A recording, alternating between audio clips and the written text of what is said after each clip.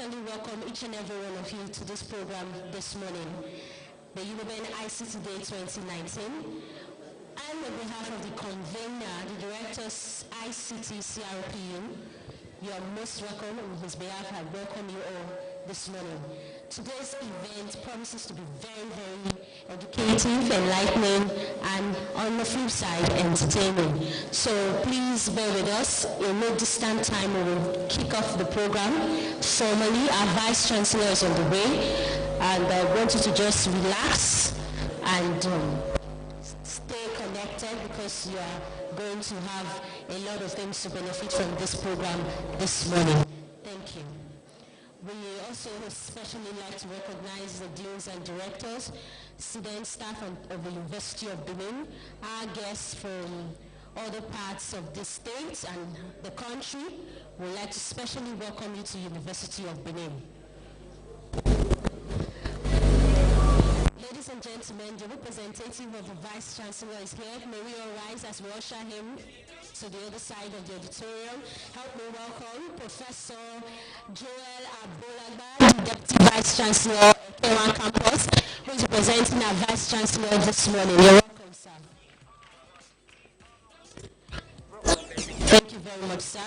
To join the Vice Chancellor, ladies and gentlemen, the guest speaker for today, she is the CEO May One Cable Company.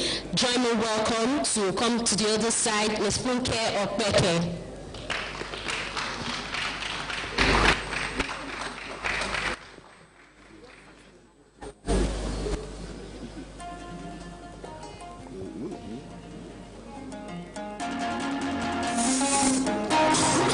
Ladies and gentlemen, the Registrar of the University of Benin, Mrs. O.A. Oshodi, ably represented by Mrs. Uko, should please come to this other side, please. A round of applause for her.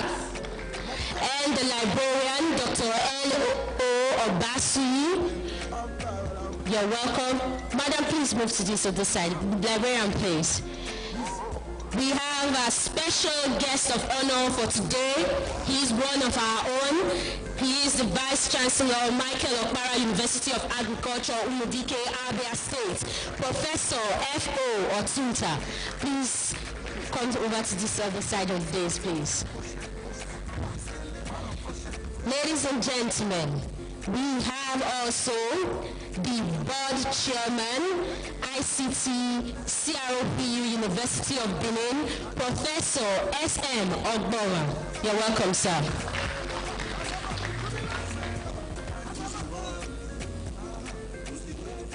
And also to join them on the high table, the Director CRPU, University of Benin, Professor Frederick Ekaise, the host of today's program. A round of applause for him, please.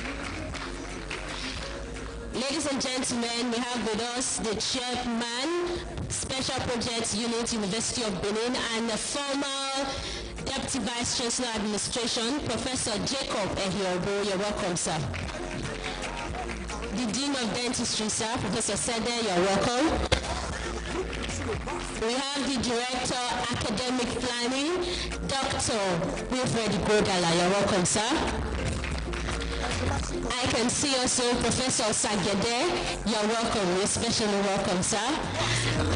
All staff and students of the University of Benin, you're welcome. Please a round of applause for yourself.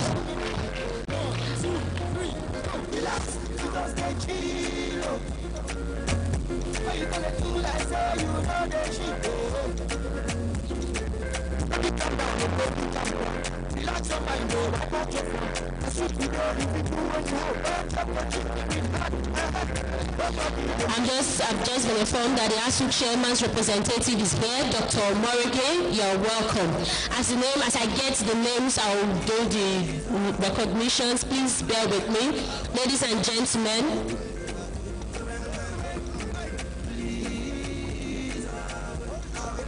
we have also our mama in the house, a professor of professors.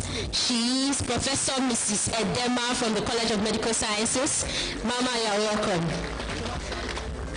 Ladies and gentlemen, once again, I'd like to welcome you to the University of Benin ICT Day 2019. This program has been specially packaged for your good. I know your coming here today will be a life transforming one. So today we have keynote speaker. This keynote speaker for this event, an electrical engineer. Just like I've said, she is a woman of substance. Like some will say, a woman of timber and caliber. She is the CEO and the MD of May1 Company, cable company, and she will be talking today. She'll be speaking with us today. We have other speakers who have been lined up for today's program.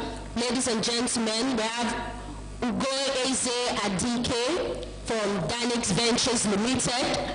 We have Deji Olanyo from Multilink. From Multilink, we have the Deputy Director ICT Center for Distance Learning, University of Benin, Dr. Kingsley Okwaha. We have engineer. We have engineer Francis Abige from Microlink. Please, Mr. Deji Olanio is from Multilink.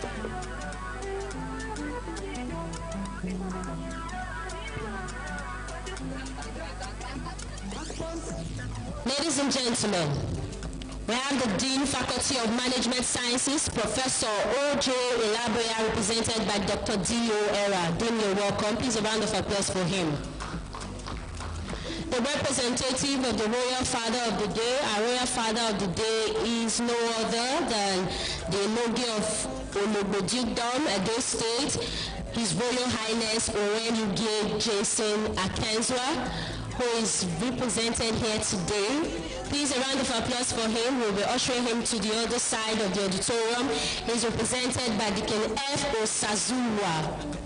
Please usher him in, please. Thank you. Please a round of applause for him, please. Oba Atokbe. Thank you very much. The theme of the 2019 ICT Day is Building Sustainable Future with ICT Tools and App.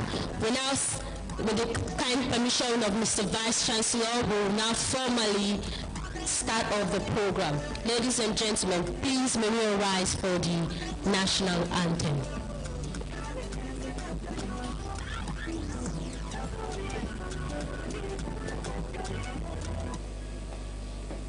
At the count of 2, we'll take the national anthem. 1, 2. Arise, O compatriots, Nigeria's call obey, to serve our fatherland with love and strength and faith. The labor of our heroes past shall never be in vain. To serve with heart and mind, one nation bound in freedom,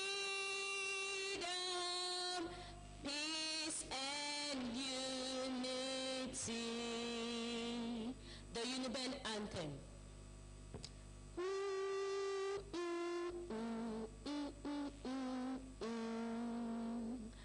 All over the wide, wide world, our fruitful works unfurl. What we sowed with joy and pride, with good our common goal. One heart and voice for all, we hear the purple clarion call. Arise, mighty Uniben, robed in your purple and gold, clad in your felt green hem, for service untold. Greatest Uniben. No, every other university is great. Uniben is greatest. Greatest Uniben. Greatest Uniben. Greatest. Greatest. Greatest. Thank you very much. Please a round of applause for yourselves. Thank you. Thank you. God bless you. Ladies and gentlemen, it will interest you to know that this event is streamed live, and we have gentlemen of the press also here covering this event. Please, we will appeal that those of us sitting far behind should please occupy the empty spaces in front, please, for proper coverage of this event. Thank you. Ladies and gentlemen, once again, on behalf of our Vice Chancellor, Professor FFO Orumese, FNSE, ably represented here by the Deputy Vice Chancellor, Ekewa Campus, Professor Joel Abolagba, let me welcome you to the Uniben ICT Day 2019 with the team. Thank you. You can clap if you want to clap. Thank you. Thank you. The theme of this year's ICT Day is Building Sustainable Future with ICT Tools and Apps. We have made some recognitions, and once again we'd like to specially welcome every one of you seated here today for making our time to be here.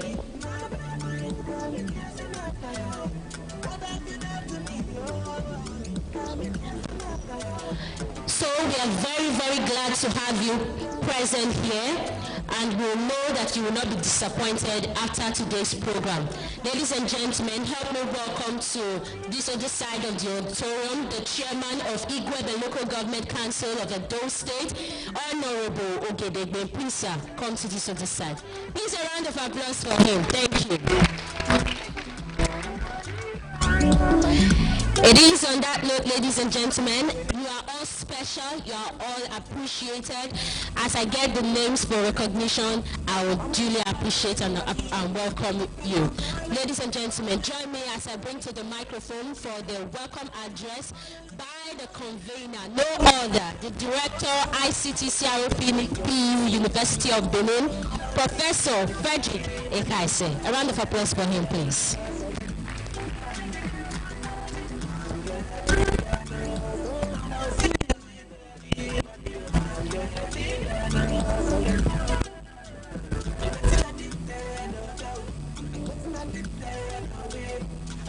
Chancellor Professor FFO Orumese, FNSE, ably represented by our own brother, colleague, a farmer, Professor J.O. Abolagba, Deputy Vice Chancellor, Ekewa Campus. Mr. Vice Chancellor, permit me to stand on the already established protocol by the University PRO. I welcome you all to the 4th Uniben ICT Day 2018 of this great university. Mr. Vice Chancellor, it is with great joy and deep sense of fulfillment and thanks to God Almighty for this day, I stand before this great audience for the achievement we have recorded in ICTU, CRPU, University of Benin for the past 4 years. I wish God Almighty the glory and express my deep gratitude to the University of Benin management, especially the indefatigable Vice Chancellor Professor FFO Orumese, FNSE, for creating the enabling and healthy environment for this great achievement. Sustainable development refers to a development that meets the needs of the present without compromising the ability of future generations to meet their own needs.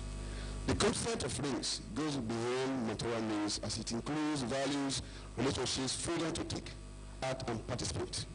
They amount to a sustainable living morally and spiritually. The 30-year journey of World Summit from Stockholm to Nairobi to Rio and Johannesburg has put the world on notice that achieving sustainable development in the 21st century is not an option, but an imperative. It emphasized 3 fundamental components to sustainable development. They include environment protection, economic growth, and social equity.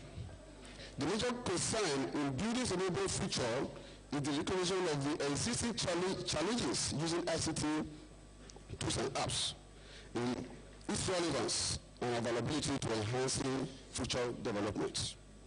The theme of this year's event, Benin ICT Day 2019, Building a Sustainable Future with ICT Tools and Apps, became important because one of the major issues facing developed countries today is sustainable development. ICT, which includes radio, television, as well as new digital technologies such as computers and the internet, have been touted as potentially powerful tools for educational revolution and sustainable development if properly harnessed. ICT represents a catalytic process for building a sustainable future in the 21st century for social change that seeks to foster relations through education, public awareness, values, behavior, and lifestyles required for the future. This is possible through the development of ICT skills needs to maintain and improve the quality of life.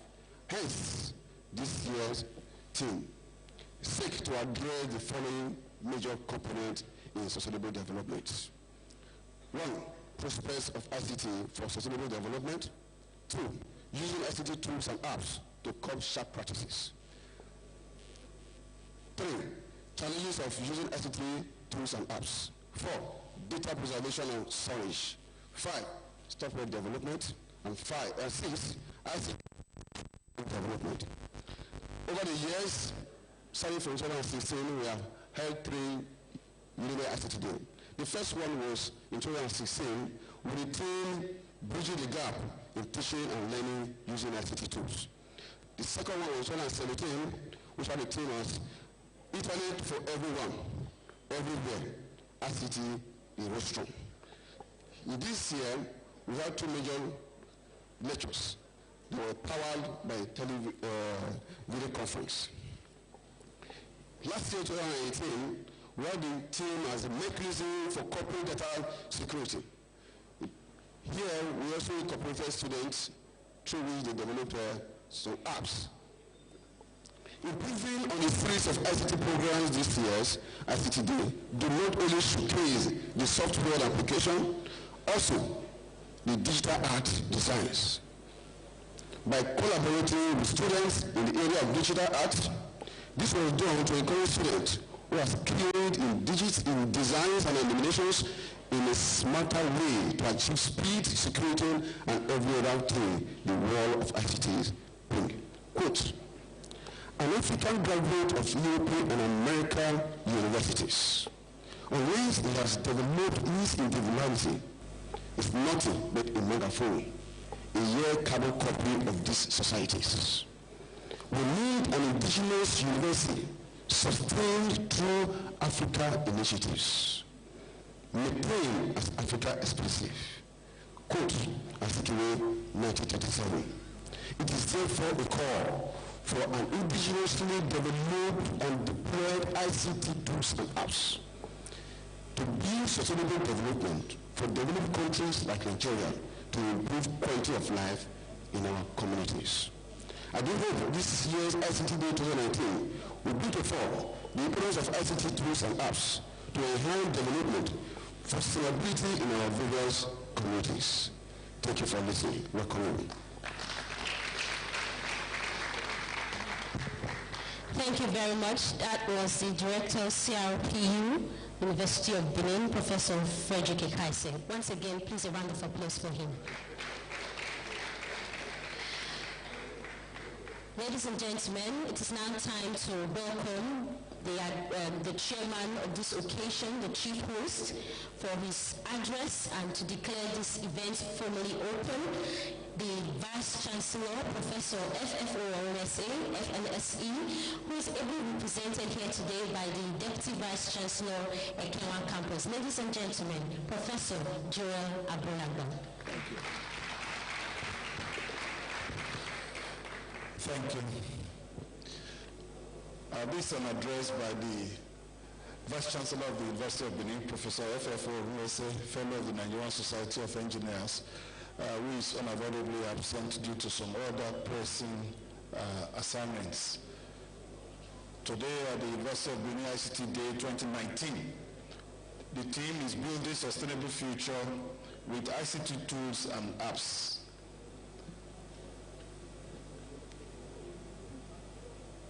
Protocol. I'd like to recognize the presence of the Vice Chancellor of the Federal University of Agriculture and a very personal friend, senior colleague, Professor Francis Otunta. Yes.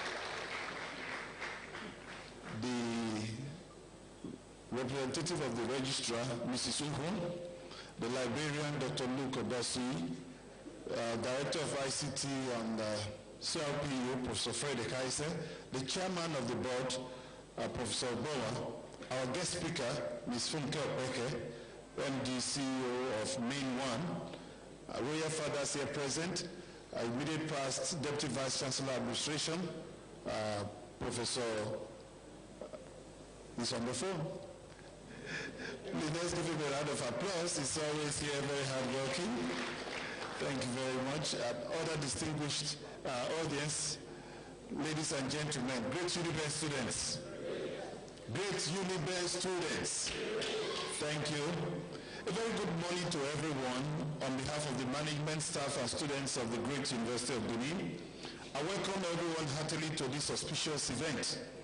First and foremost, let me commend the organizers for their ingenuity in putting up a program like this. Kudos. I commend your untiring efforts at sustaining this annual event and indeed the fourth of its kind. The Information and Communication Technology ICT Day Programme is an initiative of the ICT CRPU which started in May 2016 to showcase the developmental strides of the unit, which includes the indigenously developed and deployed softwares to support research and educational resources in the university community. The first ICT Week Day was held between 9th and 13th of May 2016 with the team Bridging the Gap in Teaching and Learning using ICT. It was the first ICT Week to be held in any Nigerian university, which drew major technocrats from major telecommunication companies like Microsoft, Dell, MTN, Glo, Certified Systems, and World Bank representatives in Nigeria. Over the years, this initiative has played a major role in enhancing and supporting technologically driven research and learning, built collaborative partnership with external organizations akin to delivering digital literacy and massive open online courses, MOOC. The choice of this year's theme, Building a Sustainable Future with ICT Tools and Apps, is very apt as one of the major issues facing developing countries today is sustainable development. Information and Communication Technology ICT, which includes radio, television, and communication technology, television as well as new digital technologies such as computers and the internet, have been touted as potentially powerful tools for educational revolution and sustainable development if properly harnessed. One cardinal objective of the university is to provide panacea to societal challenges.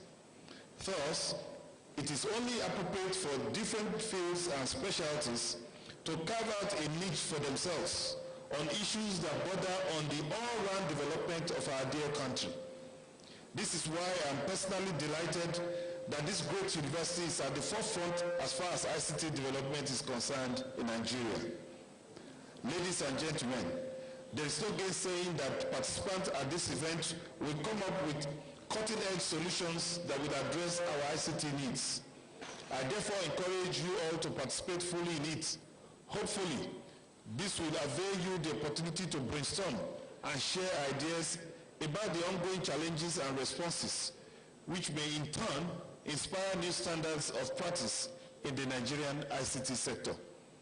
Finally, I want to welcome you all once again to this great university. I wish you all a pleasant and interesting ICT day. Thank you.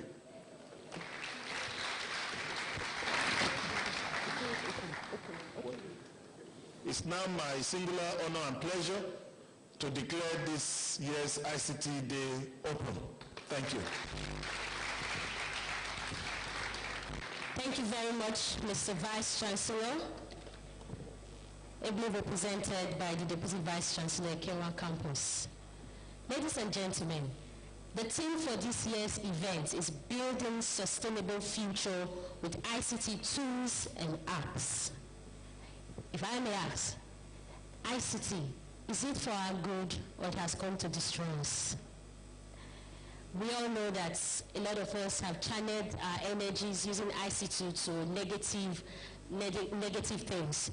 So, this morning, you've been watching a very short clip on cyberbullying. These are some of the disadvantages of the use of ICT tools and apps. So, we will show you a clip on cyberbullying. I do hope that you will learn one or two things from the video, and you'll do the positive and not the negative. Please stay tuned and enjoy watching. Thank you.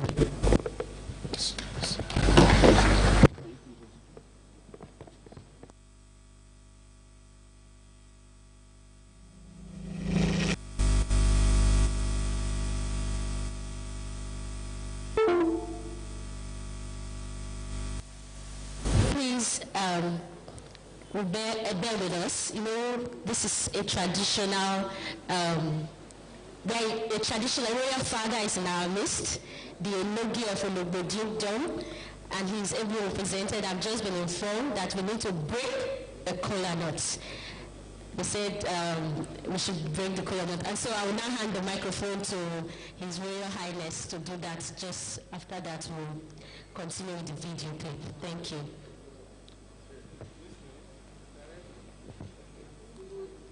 On behalf of His Royal Highness, the Enogi of Ologbo, is ably represented here by Deacon Friday Osazua.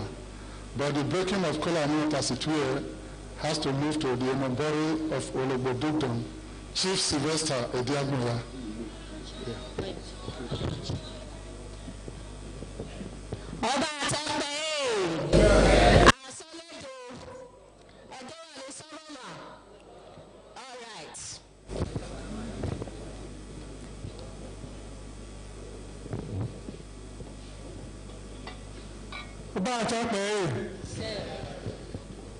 Ladies and gentlemen, I don't speak Benin, I don't speak English at all. You know,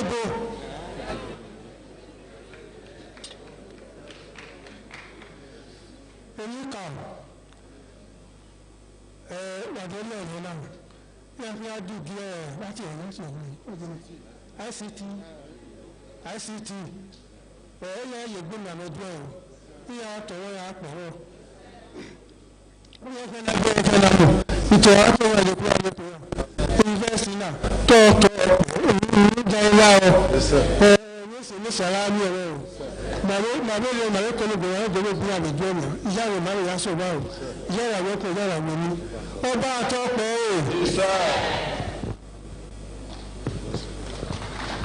Thank you very much.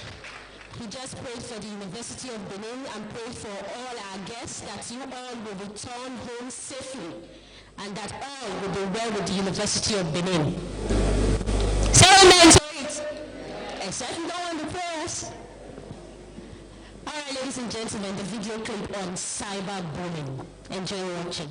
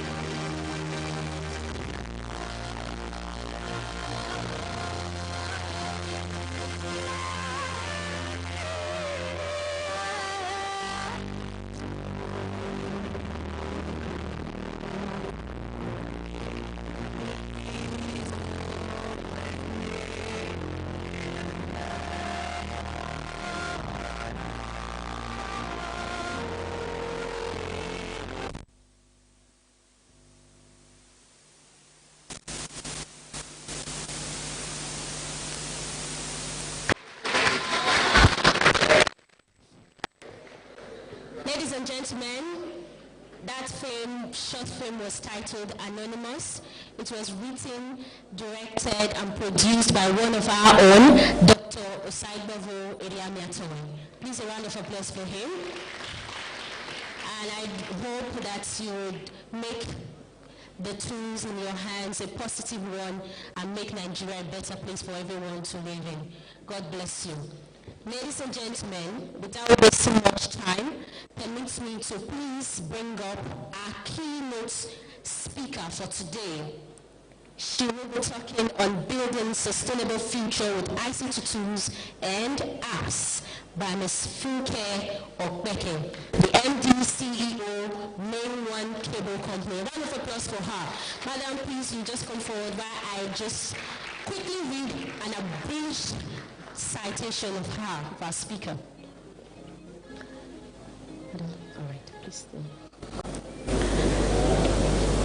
Ladies and gentlemen, the keynote speaker for the Uniben ICT Day 2019, Ms. Funke Okbeke. Thank you very much. Ms. Funke Okbeke is the founder and CEO of Main One. Main One is a broadband infrastructure services provider that built West Africa's first privately owned open access submarine cable system, interconnecting Lagos, Nigeria, Accra, Ghana, and Setia, Portugal in 2010. In January 2015, the company launched operations of MDX1, West Africa's largest commercial Tier 3 data center. And in November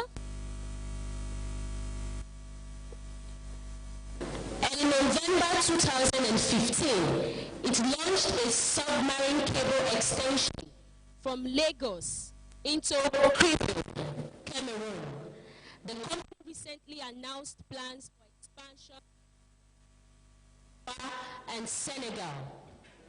Main One has grown to become the leading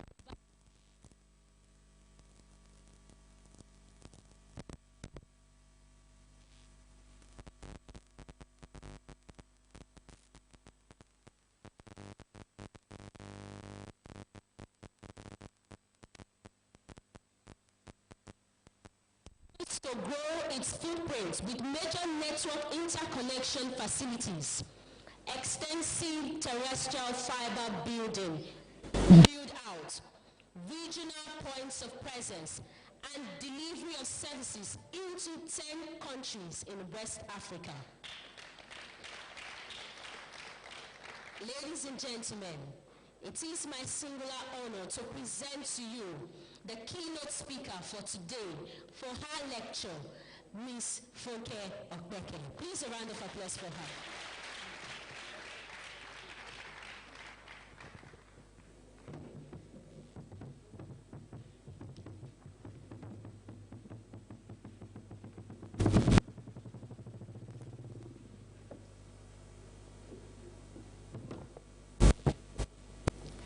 Good morning, everyone.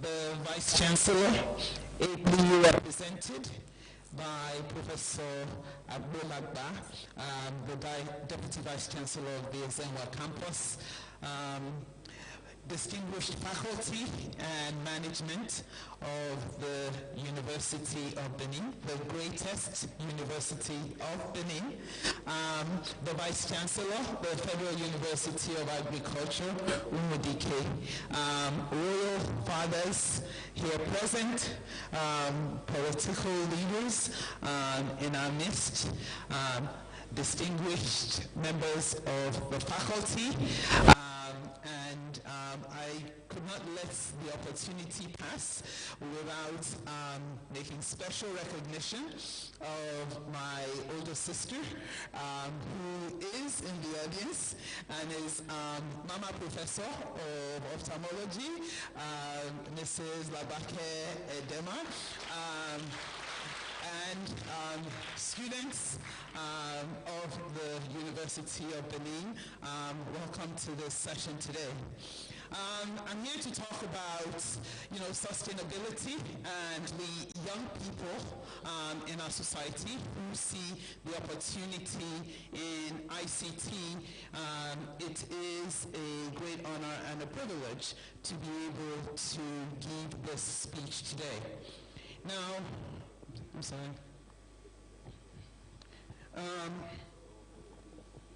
Do you need something? Okay. To be able to give this speech today. Now, that was a very powerful video that we just saw. And I think just leading into what I have to say is this technology that we hold in our hands is so powerful, immensely powerful.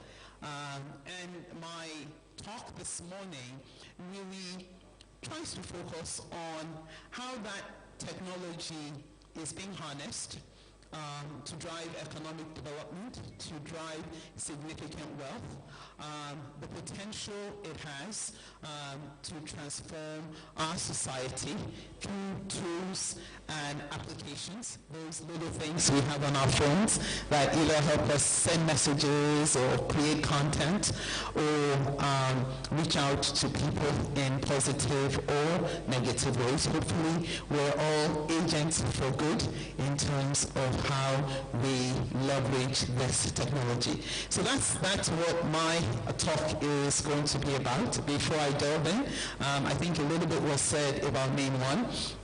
We are really not in the apps and tools side of the business. We are in the infrastructure side of the technology business. But we want to enable apps. We built a big pipe and we continue to build networks that connect people to the internet, because that is what is the underlying infrastructure today for building these apps and tools and participating in the information age. It is said that just like electricity was to the industrial age, so we needed electricity to run factories, to manufacture, to drive refrigeration, to build modern homes, lights in the streets. So is broadband and the internet to the new digital age that we live in. So we're in that infrastructure side of the business, and we certainly hope that everyone in the audience here today wants to become champions of that digital economy, digital revolution that is currently sweeping the world today. And I hope my presentation would lend some insights as to what that is and the opportunities that exist therein. Now, let's see if I can get the technology to work. Yes, wonderful. So, what is the role of ICT? And what we're saying is that ICT is driving change on a global scale today at a scale, speed, quality, and cost that was not imaginable a few years ago. When you look back and you think of what it takes to set up a retail business when you can reach 1 million people 10, 20 years ago, and when you think of what you can do to set up a retail business online that can reach 1 million people, perhaps within 24 hours. The cost of doing that 20 years ago versus the cost of doing that today, the models with which you would adopt to do that today are just tremendously different. And that's the role that ICT is playing in our world. If you take some specific... All right, okay. I'm moving a little too fast. Going forward. Okay. If you take some specific examples of the transformation that is going on in the world today, and this may be difficult to read from the back, we'll make the slides available through the ICT department, so hopefully they can put it on the website. 2008, so just over 10 years ago, for which the data is available, you look at the world's largest companies, and the kind of companies that you see are PetroChina, ExxonMobil, General Electric, large oil and gas, and an industrial complex type companies. I'm not sure. Why are we losing sound?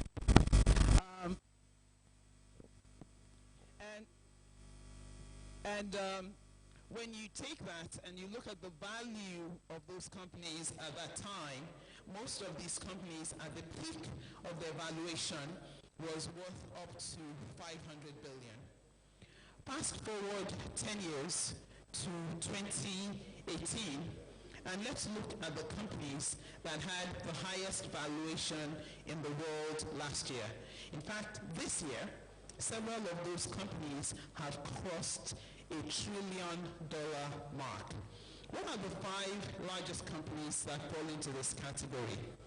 Apple, Google, Microsoft, Amazon, and Facebook. We don't see any global car manufacturers. We don't see any General Electrics. We don't see any oil and gas companies, not even the largest oil and gas companies in the globe. Several of these companies, and when you look at a company like Facebook that is worth more than what ExxonMobil was worth at its peak valuation, was only founded in 2004.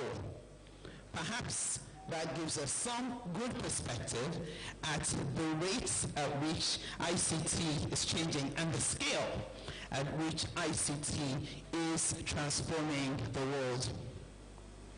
If we look now and say, what are the areas when we talk about tools and technologies? I think we all know the internet, we all know smartphones, we all know about content delivery, where companies like Apple are making money not just from the devices, but from the intelligence that goes into the telephones, the smartphones, the smartwatches, the augmented reality, the content downloads, but you're also seeing new technologies come into play in terms of artificial intelligence, augmented reality, blockchain. I think just yesterday, Facebook made an announcement of Libra, which is going to be a global blockchain offering with their own wallet.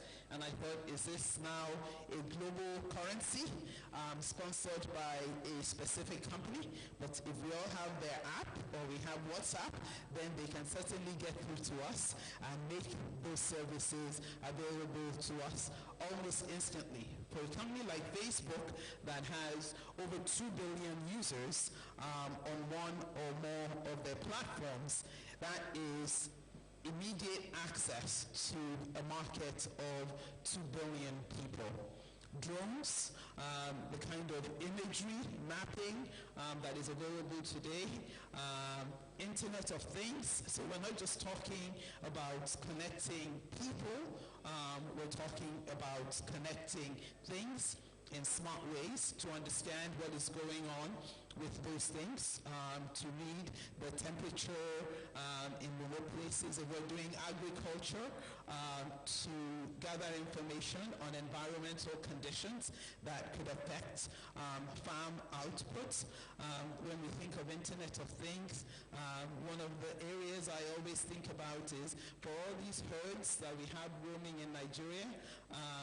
I mean, if you're going to buy one for an event today, you will be spending more than 100,000 naira. Could we, for 100 naira, put a chip on all our herds and start tracking so that all these herdsmen clashes that we're having and cattle rustling as it's coming up, we have better tracking of their movement and ownership and presence and where they've been to address some of our security concerns. The economics of that certainly seem a little more cost effective than some of the things we are doing and not necessarily getting the right results yet. Robotics. It is said that a lot of manufacturing, a lot of routine tasks will now be performed by robots, and you no longer need human intervention to get a lot of things done. Virtual reality for training, for simulation of different situations and circumstances, and 3D printing. So when we look at these technologies, they're creating a totally new way of life, a totally new dynamic in terms of how we live, how we work, how we produce, how services are made available to us.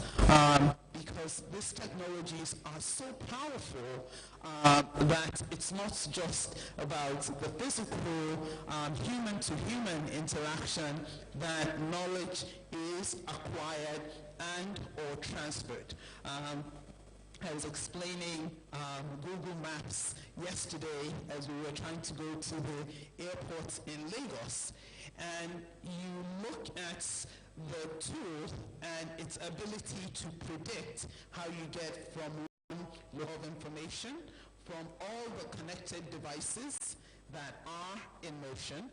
It's the artificial intelligence that's processing that all the time to simulate based on the rate of motion, based on what we've seen in the past on these roads, based on what we're seeing with a vehicle that left at 10 a.m. and got there at 10:45, you that you're leaving at 9:45, and we have this many vehicles that we've seen on that road based on satellite imagery. What time do we predict you're going to get to your destination? And with my experience, even traveling hundreds of kilometers across Nigeria, if you use, and it's not an ad for Google, it's just a statement to the power of the technology, the prediction is always so precise.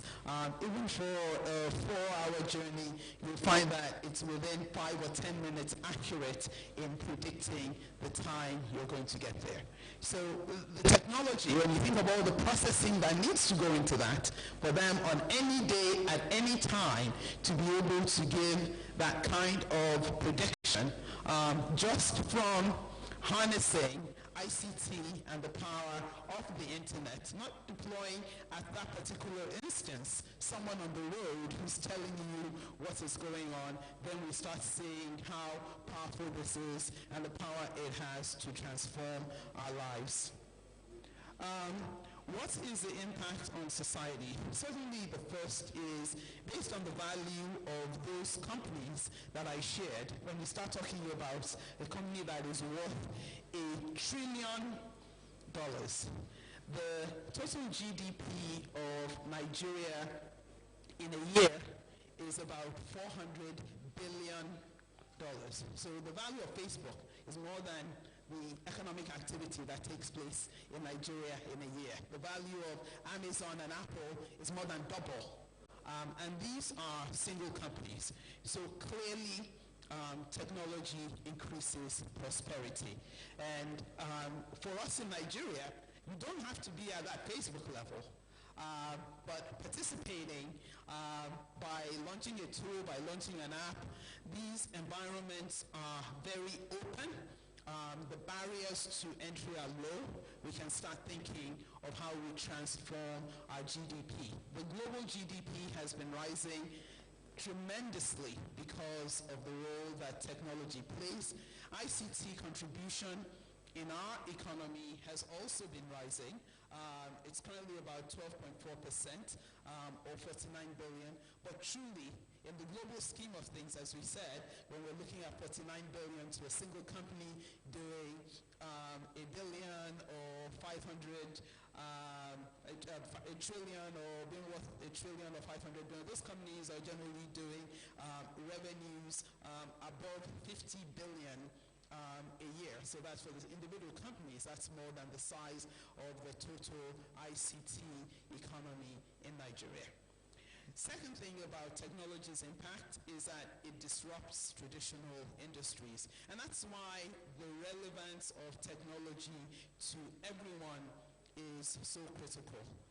If you have technology, if you have knowledge, if you have information, then you can do things faster, cheaper, better.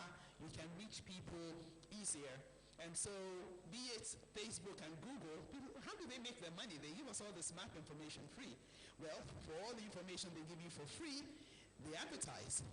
And all the advertising, traditional advertising companies that used to go to television, that used to go to print, that used to go to billboard, before they go to those people today, first they go to Facebook and Google because they know that they can reach 2 billion people across the world. And not only can they reach those 2 billion people, because they monitor those 2 billion people, they can tell you where they are, what sites they go to, what they're interested in.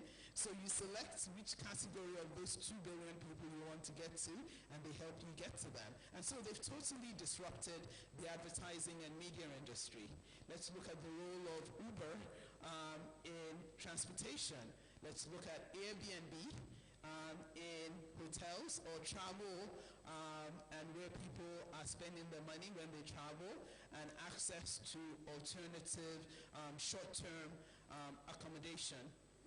And even in our environment, we'll start taking some examples, be it a Jumia, where you can sit here in Benin and shop online, and also price shop, value shop, and order goods that will be delivered to you. So you don't have to, for some things, you have to go to specialized stores in Lagos to be able to purchase those things at a good price. Now you can do it from the comfort of your home and an app if you have internet access anywhere from within Nigeria, and they do have a footprint that is growing across Africa. Gokada launched in Lagos. Not only can you reserve, but it starts bringing the Uber-type services to the business of Okadas and transportation, which also says in addition to tracking, in addition to booking, there's also security, because you do know specifically which Okada driver picked you up and what route that Okada driver traveled with the passenger, which really changes the dynamic of the experience. So when you're in a traditional industry and you think, this is really not for me, there's no industry that is not being affected, be it agri in terms of monitoring with drones and artificial intelligence, when is the right time to harvest your product. If you know in advance when the right time is, you can already, through the internet, look for the people who are going to buy it, so that they buy it right,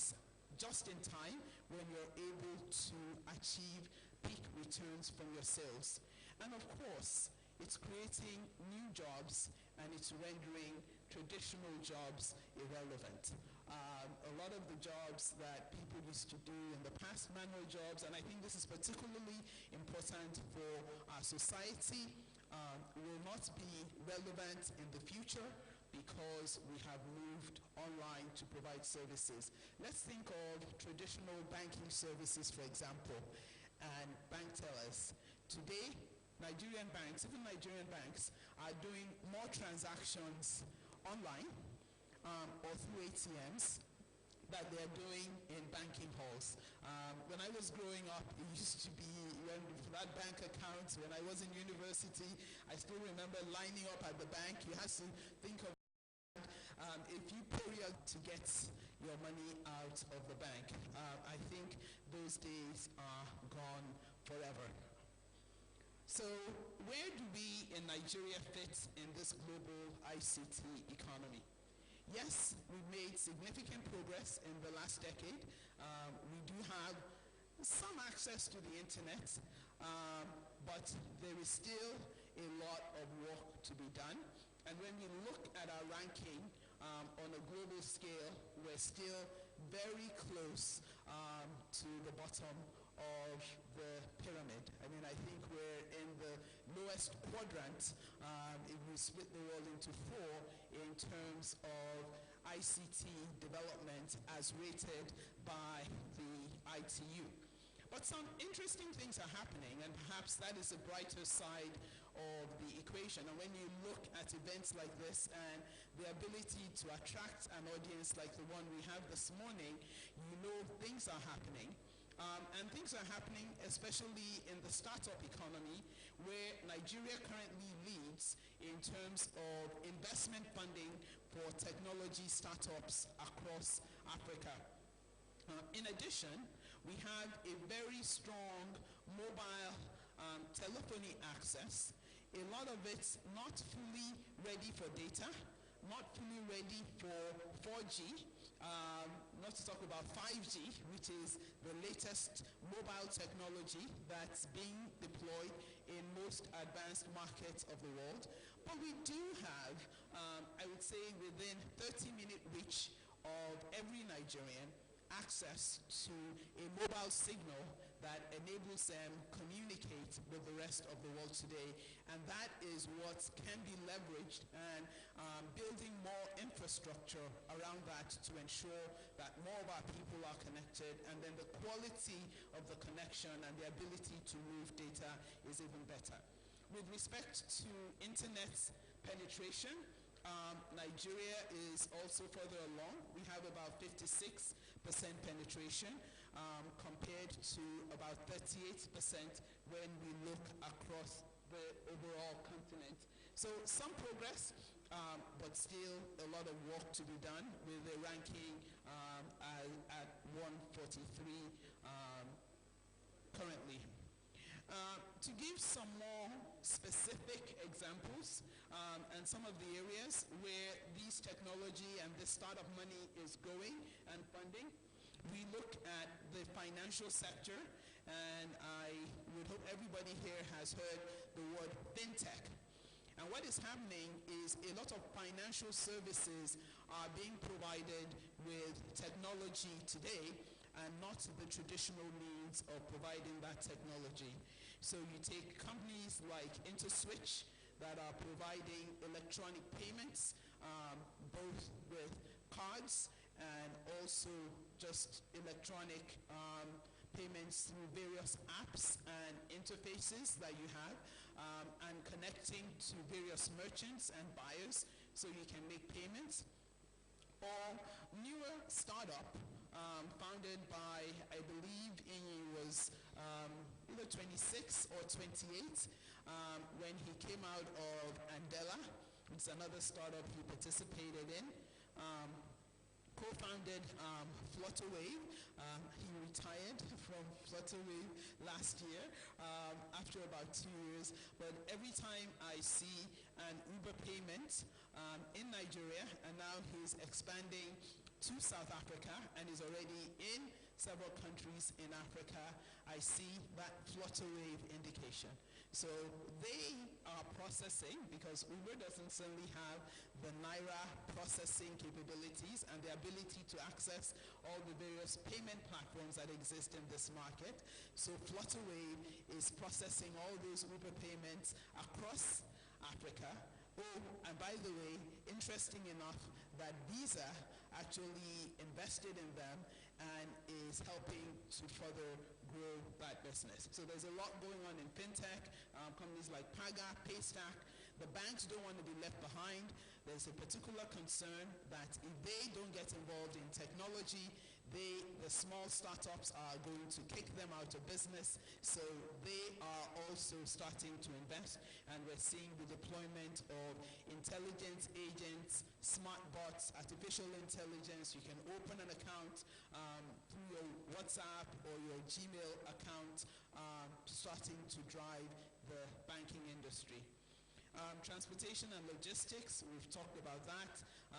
Companies like God is Good, traditional transporters, starting to adopt technology, gives them a lot of options. You can book online, they can do more dynamic pricing based on demand, I've noticed from people who use the services, and really just plan the load and demand scheduling through leveraging of technology. Kobo is into logistics. They're managing trucks and freight across Nigeria. And again, a couple of young guys got themselves together, developed an app, and started engaging the transportation and logistics industry. And on the media side, we have players like Iroko, we have bloggers, we have some of the not so desirable but nonetheless present parts of or maybe it's a recreational parts with a lot of betting services taking place online. And you have traditional players like GT with Indani TV, which is a means of delivering media services to their customers and also encouraging more people to get on their platform by having access to their media content.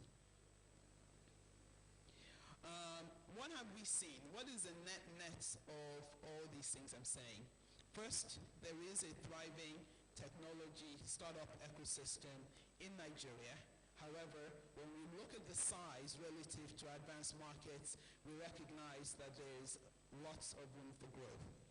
Two, when you look at some of the examples that I have given, while you have really large companies such as GTB or God is Good Motors investing in technology, you also have the 2 or 3 guys who got themselves together, wrote an app, so they had some software skills, they organized themselves, they got online, started doing the work, and they built an app, started marketing it, and they have been able to drive that to create value and get themselves on the tech map.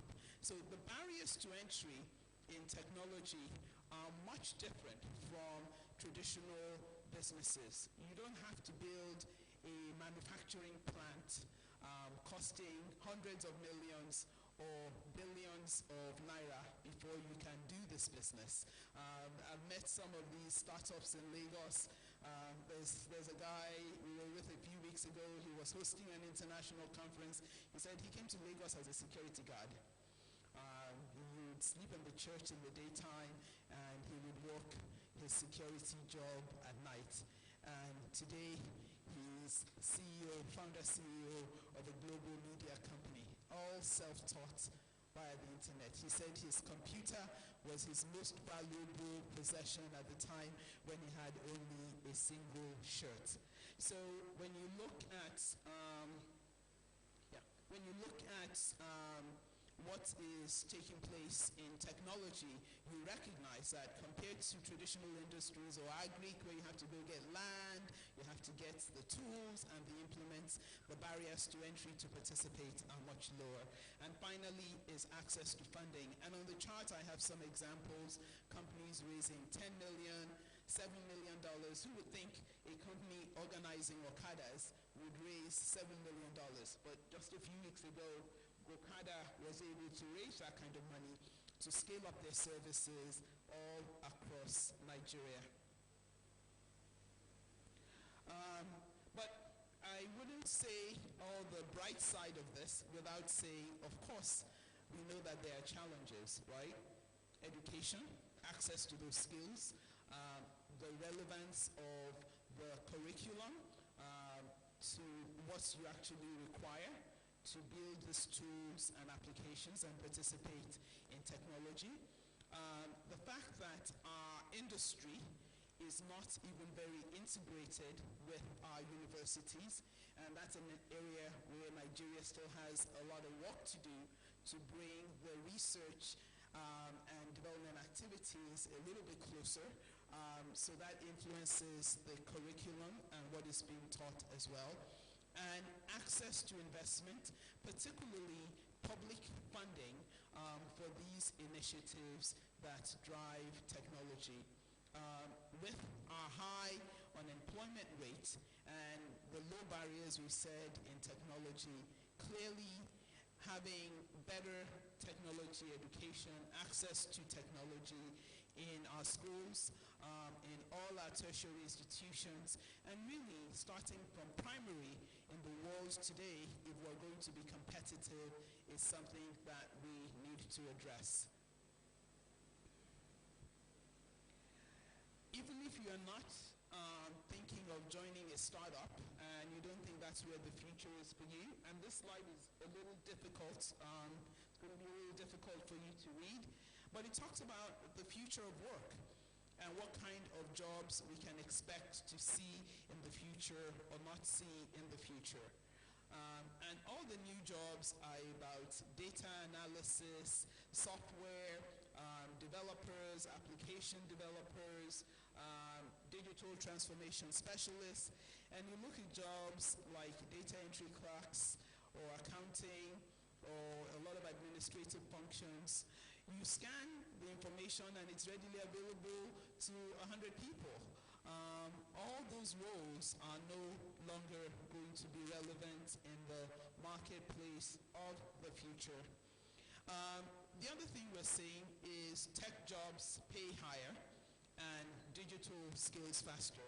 And if you look, the chart on the left shows the relative pay of people who have digital jobs, that's in blue, who are working online through a platform called Elance. And the right in black shows the people who are doing traditional jobs. The charts to the extreme right, that column to the extreme right is Kenya. And perhaps that's most representative of our society. So that shows, if you look at what a minimum wage of Nigeria, which we're just trying to get from 18,000 naira a month to 30,000 naira, and what you're able to earn if you do a digital job, clearly there are orders of magnitude different. On the right-hand side is a chart that shows technological advancement of firms. And you think of traditional global companies. Walmart is a line in blue and how they've grown. And the one in orange is Taobao, which is Chinese online. And you see the rate of growth from when that company was founded. And the reality is digital scales faster also. So I'll take two economies real quick and I'll start to wind up my talk. India. Let's look at what India is achieving today. 4 million jobs in ICT. Over 200 Indian ICT firms present in 80 countries around the world.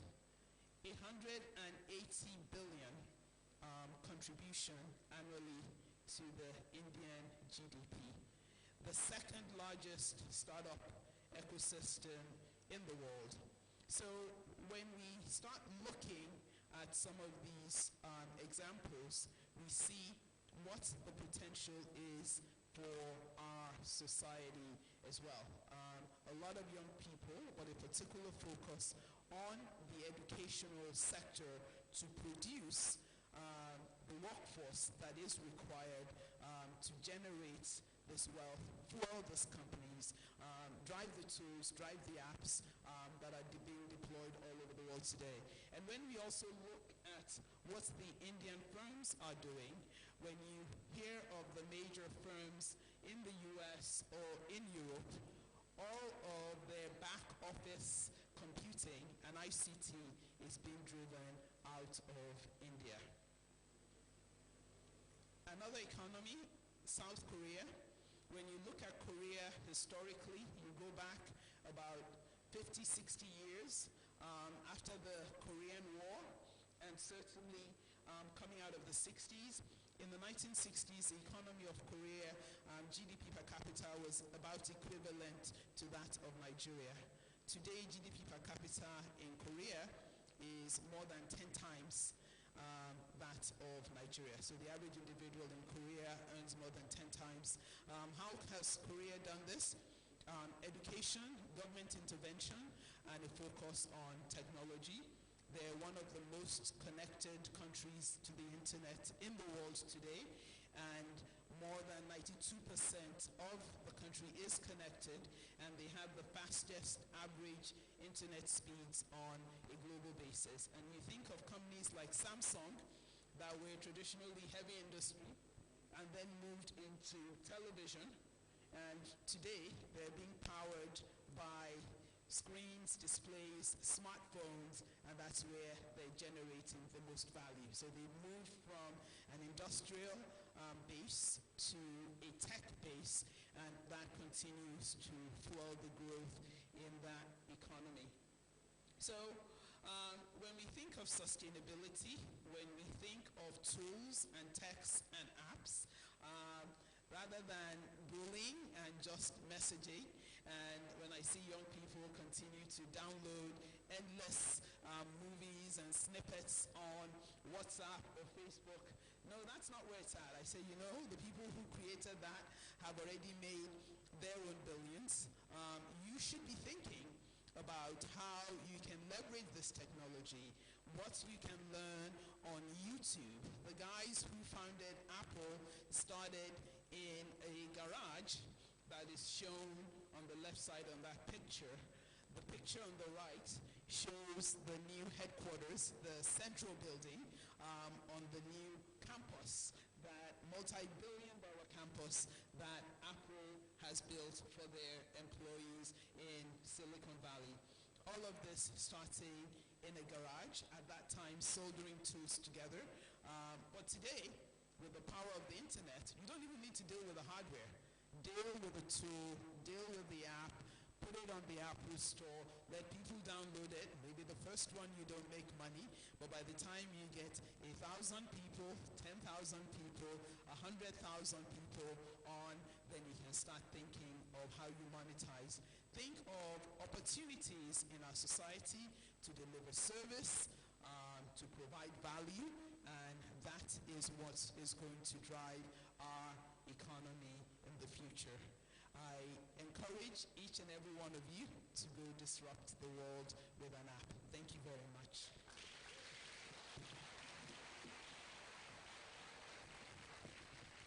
Wow. Thank you very much, Ma. She says, go destroy the world with an app. Deal with the app. Men, please another round of applause for her. Like they say, what a man can do, a woman can do. Yes, she's a woman of substance. She's an electrical engineer. Please another round of applause for her. We are proud of her. Thank you very much, Ma. God bless you. Thank you. Ladies and gentlemen, we will now proceed to another very important aspect of this program. It is a presentation of Award of Leadership of Excellence to the Vice Chancellor of the University of Benin, Professor Friday Faraday Isase Oumese, a fellow of the Nigerian Society of Engineers. And to take that award today on his behalf is the Deputy Vice Chancellor, Ekenwan Campus, Professor Joel Abolagba. Professor Sir, you may please step forward. To present the award is no other person than the board chairman, ICT CRPU University of Benin, Professor Ogbon, please.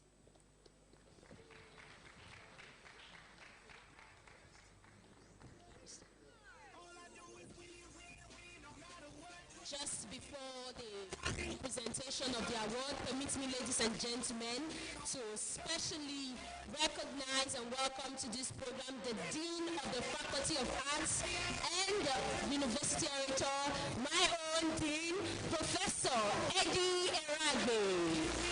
You're welcome, sir. We also have with us this morning the Dean of the Faculty of Law, Professor Inegbedio. The award is ready. After that, we'll do some other recognitions. Good afternoon, ladies and gentlemen.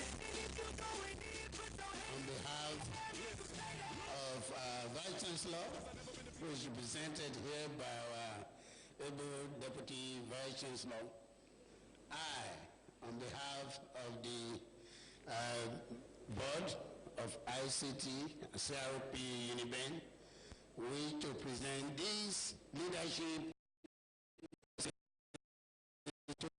our own Vice Chancellor, Professor FFO Owens. Thank you very much for your outstanding contribution and continued support towards the growth of ICT, the University of Benin. Congratulations, sir.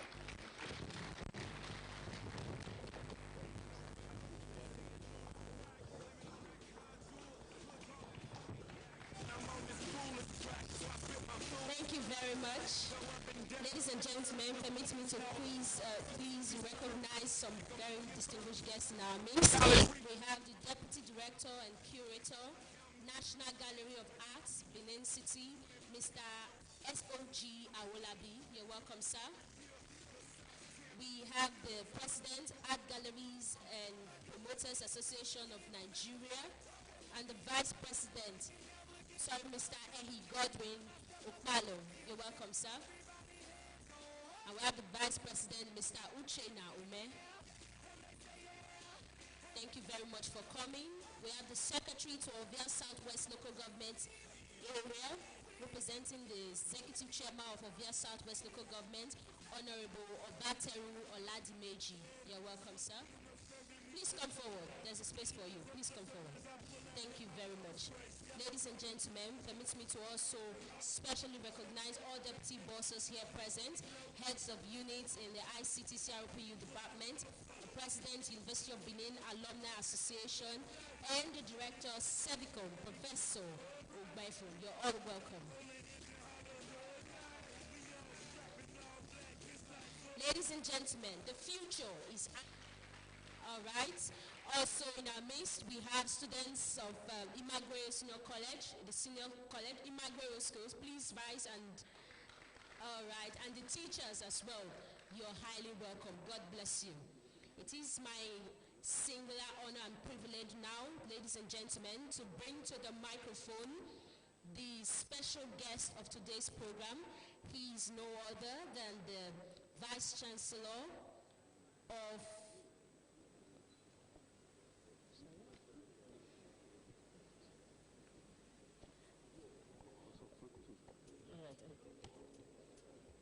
Please join me in welcome Professor Frank Otunta, Vice Chancellor, University of Agriculture, Umedike, Abia State. He was also the former Director ICT CRPU, University of Benin.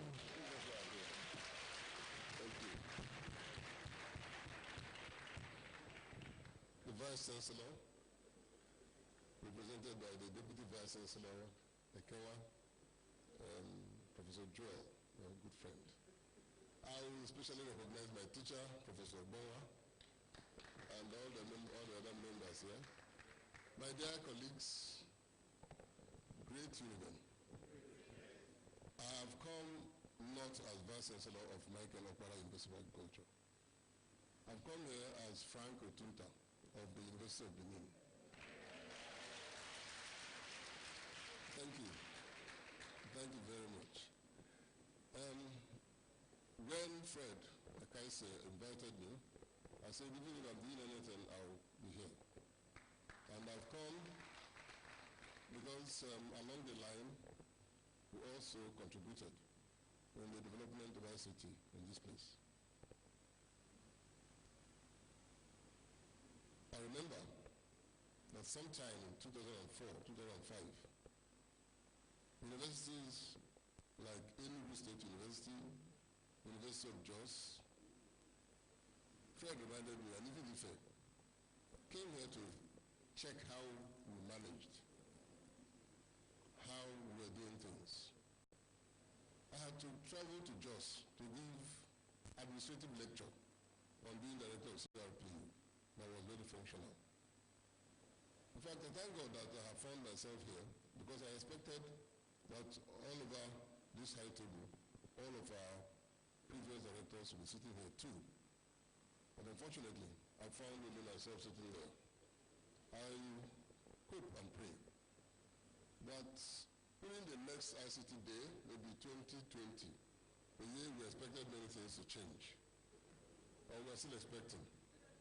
And then, all of us will come and continue to encourage our younger ones to get interested in ICT development. Every time I think of University of Benin, I feel very proud. Very proud in the sense that we are not going back. We are not going back at all, we are going forward. What the keynote speaker has just presented, if we go into Abuja and look into who and who are carrying out the assignments, we discover they are our children. Many of them are from the University of Benin. And we are very proud, very, very proud of that.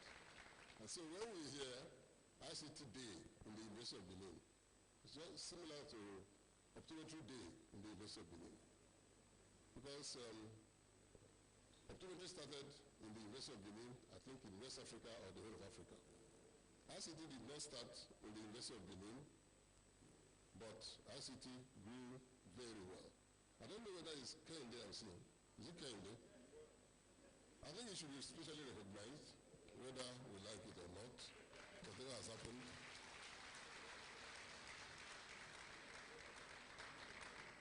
Kende, I don't know where he is now. Oh, Deputy Director, I said, good, very good, very good, very good. He has worked hard. Up there, we slept there, right? We slept in Capitol. We stayed here for days to make sure that things worked out. And we thank God that things worked out. And that's why today we raise our heads, sir. I'm from the University of Benin. Very proudly, I am from the University of Benin. And I'm a special one. Special in the sense that University of Benin is my father, University of Benin is my employer. So whatever happens here, we are interested in taking part. Very interested in taking part. I have come to say well done to Fred and to our colleagues, and appeal that those who are not getting very interested now in ICT should please get very interested is the way. In the University of Benin, we give examples. We go to University of Benin, it happens this way. I remember we had UNO and CRPU. We had Socket Works and GPS. We worked well. We were using scratch cards. All we needed was people who were honest, people who were very honest to carry out the assignments, to move the system. It was practically manual, half auto. We parked scratch cards on the floor for people to come and buy and pay cash to the banks. We had all the banks in Benin taking part. Today, we have seen how we have developed. Scratch cards are no longer there. Banks are no longer coming to this place. I will spend days checking what the banks did not do and what they did. Today instead of the past, because we are developing. I pray that this development continues. I think I left to my heart to this place to say, my dear colleagues, let's keep it up. Let us keep it up. And wherever we are, we are members of Unibest. I think that's all I came to say. Thank you very much. Thank you.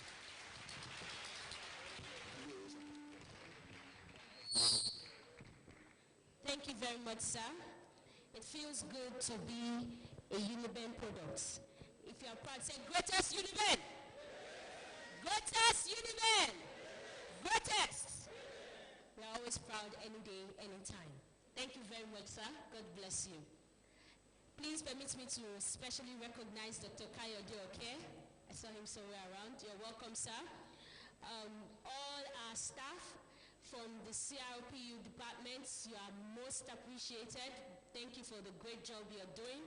Our students from the university, from various departments of this university, you are all specially welcome. Ladies and gentlemen, today is a special day for every one of us here today. ICT is the way forward. It is the future. If you don't want to be left behind, you must key into everything that you will hear or you have heard here today.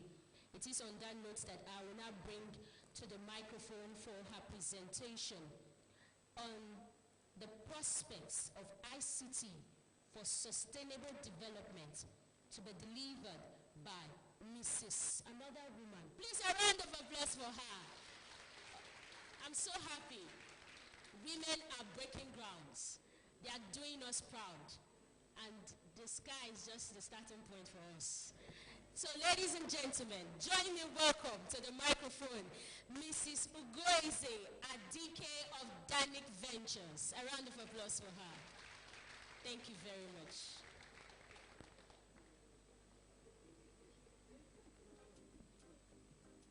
Thank you very much. Is it afternoon yet? Good morning, everybody. Good morning.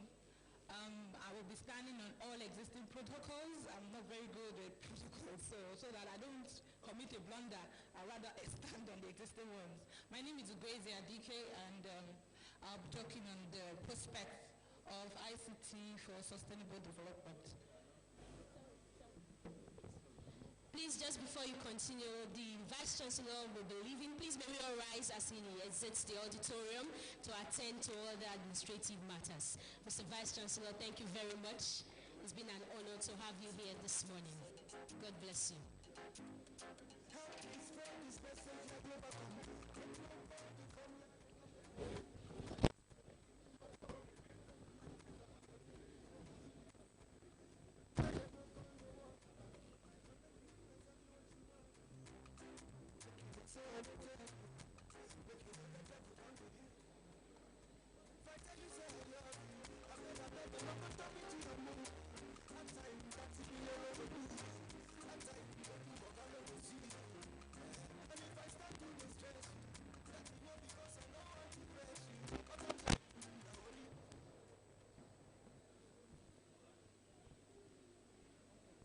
Okay, good morning again.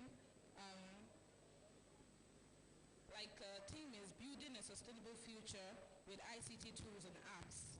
Then I'll be talking on the prospects in ICT for sustainable development. Now, a lot of things have taken place over the last few years, like our keynote speaker has talked about, where was Facebook 15, 20 years ago? There was no Facebook. Where was Amazon? And even if it was in existence, it was not as popular.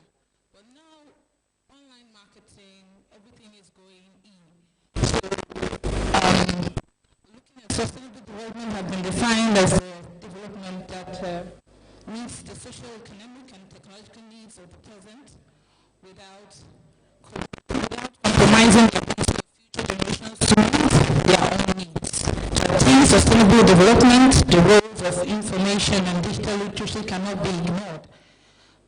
Considering that opportunities and access to information and communication technologies, which are key drivers of sustainable development, are predicated on literacy, the Nigerian situation is very disturbing. In my presentation today, I'll be examining the concept of ICT and its prospects in sustainable development. An assessment of the situation in Nigeria reveals that we as a people are different levels. We have to do something. We are the ones that will play the vital role in surmounting the challenges of digital inclusion in our country.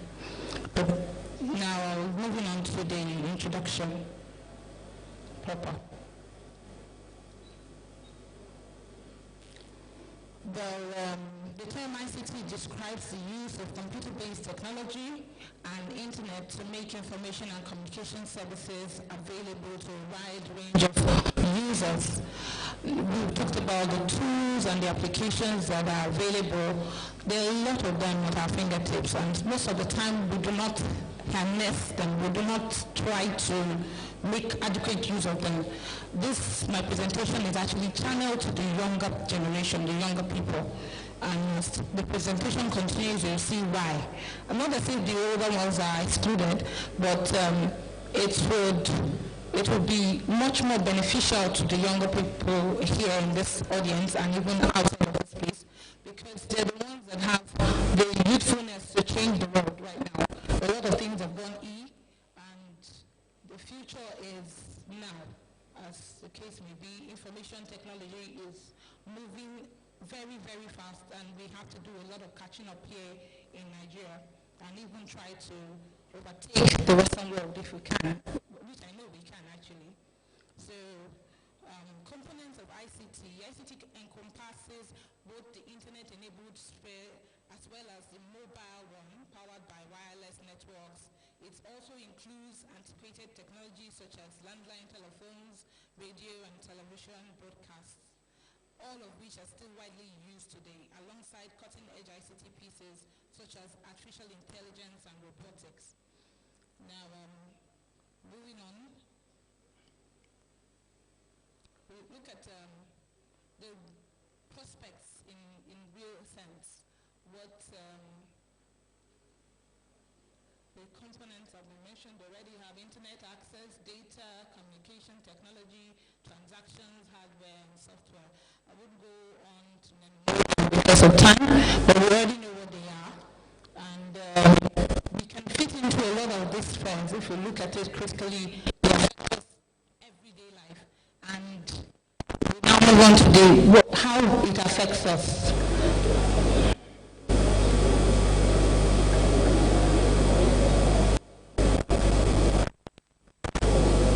Now that picture is depicting younger people, like I talked about, website design, that's the in thing now, the web application designs and launching it into Play Store and selling your apps. That's where the world is going. There's a lot of money to be made by the young people, and even the older ones if you're tech savvy. There's opportunities for growth for the economy, and we look at programming too. Evolving and coming up on a daily basis. It used to be just C++, Java, and the rest. Now things are, Python has come up, and just to name a few. We look at maintenance with the major requirements in ICT world, like the cable and optic fiber networks. We look at how to manage the computer systems. There's a lot of job opportunities there.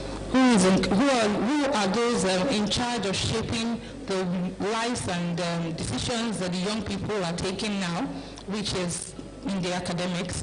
We should be looking at directing them positively to looking at the opportunities available in these fields, in these sectors: commercial computer outfits, computer training centers, computer networking, cyber cafe, economic sustainability, social sustainability, and political sustainability. I'll look at the social and political now. We're looking at ICT equipment. We give people access to listening and reading news as well as entertainment. It is possible to chat with friends through the internet, both audio and visual. This is also applicable through a GSM. Then we have the political sustainability. This is the greatest weapon that politicians use in doing their campaigns. Television, radio, and internet play very important roles in this aspect. Even for e-voting, which would have been fantastic for us in Nigeria here, but it's already taking place in the United States. You can see the advantages or the usefulness of ICT tools. It also enhances teacher training, and ICT can be used in, there's this example I'll cite in South Korea where they took advantage of the internet to provide better teaching professional development opportunities to their in-service teachers, whereby they can do online lecturing, and it was government funded. So we have like an education reform whereby teachers can be retrained they're like training the trainer to, when you train your teachers, you get better results with the kind of students we turn out. A lot of our students are still being told to do the traditional courses, petrochemical engineering and the likes, but it's not like they have completely phased out. It's just that there are other aspects to it that we're not looking at. Look at the robotics, look at the evolution even in the library.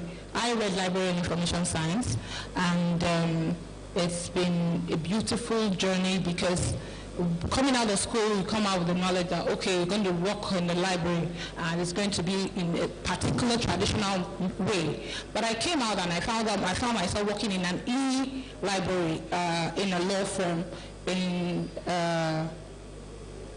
2011.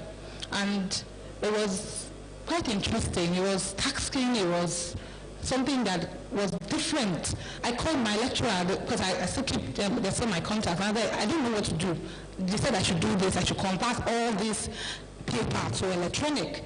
And he said, okay, he sent me a write-up. And they're more theoretical than practical, you know. And I found myself having to do more research and have to make calls and have to attend conferences. It took me time. I always loved the job because they were like, you're not ready. You guys say you want it to be given to you, but you're not ready. You're not technologically ready to handle these responsibilities. But good enough, I thank God for the opportunity and for the patience the owner of the company had then, and we're able to get it running.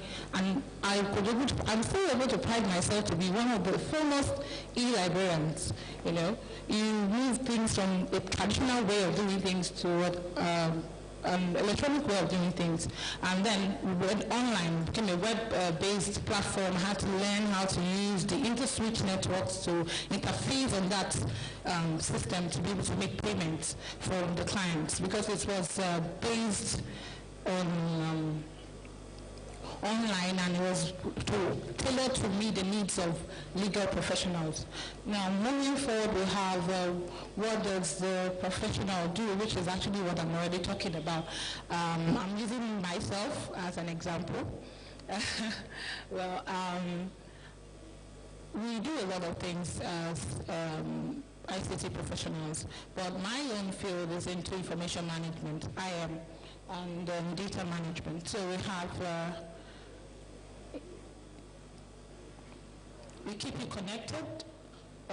We set up user accounts for the business, for IT resources. We build, when you're busy managing the complex networks, cabling, hardware, software that allows you access our services in person or via the internet. You have system setups too.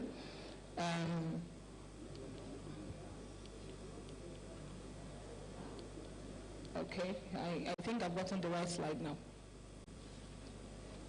We handle your support for ICT, and we also enable your teaching and learning environment, because a lot of companies are beginning to wake up to the fact that their staff have to be all continued education. You have to continue to learn. You have people that have worked for a company for 15 years and you're only going for training twice or 3 times. But you can have it electronic on your a click away, where they can learn and improve themselves even at their leisure. So that's what my company offer. Dani's Ventures Limited offers student experience too, whereby the students that are in an institution can always keep in touch with their lecturers and know what they're doing. We enable your research. We give you good value for your money. And when you check what it will have cost you to train a whole set of people, send them individually for training, and you rather just get a subscription for what you can train them all at the same time or at their own pace. They learn, they rewind it, they go back to it, and free software packages for staff and students too. We manage your data and maintain support for your libraries. A lot of libraries are going most recent clients just contacted us to do an e-library for them for law library based in a big company, actually, a big law firm in Lagos, and they have a branch in Port Harcourt and Abuja. And Benin Ventures Limited has been existing for quite some time, but it has not really been into information management all this while. It's been into branding and corporate imaging for companies. And I joined them recently to become their head of operations and projects.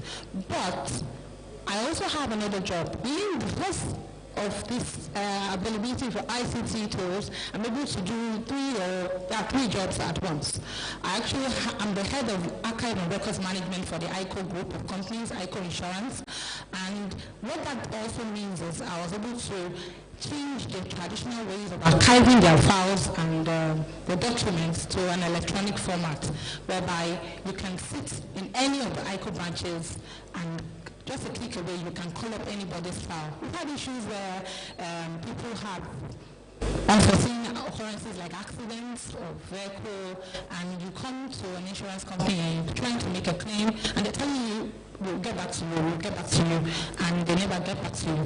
The reason is because of poor information management, and what the ICT tools are available to us to get these things done. We have the scanning machines, we have the electronic document management solutions where we can use to make sure that everybody on a particular platform can access these records in the right time, and with proper security features so that who is supposed to access it at what time is made available.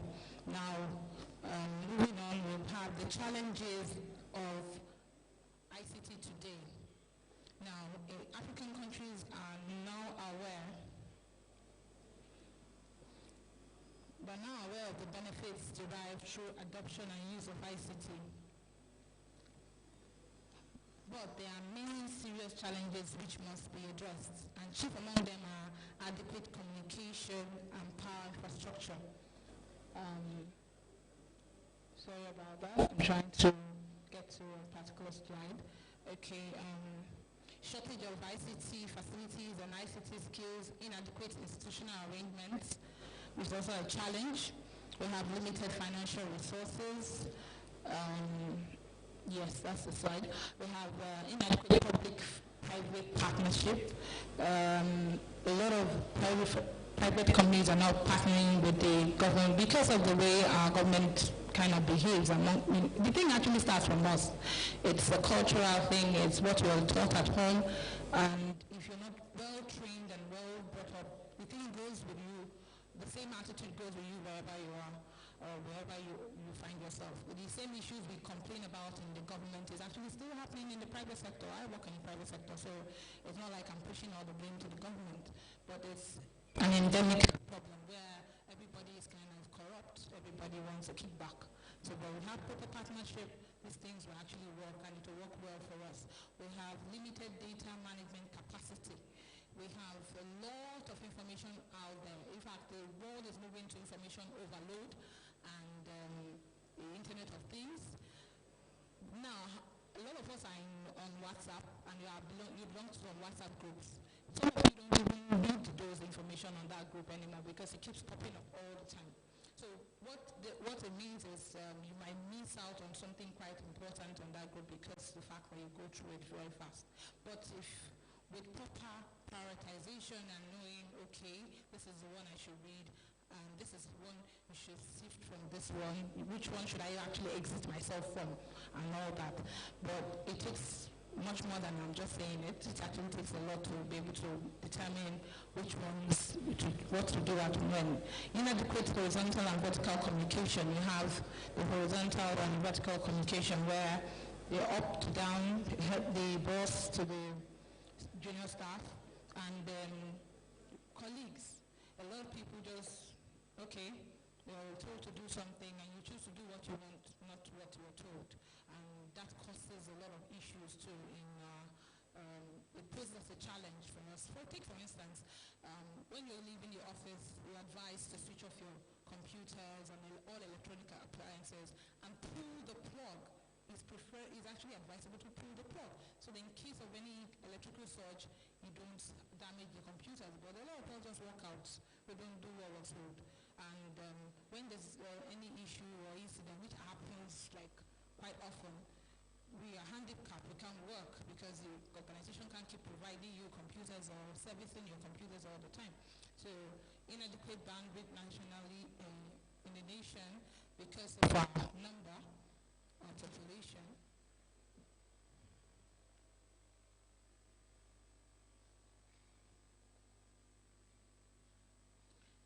Now we have advantages of ICT and its uses. In healthcare, technology solutions in developing countries such as ours are enabling quality and affordable healthcare. Computer systems are being used to give doctors in rural hospitals warnings if drugs are about to expire. Systems can also track stock and expiry dates through simple interface accessible from a personal computer. I was able to design one when I was working in a pharmacy way before I became a graduate. I did some 6 months, what I call it, an internship, more like when we had a strike in school. And I was able to do it. It wasn't very professional in any way, but it was something. And now looking back at it, I can just say, okay, I was able to create an Excel sheet and say, these ones are so dates, this should be the prompt. These ones are on top, these ones are about to expire, and these ones are still far away from expiring and all that. So there are many ways, better ways to do it. Then computers and the internet can also be used to help doctors and healthcare professionals consult urban experts and share medical records. Yes, you have people traveling abroad for some medical checkup or some critical ailment treatment, but the whole thing is reducing now because of the use of the internet. Another advantage is it empowers the government to create new type of jobs. One of the best advantages of information systems, information communication technology is the creation of new and interesting jobs. Computer programmers, advisors, you have hardware, software developers, web designers, you name them, facilitating the electoral process, maintaining of law and order. Proper filing and records management can also help to save us from the long queues at most of our government-owned establishments. I keep laughing because I did one job, Danny Ventures did one job for University of Lagos recently, and it was really, really interesting to see how proper filing and records management can help save us from the long queues that we get at the exams and records and at the library too. In education, training and teaching methodology is an advantage. Improve research methods too. For individual, it helps to improve document filing systems. It aids us effectively for our communication, just like we're doing. You can hear me better because of technology. The microphone is making it much more audible, and then you can use my slides for visuals. Now, it enhanced creativity in individuals, for example, in graphic design, building architecture, and research, and even in good time management, because of the things we would have done in a very cumbersome way. It's now easy to do. You can buy airtime on your phone via your bank. You can do so many things. You don't have to walk up outside and ask for, who's selling recharge card and all that. Technology has made so many things much more easier for us. Now, disadvantages of these ICT tools and apps. You have unemployment and lack of job security. And how does that happen? It's because a lot of people that don't improve themselves tend to lose their jobs along the line, because as you're thinking you're getting to know this particular tool, another one is coming out, so you need to do a lot of catching up. The dominant culture, in our country this is how we used to do it. Nobody wants to change, and that is also causing us to lag behind. Security issues, information management risks, things like someone told me, one of my colleagues told me about how he went to South Africa to make a presentation, and he logged on. When he went to the hotel, he used their free Wi-Fi, and that was how his laptop was hacked. He lost everything he had. He couldn't even enter his password anymore. good enough we had sent the slides ahead of time, and he had his backup slides in his email and all that. So we can imagine the risks we expose ourselves to when we look at technology. We can also remember the video we watched and the risks that we expose ourselves to in cyberbullying and the rest of them. Now, implementation expenses is also a challenge or a disadvantage. Like when you have laudable ideas, but you don't have the money to make it work, or you're head of a unit or head of a department, and you want this particular thing to work, but before you get approval or the money is not there, the high cost of these things can also affect us. Now, there are a lot of career prospects in ICT. We have the analysts, AV technicians, data management, document management, information analysts, archivists such as myself, IT sales, we have business analysts. Well, the list goes on. The list is endless actually. There are a lot of things you could do with the ICT sphere. So I encourage us to look inwards and find out where you're better suited so that you do not find out how can you use your knowledge in an ICT compliance society so that you don't become obsolete before you even graduate. So recommendations for the government, I recommend that we promote the principle of universal access to information. We promote the local production of ICT products here in Nigeria, develop online projects that provide information, create a conducive environment for investment, for investors, establish institutional mechanisms to coordinate interorganizational planning, policy making, and implementation of strategies to develop ICT, taking into account the coverage of broadcasting, telecommunications, and online computer services. The recommendation for individuals or corporations, looking well, develop yourself, promote local research and development in software and hardware relevant to all sectors of the economy. Use the ICT tools and apps available to you to become more creative and maintain your relevance and marketing. The career choices we make should begin to evolve as fast as ICT itself. Propagate and champion awareness and use of ICT, which is what I'm doing here. So, thank you very much. Thank you very much. We do hope to see you again in the University of Benin soon. Please, another round of applause for her. We'd like to sincerely appreciate you for your patience. You know, knowledge, they say, is power. The knowledge you're receiving today, you never can tell when to come handy. So please, just remain seated. I'm sure that you will not regret your staying here today. Ladies and gentlemen, on a quick note, there are some award presentations. Some distinguished persons would love to present awards to.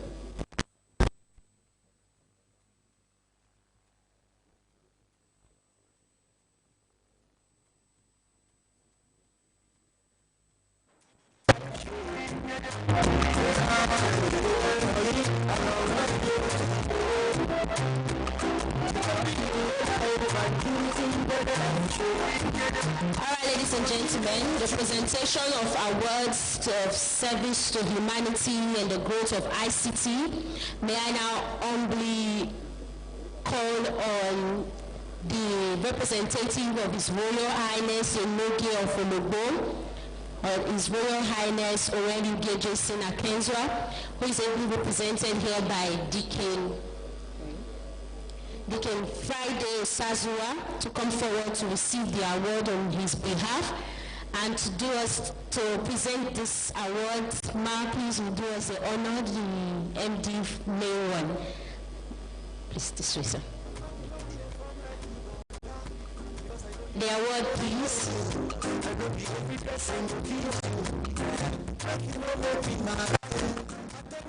Thank you very much. Madam, don't be surprised. These are chiefs from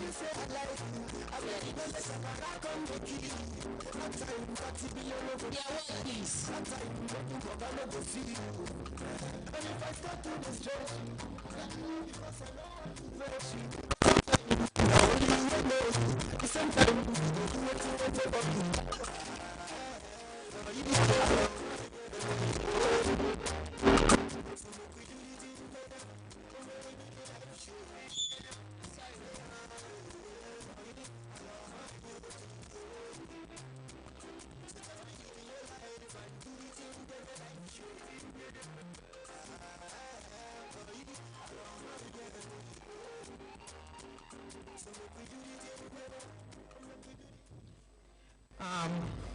On behalf of the ICTU and the CRPU of the distinguished University of Benin, I am honored to present this distinguished ICT Promoter Award to His Royal Highness Owenbigwe J. Owenige. Owenbigwe J. Akentoa, the Enoge of Ologbo of Edo State, for your contributions and continued support to the growth of ICT at the University of Benin on this UniBen ICT Day, the 19th of June 2019. Congratulations, Your Royal Highnesses.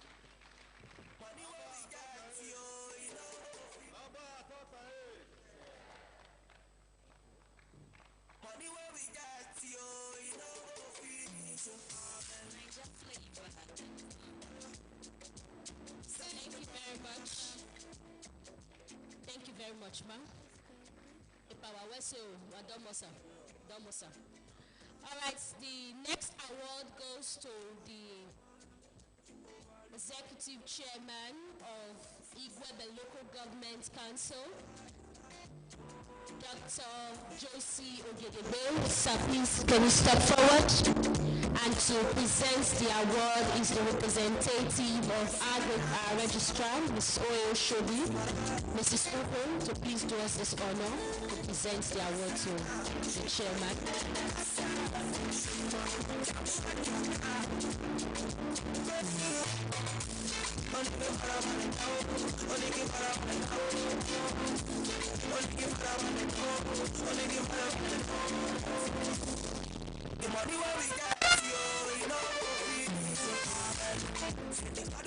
On behalf of ICTU, CRPU, the management, staff and students of the University of Benin, it's my honor to present the Distinguished ICT Promoter Award to Honorable Builder Dr. Josie Ogedegbe for your support towards the growth of ICT University of Benin on this 19th day of June 2019. Congratulations.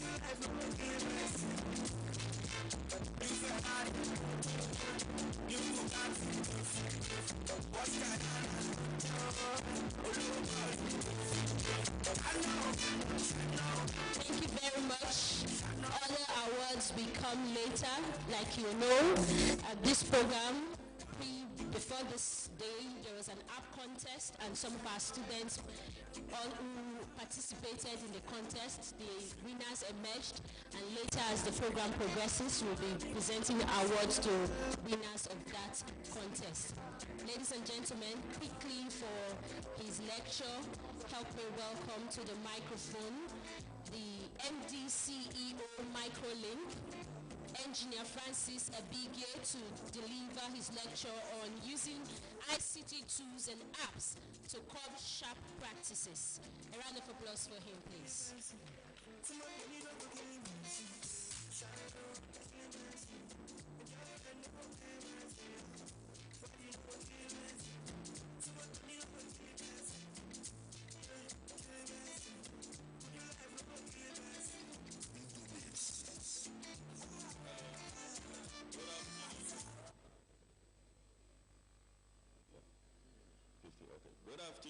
ladies and gentlemen.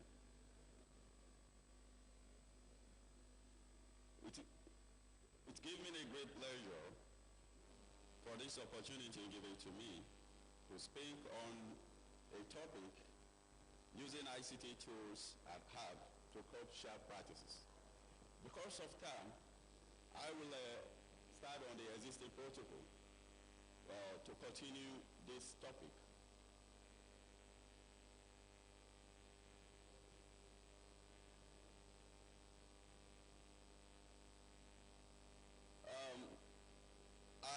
As you can see on the screen, this is a conceptual framework of this topic. This topic is telling you when you get an ICT tool, you configure it and set up, control it, check if there is any threats on it, and then analyze the security, and then this will enable you sharp practices in computing. ICT tools. ICT tools are devices or objects used in information and communication technology, such as computers, laptops, servers, and so on.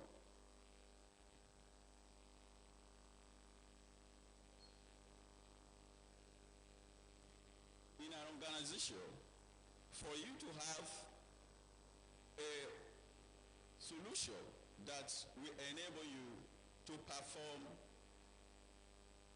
a proper ICT solution, there is a need for you to set up your ICT solution, meeting up with compliance, security, threat intelligence, and reporting. As we are ongoing, we will see how we use ICT tools to implement this I've just mentioned.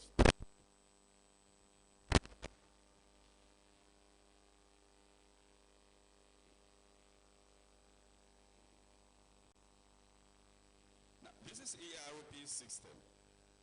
The ERP system is an integrated management business processes that allow organization to configure and set up a model of the business's activities, such like human resources, finance, accounting, other departments that are relevant in the business and the enterprise of the solution.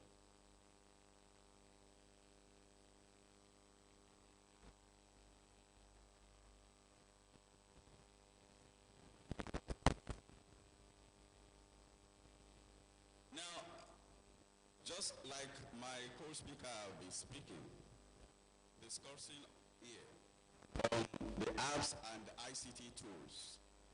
For you to operate ICT tools perfectly, you require, most especially presently, like the app are configured on cloud-based system. This one is to indicate. Okay. Okay. So, you require reliable internet services. What my solution is based on is basically on effective control, security, threat intelligence, and reporting in ICT enterprise environments. You see, what we normally experience is that because we have an environment that in Nigeria institution, most of our studies in the universities are basically on theoretical and lab experiments. But when you get to the labor market, you find out that once you meet them, they are a little bit different from what you acquire in the class. Now, what I decided in doing when I was given this topic, because of limited time, I have written a book on it. And this book, I provided experimental section on it that will allow enterprise organization benefits on this particular topic. And at the experimental section of that book, this is the book. This is the back of the book. This is exactly what you saw at the Foxtown. This is the front of the book. This book provides most of the requirements in enterprise solution. Like, as we go further, you will get to a section when we discuss on leak and load balancing. Everything you require in an organization, they are all provided here. Such as the internet service we are discussing, this is where we are right now. For you to operate in an environment, right, using app, you require internet. Now, provided internet, you require some infrastructures in providing, such as you already see on the screen. That is a Vixant, that is a Turian service, that is a fiber optics. My co-presenter just spoke on fiber optics. Then you have, that is the 3G or 2G internet services.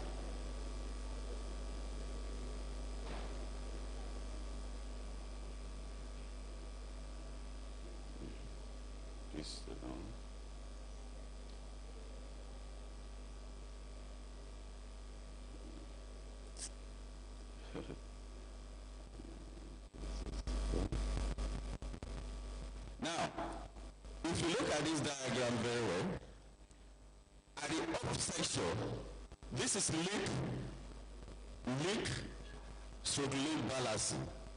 Now, in an organization, in an enterprise system, let me use this institution as an example. If you are to balance your load and leak balancing, let me first of all give you a difference between the load balancing and leak balancing. Load balancing is when you have to deal with your servers. It has to do with the servers of your solution. Leak balancing has to do with the network. The leak, a kind of the internet, like you said previously. The internet, you have different sources of internet, using the Vixant, using the fiber optics, using the 3G, and using Turaya. Turaya basically, and there's another one called Biga. They are basically used in the military environments, in security agencies, where you see them, they govern themselves with the internet solution system, so that when they are even inside the desert at a remote session, they will be able to use their app and then communicate to the data center, that is the control center. Now, for you to have effective internet and effective operation in enterprise, you require leak and load balancing. Such like, if you see the diagram up, the diagram up is trying to, these are servers linked to the enterprise network. Now those servers, they are clusters. There is what we call clustering technology. Clustering technology is a solution that allows you to link two servers together. One is the primary function of the operation. Then the secondary server mirroring the primary server in such a way that if the primary server is down, then the secondary server pick up. So for redundancy purpose, this solution is very, very effective and better to use. Like in 2014, while we were carrying out research in Gogo, because I had my first master's in US, the Brian College, I have two masters in US. I have both masters at the Brian College of New York. I'm actually in my doctorate still in US. Now, during then, we discovered that goggle, this goggle you use everywhere, they have 1.2 million servers. This 1.2 million servers are configured in load balancing format. Otherwise, Google could go down. And you remember from what we are using Google to do today as a search engine, one of the best search engines, if Google goes down today, then there's going to be problem, you know? So this is the solution they use. And most of our banks, this is the solution as well they use. Now, if you look, the next diagram, that is the link balancing. Link balancing now is having Ethernet 1, Ethernet 2, Ethernet 3. Let's assume the one which we are just listening to is Ethernet 1. That is the fiber optics. Ethernet 2 might be from a VSAT from the satellite. Ethernet 3 might be from another source of Ethernet. Now, what you do, there's a device you use in called link balancing router. Use in balancing the leak inflow and to give you just a single output of bandwidth. What this device do is to aggregate the bandwidth coming from the various leak you have leak balance and then give aggregate in such a way when any of the internet provider is down, the second Ethernet pick up. Then when the second pick up, then when the second is down, the third pick up. So in that case, you will never experience Ethernet failure. And because of time, this will not permit. I would have tell you some commands you use in implementing this, because I'm a practical base person.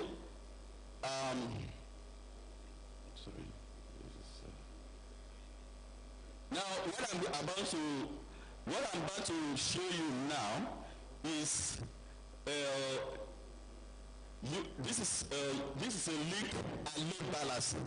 In this case now, you have your internet, you have your link balancing.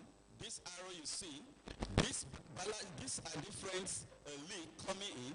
Then this balance, this section is the internet, and then at this section you have the load balancing. So you link you balance the link and the load all together. Now this is an equipment. If you are representing a bank or maybe any organization you are representing here or any institution you are representing, enterprise, like I told you, this is an enterprise-based solution. You take the name of this particular router, it's called FastPath router. It's a router that we use in link balancing. You can go down, you see their company, and if you require further training on commands, on implementation, then you contact us and we'll be able to give you those practical knowledge. Now, the second one there is Barracuda router. Barracuda router is a router used in configuring failover, leak failover. It's a router used in configuring leak failover. So, it's important you use both of these router at your core data center.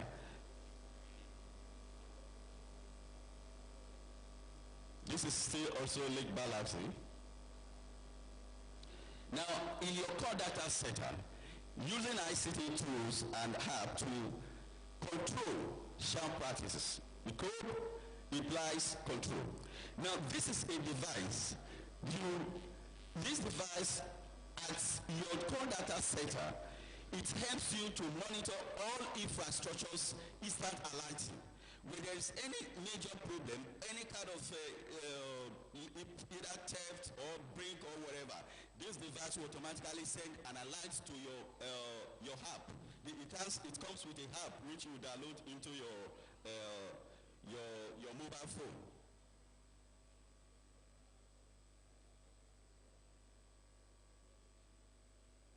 Now, like what we have seen, what they have just spoken, in using most of the things we do today is we require using app and computers, mobile device and all that. Now, security is very important. Now, there's what we call denial of services, and distributed denial of services. Denial of services is by when an hacker or any attacker intruder force your system to go off from your network. So this diagram you see is distributed denial of service. This distributed denial of service is when multiple denial of service are being launched in different systems and waiting for a particular term to trigger that system.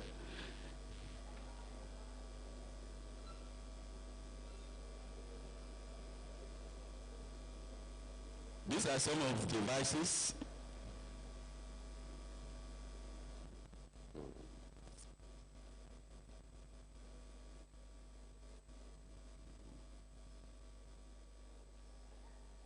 Now, like this is just an election period where your system is not secure. Even during election, the election server could be infected. So for some of us who are IT professionals here, there are recent FTP protocol used in implementing such environment, like what we call SFTP or secure FTP.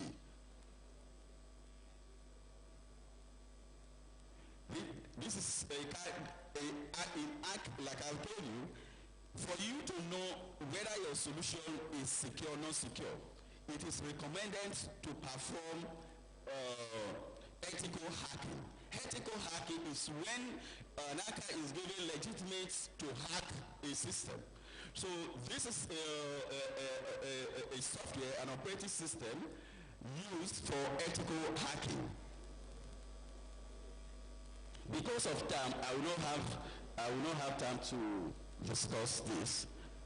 That is the ACI penetration procedures. I would have discussed that.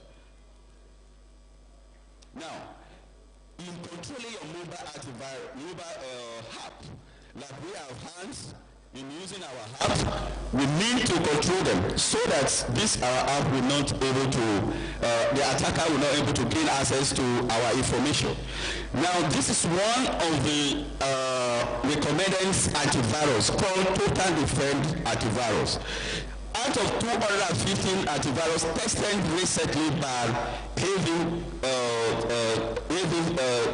company, which is a worldwide company testing all mobile defense antivirus, out of the 233 taken, Total Defense came as 100% based in mobile devices.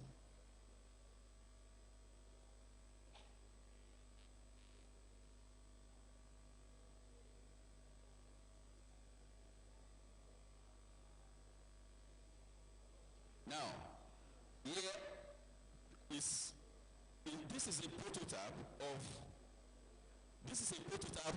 the cloud-based system. All we have been discussing here, the apps and the ICT tools, is based on cloud-based system. If you look at this is a cloud-based solution integrated with the database solution in the cloud. Now, at this side, you say this is a cloud-based ATM. Like most of our banks today in Nigeria, we are still using standalone ATM. But you've discovered that in the US, they use most in cloud-based ATM. The advantage is that cloud-based ATM allow you to manage the security centrally.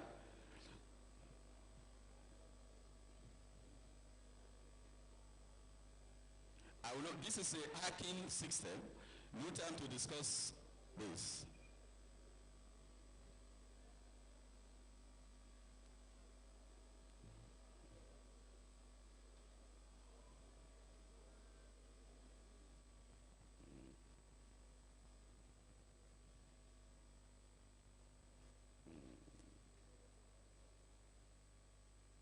Now, one of the things you need to do in your system is to remove what we call bloatware. Bloatware is, there are software that slow down your computers or your mobile devices. Now, in using operating system like Windows, you require a third-party software to remove those kind of software, such like PC Mac.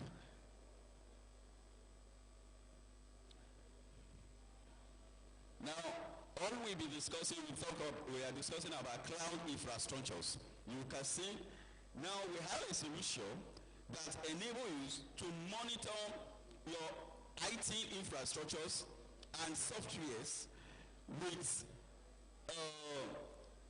the relevant security, knowing who altered your devices, your components, and your softwares. Such software system is called SafeTrack software. SafeTrack software is a security software used to manage software IT infrastructures, security analysis, threat intelligence, compliance, and reporting. This is Amazon Cloud, Google Cloud, and you can see this solution, where you have the solution in your enterprise environment, you do not require any further configuration. It will automatically monitor and control this environment.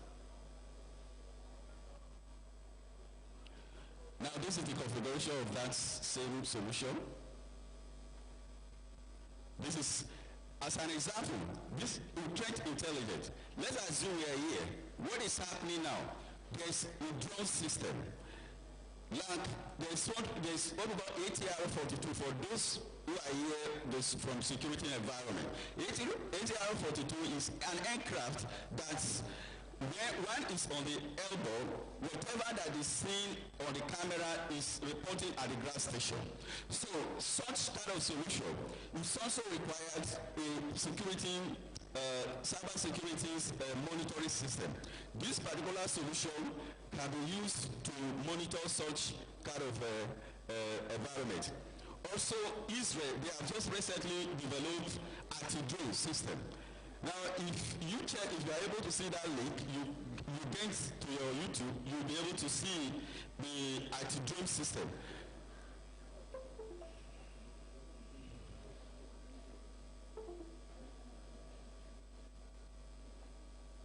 Now, finally, I'm going to a section. This particular section is important to national security. This is an environment where you set up a security operating center and security events management center. You know, where you set up this solution, you have your database control, your IT infrastructure control, your cloud-based software system controls. It's called Unified Security Dashboard.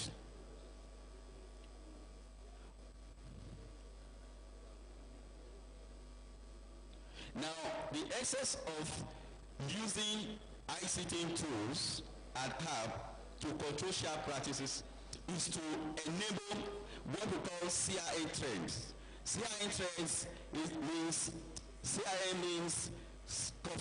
information confidential, availability, information confidential, integrity, and availability.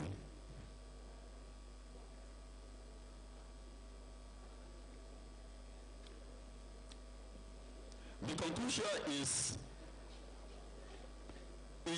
essential for us to get the relevant ICT tools and relevant securities compliance softwares to enable prepare ourselves in authenticity of our information we are receiving or we are sending. This is to provide interceptors, that is the intruders, to our information. So all these are properly illustrated on the book. Because of time, we have to make it available on the book for you to understand. Like I've just explained, on the denial of service, on distributed denial of service, if you are into enterprise solution, you can take Mazeboat, mazeboat.com. It's one of the best company on resolving that solution. Then if you want to protect denial of service or distributed denial of service, you take cloudflare.com.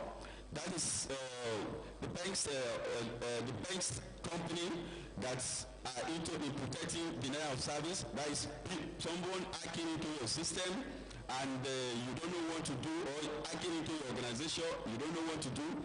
Then you take all this, because of time, there's no time. This is a topic that usually it takes me 1 hour and 30 minutes to deliver. But because of time, I will only give you some aspects you require in your enterprise solution, like PTRG network monitoring software. That is there in experiment 4. Then experiments 2, if the denial of service testing, that is there. That is the protection, that is the cloudflare.com. And experiments 9, that is the FATPAP lab, which I've just discussed with you. So on this experiment section, if you have access to the book, you will be able to see how all these things can assist you in your enterprise solution. And what my recommendation is that the university should also ensure to integrate some of these enterprise solutions in their curriculum. So this will help students knowing exactly what they need in the labor market. When they come out, some are good students. I used to have students like that. Once they come, I need to train them like 2 or 3 months. Once you train them, they will be better than you. You know? So some organizations, they will throw away those students by telling them they want someone with experience, not knowing that when you train them, they will be better than those who think they already have experience. So I recommend that the university should find a way in integrating enterprise solutions into the university curriculum as part of the laboratory experiment section for the students. Thank you. Please, you have to sit here. Thank you very much. We sincerely apologize for cutting you short. We know that this lecture, it's a very important one and will take quite some hours, but because of time, we have other lecturers lined up for today. And so please bear with us. Please, I know he will still be available. Some students have been duly informed that a lot of persons have questions they would like to answer. I don't know if you can create time after the program to just address 1 or 2 questions from the students. Thank you very much. Ladies and gentlemen, I hope you've been enjoying yourselves. I know in University of Benin it's different. Like the white man will say, if you want to hide something from a black man, you put it in a book. But they object to that because I know that all of you seated here value knowledge. That's why you are still seated. Thank you, and we appreciate you. Just remain patient with us. In no distant time, we'll be out of here. Ladies and gentlemen, please permit me to quickly recognize representatives from Airtel Nigeria. Mr. Maples, you are welcome, and Mr. Odaro, you are welcome. Thank you very much for finding out time to join us. We would also like to acknowledge the presence of the Director ICTU UNIBEN, Professor Mrs. Okeme. You are welcome, ma'am. My mom is in the house. Ms. Yare, you're welcome, ma. Thank you for coming. You look beautiful. Thank you very much. And also, we have the Director Distance Learning, University of Benin, Professor Omori. You're welcome, sir. Thank you very much for coming. All right, they say behind every successful man there is a woman. You know, I know something for sure as a person that for a man to succeed in life, he needs the support of his mother and most especially the support of his wife. Ladies and gentlemen, the wife of the Director CRPU, University of Benin is here. Mama, you look beautiful. Please, a round of applause for her, please. Thank you for coming to show some support, moral support. It's very, very important. Thank you very much, ma. God bless you. Thank you for coming. Also, please, this is to inform you that there are certificates of participation. After this program, please do wait behind to collect your certificate after the program. Thank you very much. Ladies and gentlemen, it is my pleasure now to invite to the microphone the chairman, Igwebe Local Government Council, Dr. Ogedegbe, Josie Ogedegbe, for his remark. A round of applause for him, please.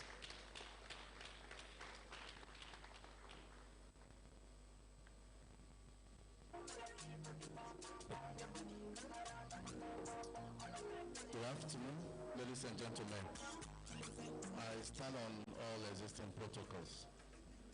I want to thank the management of University of Benin and the organizers of this program for the honor done me. I recall we went to Uniben in the mid-80s when we used to go to computer unit to punch cards. But today we are no longer punching cards. And I'm glad that I went to Uniben, and I thank the management of Uniben for keeping the flag flying. I was in the Faculty of Engineering I left the Faculty of Engineering in the mid-80s, and what I learned then has spurred me on to success in every aspect of my life. And when I decided to also veer into politics, the zeal, the focus, and the resilience that was built into us those days in the faculty kept us on. In those days we were here, you will go to the Faculty of Engineering, you will not own more than 2 pairs of jeans trousers and 3 t-shirts, because we must work hard in order to go through. We were over 100 and something admitted, only 23 of us left at the time we left. So you see the stress we would have gone through. But I thank God that Uniben is still there, flying like the eagle. And whenever I'm called upon, now in future, either by ICT or any aspect of the university, by the grace of God, we will be there to continue to contribute a little quota. Thank you and God bless you all.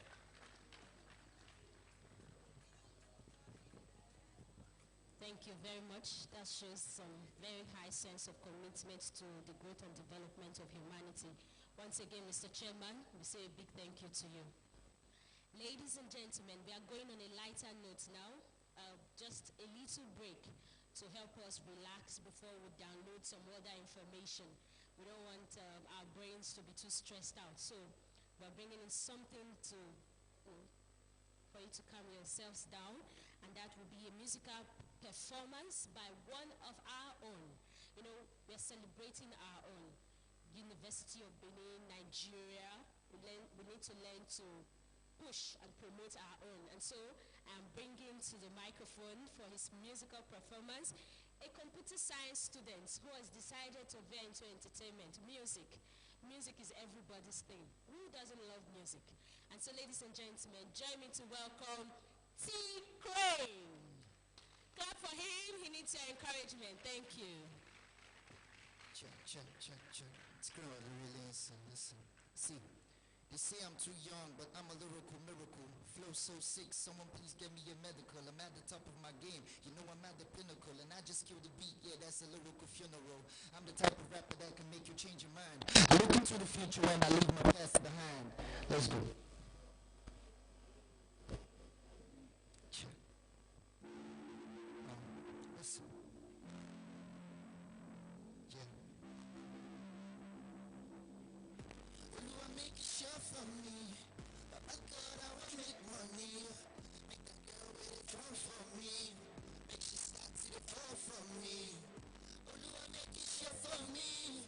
Make your blessing it follow me. Oh no, bad fella with it gone body.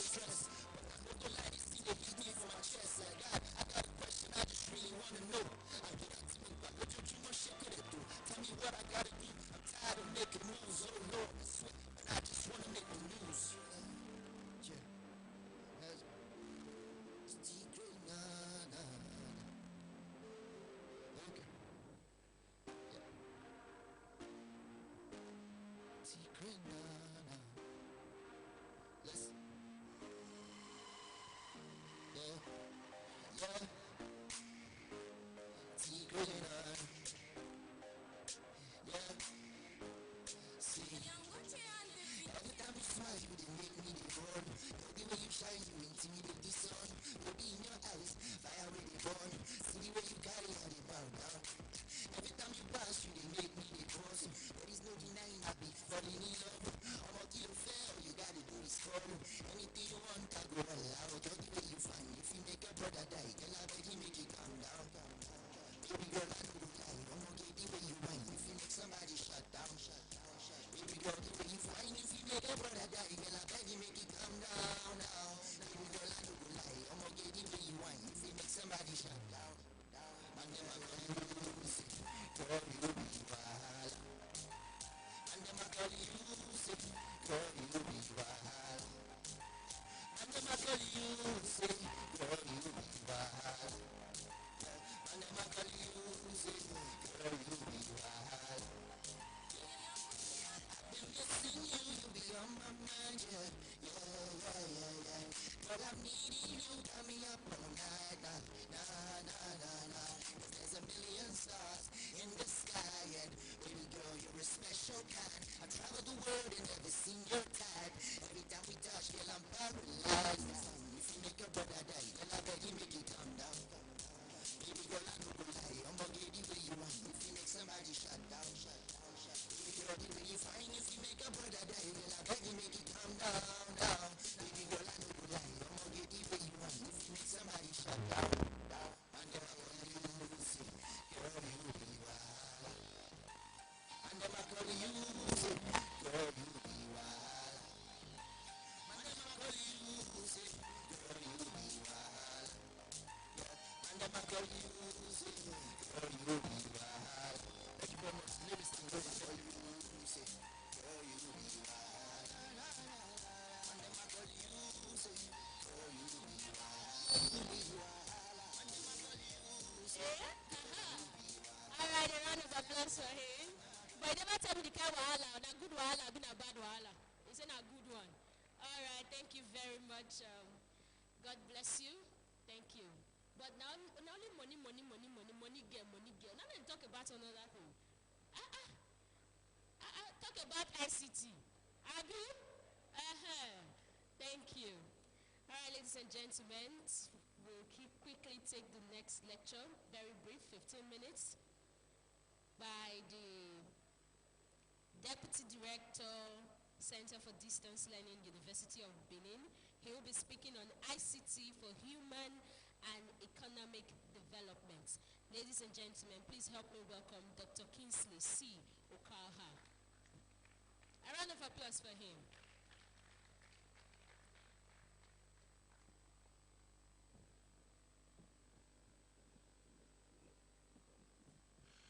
The Director ICTU CRPU. Distinguished guest lecturers that are here present, our amiable invited guests, our good students of the University of Benin and other students from other institutions here present, ladies and gentlemen, I have been called upon to just briefly speak on this topic for 15 minutes, ICT for human and economic development. I will start by defining what we mean by ICT. How do you move it? I'll start by defining what we mean by ICT, information and communications technology. It is defined as a collection of tools and resources that is used to communicate, disseminate, store and share or manage information. And it is similar to another concept called information technology. But the only difference between it and information technology is that it focuses more on communication technologies, tools and techniques. And it includes wireless networks, all your phones that you make use of, and other communication medium.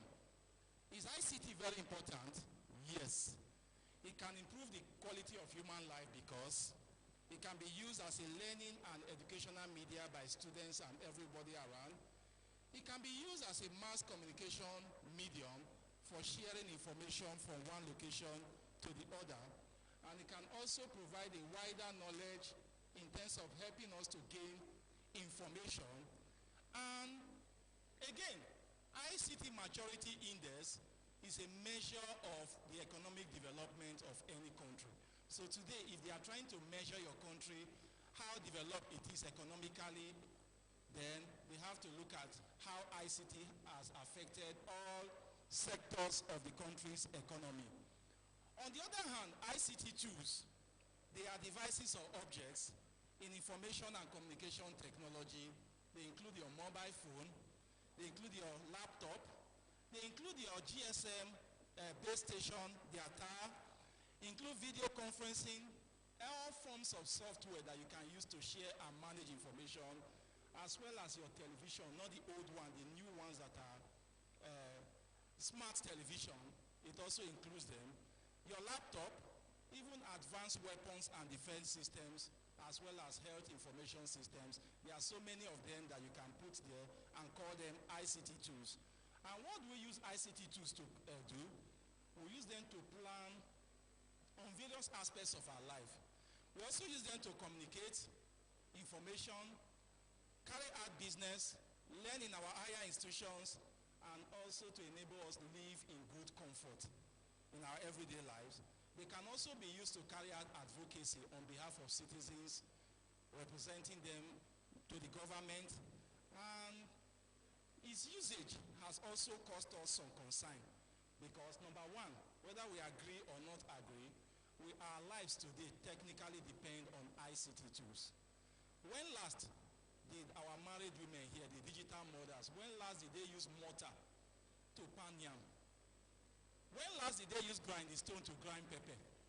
When last did any of you here trek from here to Silu Market and back? And when last did you just get up from the comfort of your seat in the parlor to manually walk up to where you have your television to change the channel or increase the volume or contrast? If you look at our lives today, automatically we depend more on ICT tools. And sometimes I tell students that whenever they embark on a very long journey from like here to maybe Beijing in China, which is about 17, 18 hours away, if they knew what really happened at the cockpit of the aircraft, many of them, their prayer points will intensify. Because for more than half of the duration of that journey, the aircraft is always put on what you call autopilot. A software is driving the aircraft, and the pilots and co-pilots are taking turns to sleep and wake up. Meanwhile, you are praying for safe journey. If you knew that many of them are sleeping, your prayer point will intensify as much as possible. And then, let's go to human development, because we've been talking about human and economic development. What do we mean by the human development? Human development is the process of enlarging people's freedom and opportunities by improving their well-being. ICT tools are coming in here. And it's about the real freedom ordinary people have to decide who they want to be, where they want to be, and how to live their life. In our various human development stages, right from when we were born, we have about 4 stages we can identify. At the point when we are walking with 4 legs, infancy, we are babies growing and depending on others to survive. We now grew up to become children who also started exploring and developing the world around us. From there we matured into young adults that now try to assert our independence, try to learn on how to live separate from our parents, and finally we became adults. That particular stage that we always dread the most, where we now take decisions and use all our resources to manage other people. In these various stages, are ICT tools essential? The answer is yes. At the infancy level, babies will begin to experience ICT as they start growing, even from the womb, because you are using your CT scanner to scan them. Some of them, they sense these rays that are coming to them. What is that? It's an ICT tool. When I come out of this chamber, I think I will learn how to start using them. Then later, you could buy them toy phones. They start learning how to press them. Even a baby of 6 months, just give him or her your Android phone. After about 2 weeks, the baby will start increasing the volume or reducing it, even learn how to start making call because they learn by watching. And simple electronic toys they use in their school will also affect their life one way or the other. As they now mature and become children, they use ICT tools to learn in their primary schools, nursery, primary schools, and some part of their secondary schools. They learn more about ICT there, how to draw, how to explore, how to navigate, how to go out on adventure, and from them they now become youth. They are now a bit more free. And this is the era that we fear most. Social media comes in. That now use more than 80% of their life as youths. Everything about them is WhatsApp, Facebook, BlackBerry Messenger, Instagram, Twitter, and so on and so forth. And again, they depend more on ICT tools because if you ask any of the youths here, can you factor 5 whole number, 8 over 5, multiply by 3 whole number, 4 over 3, everything always to power 5. Almost all of them will pick out their mobile phone because that is what they depend on, and they start using it to calculate, to factor. That is what they now depend on more. And every day of their life, they use Android phone to communicate and share information. And one of the ICT tools that rules their life is what we call the mobile app or mobile application. Those apps help you to solve everyday problems by applying computing or ICT tools in order to find solution to whatever you are looking for. Then as adults, they depend on ICT tools to communicate and plan everything about their life. I want to go on holidays. They help you to plan. Problem solving and personal aid, even when they are in church. When last did you see even an adult or a child or a teenager going to church with a hard copy Bible? Almost all of them, they use the Android Bible. And when the pastor shouts, "Can I see your Bible?" 99% of us will raise our Android phones up. That is where we have our Bible. Before the person sitting by your side opens to the book of Ecclesiastes, you are already there. ICT tools, they rule. And then they also help us in learning and research and as personal aid. And one of the driving forces, one of the driving medium for ICT is the internet, which is the main connection for ICT tools. It provides an efficient gateway for sharing information on a global scale. With the arrival of the internet, the world no longer looks bigger. It is now smaller. Somebody is communicating with another person in Australia. It looks as if the person is in the other room. And you want to travel from here to New York, the way you plan your life is as if New York is just the next house, because you buy your ticket, you pay for everything. On the day of your trip, you just pick your bag, a flight will take you from here to Lagos, and you bought the other one from Lagos to New York. Like that, up to the hotel and the food you eat, you can plan everything about them from the comfort of your room. A lot of people are now using internet resources and services like the email, the World Wide Web, and the others.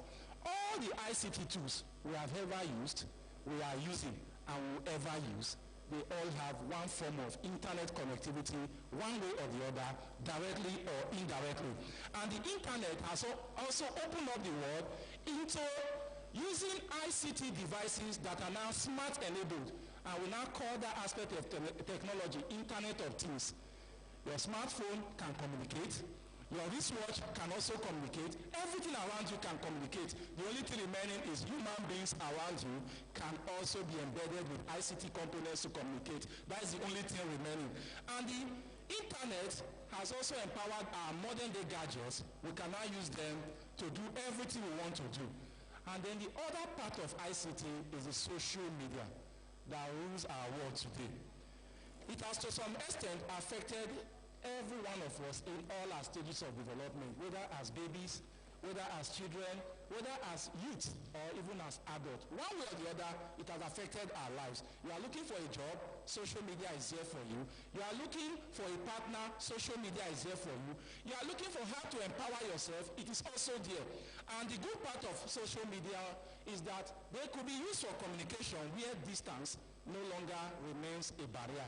Before you want to talk to the other person, the person has to be very close to you. But with social media, you can communicate to anybody irrespective of where the person is in any part of the world.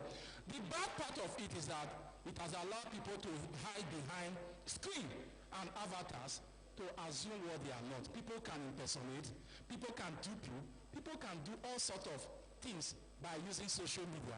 And the ugly part of it is that it has even resulted in many broken relationships.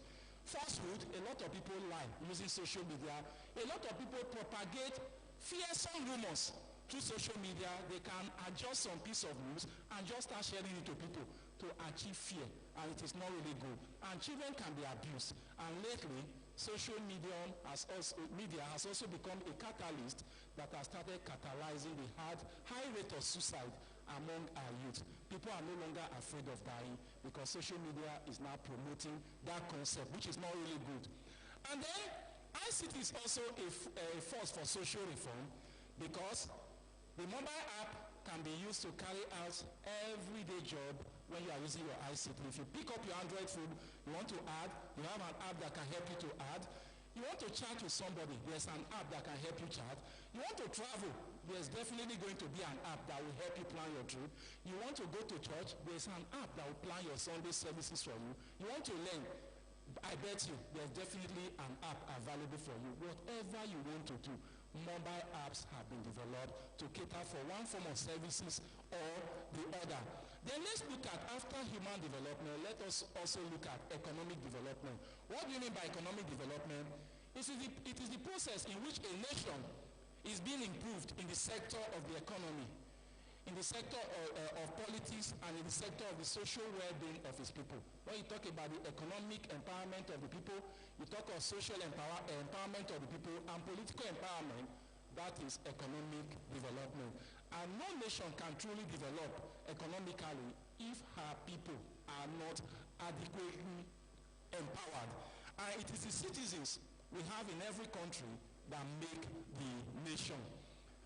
ICT and economic development. ICT has the potential to affect or has affected several sectors of Nigeria or other countries' economy. Full utilization of ICT tools can help modernize every sector of our economy. Every sector. We'll look at some of them later. And it has the capacity to transform Nigeria from a poorly developed country into a well-developed country if used appropriately. And while looking at the positive side of ICT, many of us are never mindful of the negative part. And so far so good, Nigeria, the only name it has attracted to ourselves worldwide, has been as a result of the negative application of ICT tools. Yahoo, 419, so many bad things. Nobody remembers us for the good thing because we have found a way to negatively apply ICT tools, and it has affected our image as much as possible. In healthcare, ICT tools or even devices can be used for communication, maintain patient records. It can be used for research.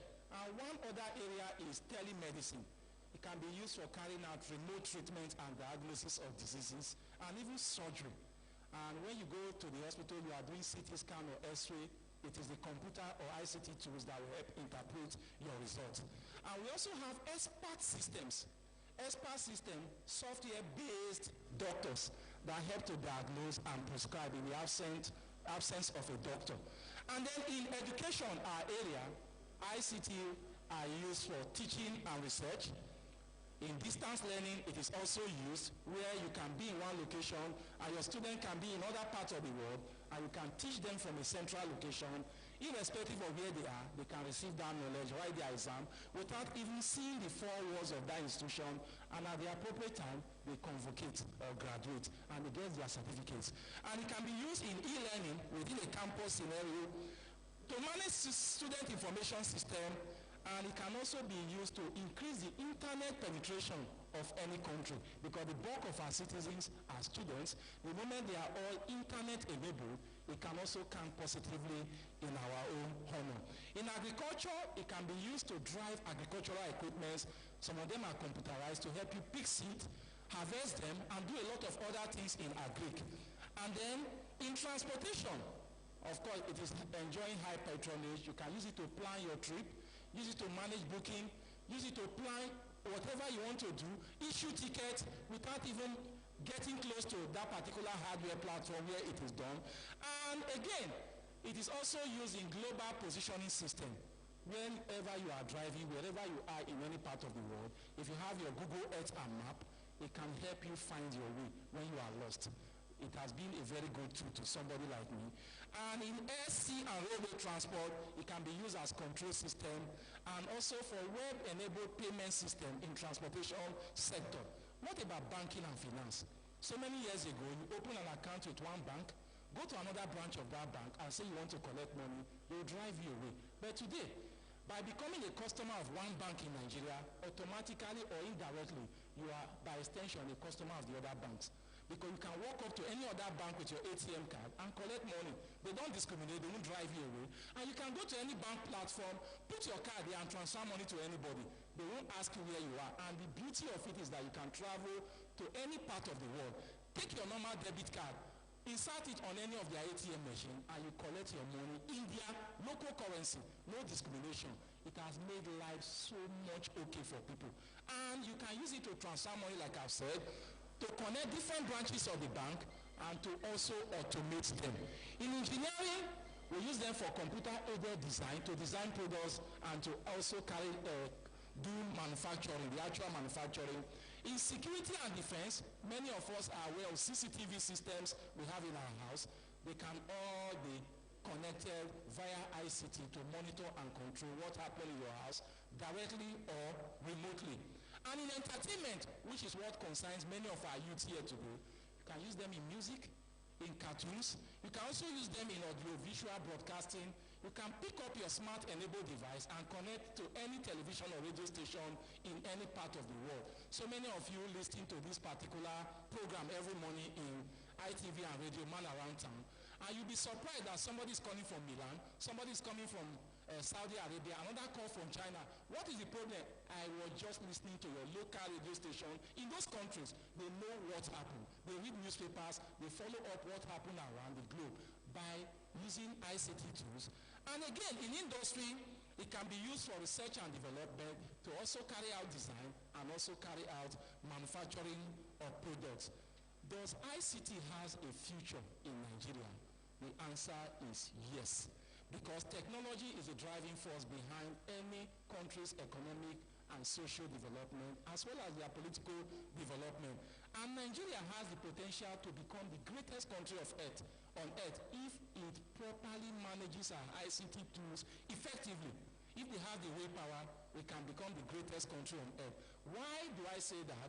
Because the International Telecommunication Union, ITU, has already classified Nigeria as a country with the highest tele-density on earth. It started with Africa on earth. That is the appropriate number of mobile phones per thousands of people. We have the highest. Undermining the fact that some of us have 10 lines, 15 lines, but they just share it, and at the end of the day, we found out that so many of us have mobile devices. All these children we are having here, the students, they are no longer kids. If you ask them, they all have tabs, and they all have mobile phone. They use for communication. It may be hidden from their parents, but they all have numbers. They use for WhatsApp, Facebook, and the other. And presently, the rate of ICT utilization and penetration in Nigeria is very low. Why? Because we have one problem, poor power supply. Many of you here, after about 5 hours, you don't have any power to charge your phone. Even when you have power bank, it will just go off.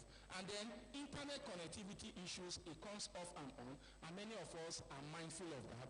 And lastly, there's a lack of strong will from the government and other stakeholders. And Nigeria, like I mentioned, has the highest tele-density in Africa and by extension in most parts of the world. More Nigerians use the internet than any other black person on earth. More Nigerians use the internet than any other person in Africa too. And the sector that will serve as a catalyst in propagating ICT development in Nigeria, funny enough, is the sector I belong to, the educational sector. Because every child you see here today, or you see outside, every teenager or adult, one way or the other, will benefit from one form of formal education or the other. And once they benefit in that guise, ICT tools can come in handy and help them to achieve the requisite knowledge that will enable them, when combined, to help drive the country to a positive economic development.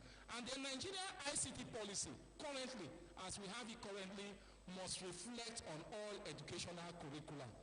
And again, ICT through computer studies should be taught in all levels: kindergarten, primary, secondary, university.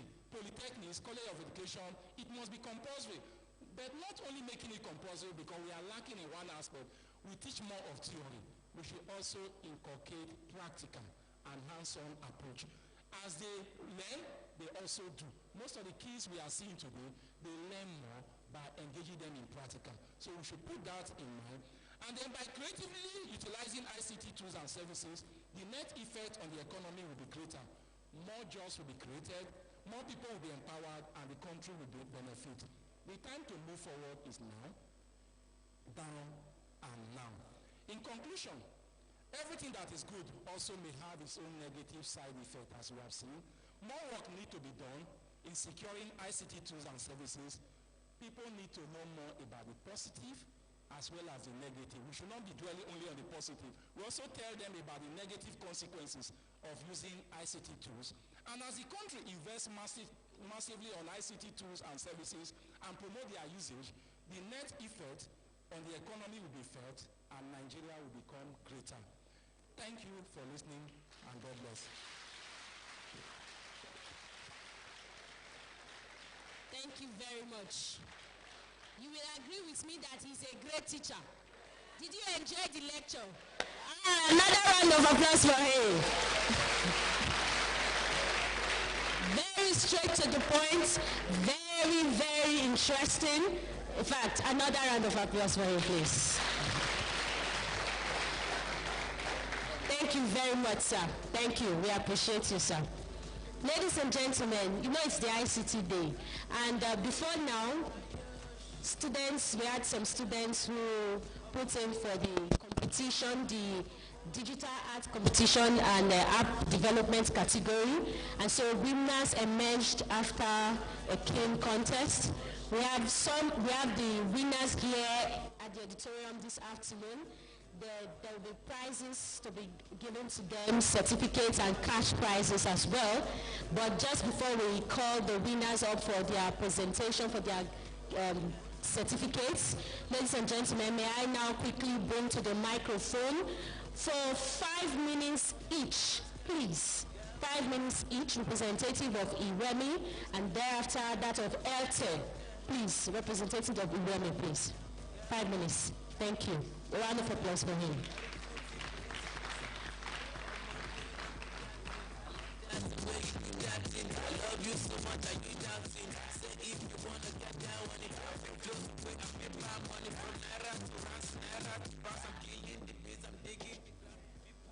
Good afternoon, everybody. Good afternoon, everybody. Okay, I would like to stand on the existing protocols and to quickly speak on reading culture and then the role of ICT to improve the culture of Nigeria.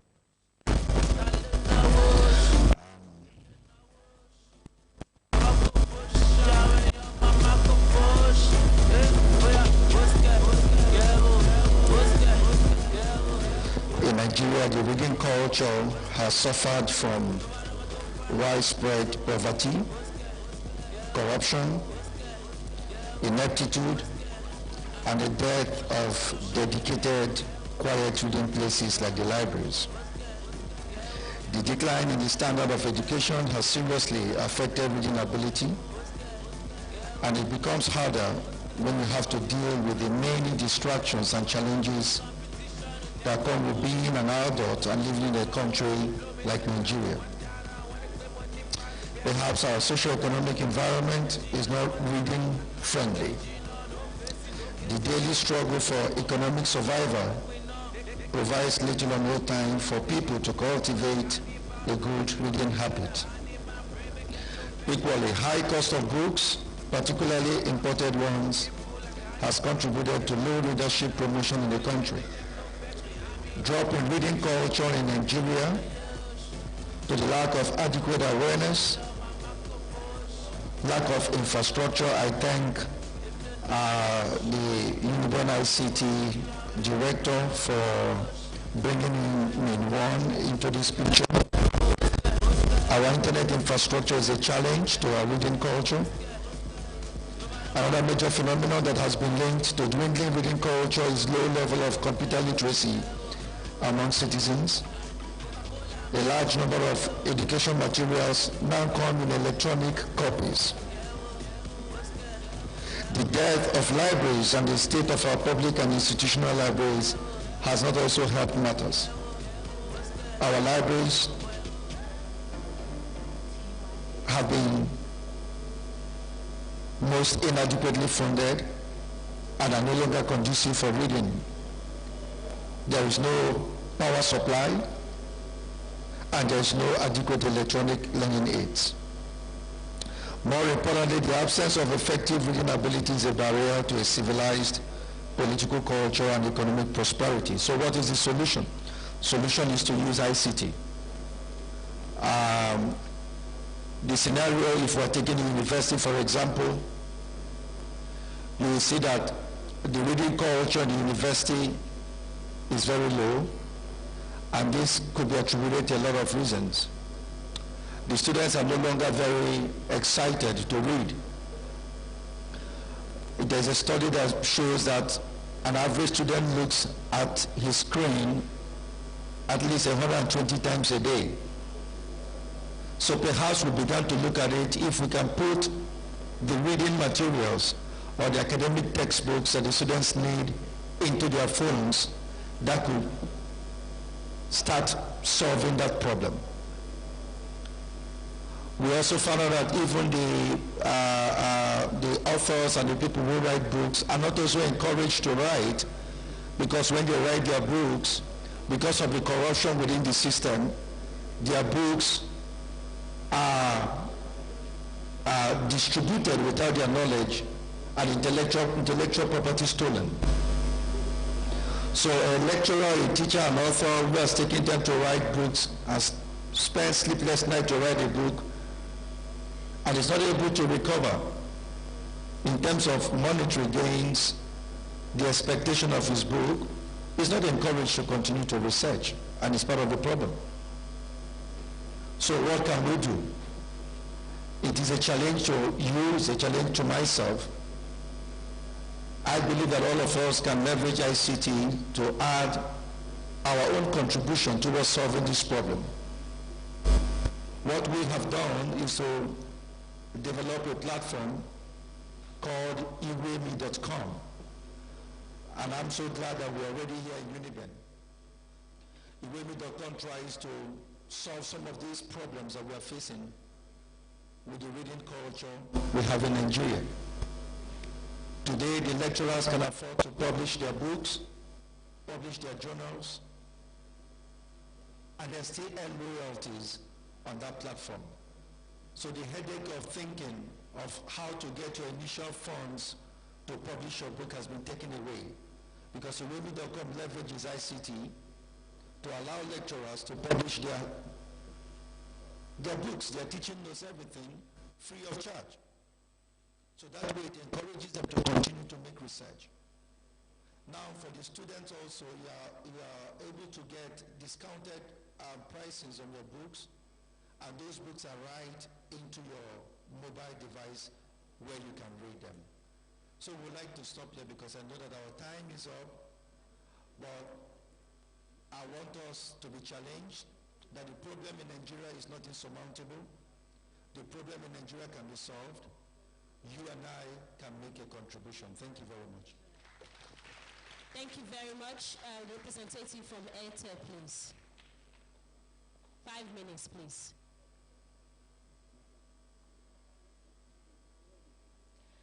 A round of applause for him. He is Mr. Mapples.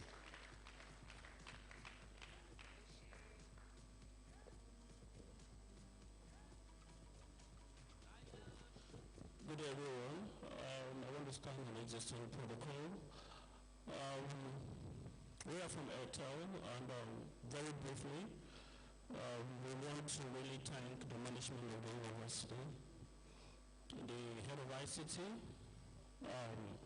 in the area of consistency with this program. I can't really overemphasize the usefulness of this program. And I always want to say to you guys, we in the corporate world, there are things we are looking out for. We are looking out for the best brains. We are looking out for those that actually embrace technology. And this is one of the ways you can get yourself very well exposed to knowledge.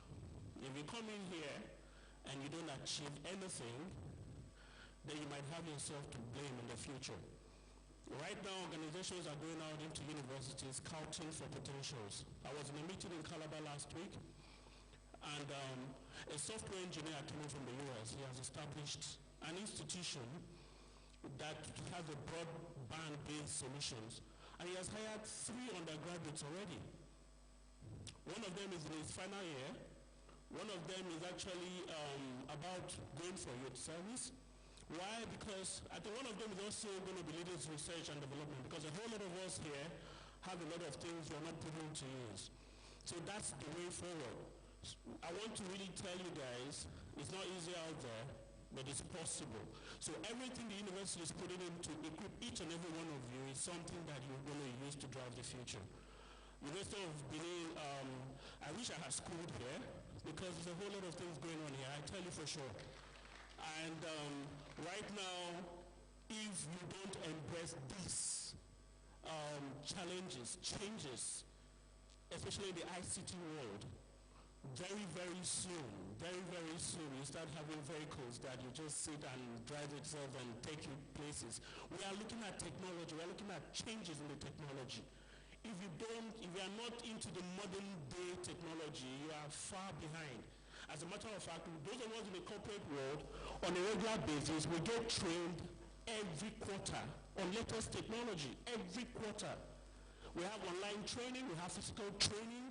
Most times on our phones, we are reading what's going on because we don't want to be left back. Telecommunication is highly challenging. You guys will always see what MTN pulls out, what Globacom pulls out, what Airtel pulls out, and then what Mail One is pulling out. So we are all living ahead of others as much as we can to remain competitive. So I want to tell you guys, ICT is the way forward. Thank you, sir. We will keep partnering with you guys. I know we've not done well enough, but we are actually putting some packages together for the university, which I will have a meeting with them to talk to about much later. Thank you, Uniben, and it's truly Uniben. I'd always be Uniben. Thank you, guys. Thank you very much. Our arms are widely open to receive you and to partner with you. Thank you very, very much. Ladies and gentlemen, it is now my honor to bring to the other side of the auditorium the winners for the Digital Arts Contest. We're going to start with that first. I have been reliably informed that the presentation, the awards will be presented by Mr. Ehi Godwin Okpalo. He is the President, Art Galleries and Promoters Association of Nigeria. He'll be doing the presentation while I call the winners. The second runner-up for their designers of interface for the app session, app developers. First, the second runner-up is Mabel David. She designed Evergreen, the digital arts app at Evergreen. Please a round of applause for her. Mabel David, she is the second runner-up of that contest.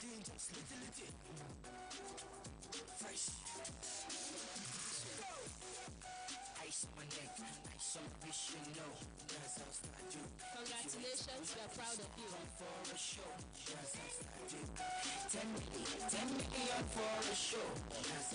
Good afternoon, ladies and gentlemen. Members of the high table, permit me to stand on existing protocols. In the course of this ICT Day, we had art contest and digital art contest. In the art contest, we had 4 winners, and the third runner-up is Miss Mabel David. Second runner-up, I present this to you.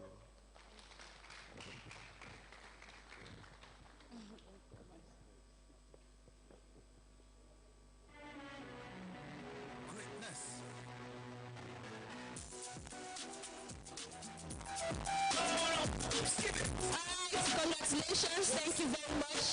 We have the first runner-up for the digital arts category. category. Oh, we have two people actually for the second runner-up position. We have Wisdom Aho. He designed I-Verify. I-Verify. A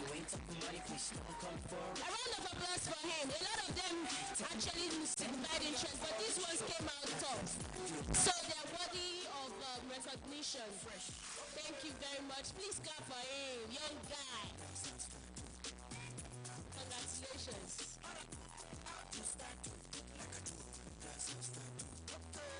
The third place winner for the certificate of achievement is Wisdom Ago. Congratulations.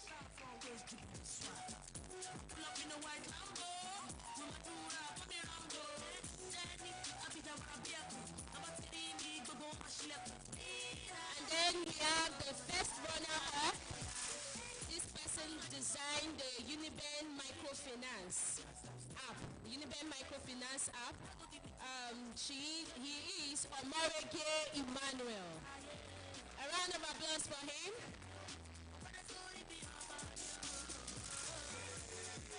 Ice on my neck, ice on the wrist, you know. That's how I do. If you ain't talking money, please don't come for a show. That's how I do. 10 million for a show. That's how I do. Never to be caught for free. Second place winner is Mr. Emmanuel Omorige. Congratulations.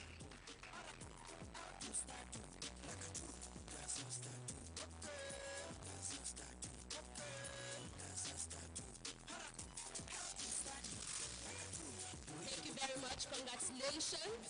And the winner for the digital art category, University of Benin ICT Day Art and App Contest 2019 is Efosa Promise, who designed a 3D advertising.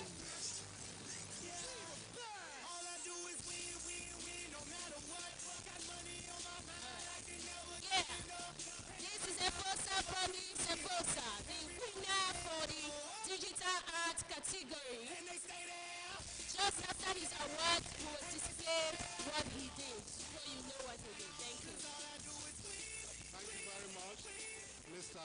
Efosa Promise. You are the first place winner. Congratulations. We want to promise you that on behalf of Art Galleries and Promoters Association, cash prizes will also be attached to this winning.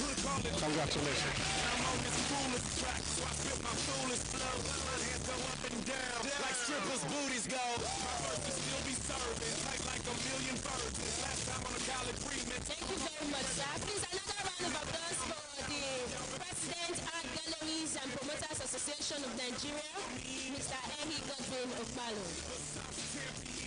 All I do is win. Alright, I've just been informed. Students, please remain where you are. Don't go away. There's more to come. Please just be patient. Remain where you are. There's more to come. Alright, are we ready now? We'll just quickly show you what's the winner. Efosa Promise, his work with the 3D advertising.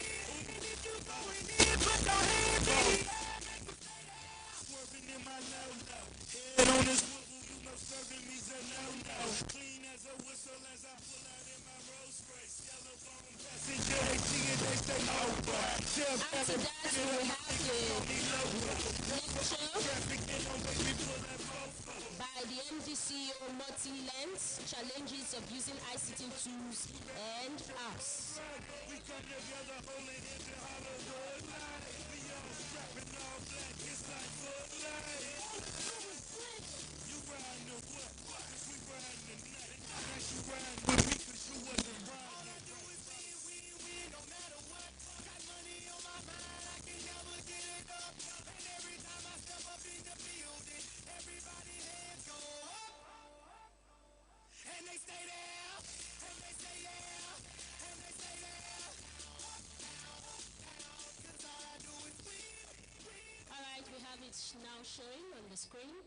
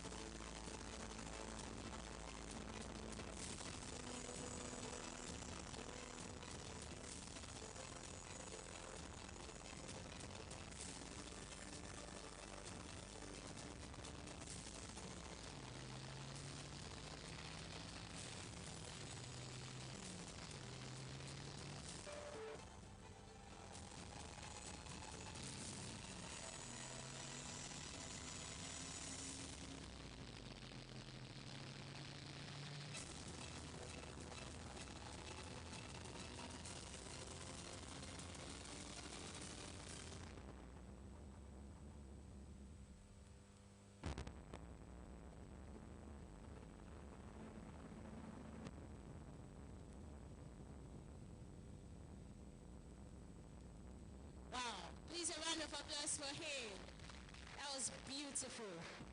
One would have thought that you only see that on CNN, right? Please encourage him again. Thank you very much. The winner for the digital art category, Mr. Efosa Promise Efosa. God bless you. Please quickly we'll take the next lecture. Like I said, will be delivered by the MD-CEO Multi-Lent on the topic Challenges of Using ICT Tools and Apps. Mr. Deji Olaneo. Please, a round of applause for him.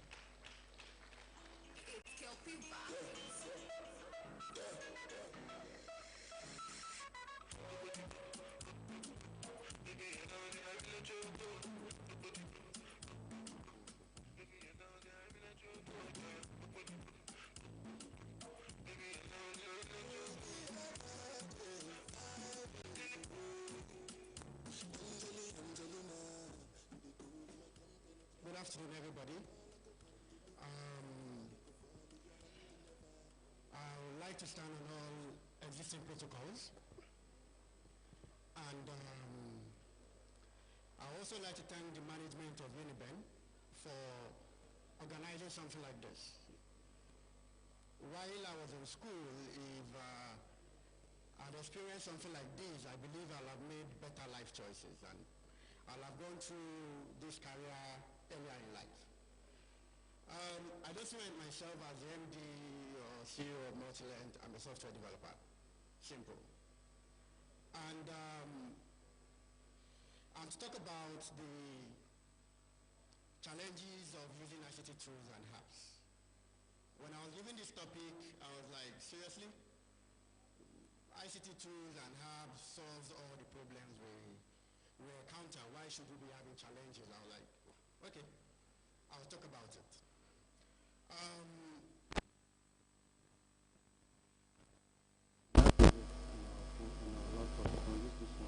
Okay. Okay. So, okay. Okay, to talk about challenges of using ICT tools and apps. Today, basically, I would like to tell us about what ICT is and highlight the challenges that the users of ICT tools and apps face, and also the people who design ICT tools and apps. I would like to highlight some of the challenges. So what's ICT? ICT means all devices, network components, applications, and systems that when combined together allow people to interact with the digital world. So what we are talking about here is your laptop, your mobile phone, internet devices, and applications, and also robots. If you bring all of this together, then you are going to have ICT. And the main aim of ICT is to make life easy for every one of us. Now, what are the challenges faced by ICT users? I'm a software developer, as I said. So some of the challenges that you as a user face are things like this: user privacy. Now, when you use ICT, that means you don't have privacy at all. And I believe every of us, we know this. Companies like Google, Facebook, and the likes of the rest, what they do is they use our data or whatever information about you, track information about you to generate cash flow, to sell, and also to create knowledge base. I'll give you an example. Now, some of us might have used reCAPTCHA. When you want to sign in or do something, it tells you type in some words like that when you want to log in on an application online. Now, what you don't know indirectly is you are actually transforming an hard copy book into the electronic format. What I'm trying to say is, those words they give to you is actually you, by the time you type in those words, they get the result from other multiple millions of people to actually now convert a scanned textbook into a PDF or a Word format or the likes of the rest.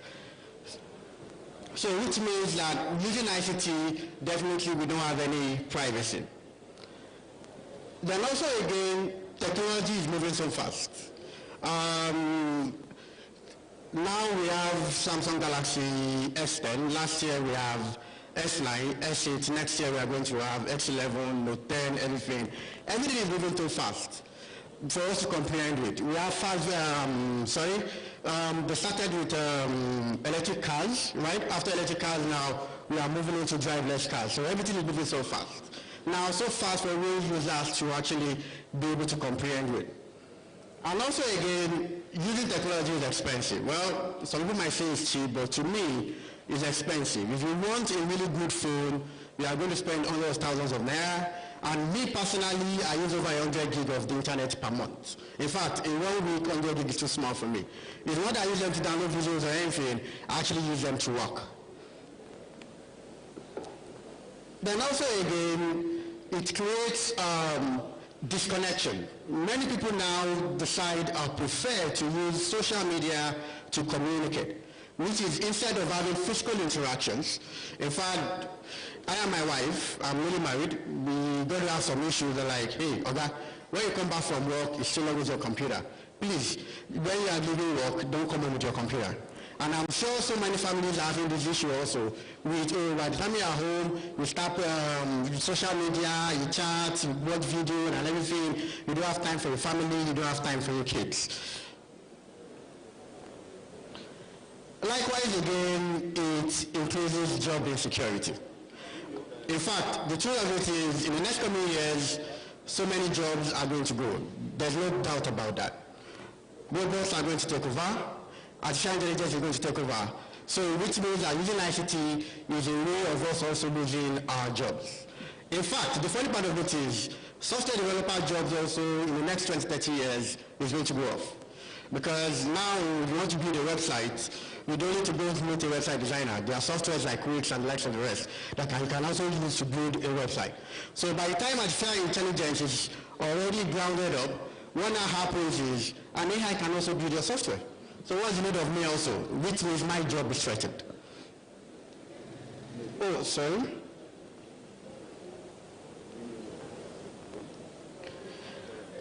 Then also, ICT makes people lazy. Yeah, before I started this job, my job requires me sitting down on the computer, typing. I don't have a lot of manual things to do. All I have to do is crack my head.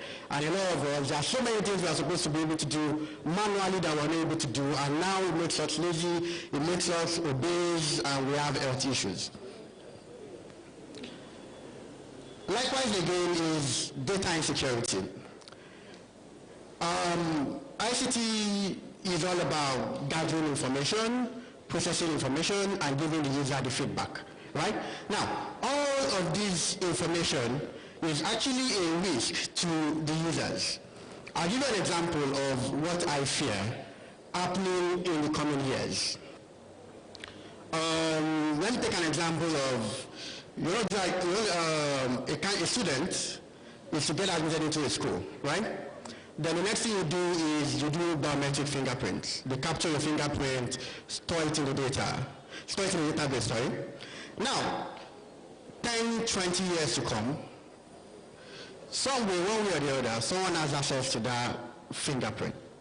Legally, illegally, for malicious reasons. So that means that we can start having issues of identity theft. We have it outside Nigeria, but right now it's not rampant in Nigeria. But the way we collect data in Nigeria, if we don't secure them properly, we are going to start having identity theft in the next coming years. Now, what are the challenges faced by ICT designers?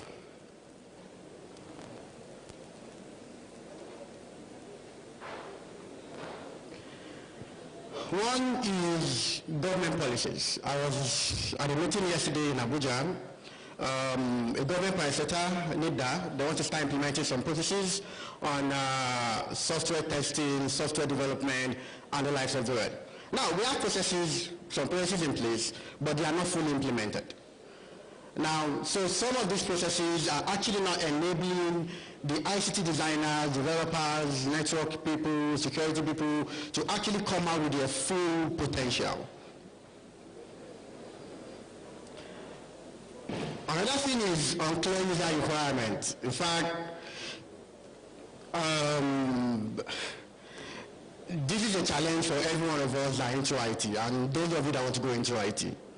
Your user comes in today and tells you, I want A. By the time it's in 3 weeks, it's going to be A1, A2, A3, A4, A5. And the application design keeps changing and changing and changing. Another thing again is fund. Well, some people say, what's in building a system, a software rather, just sit down, your laptop, crack your head. But the funny part of it is now, one person can't do everything. Systems now are large, and you have to integrate with a lot of other systems. So you need to get people on the team, you need to market, you need to do a lot of things, so you need funds. And likewise again, we have fast-changing technologies, which is, this is a career where you can become obsolete in 1 year.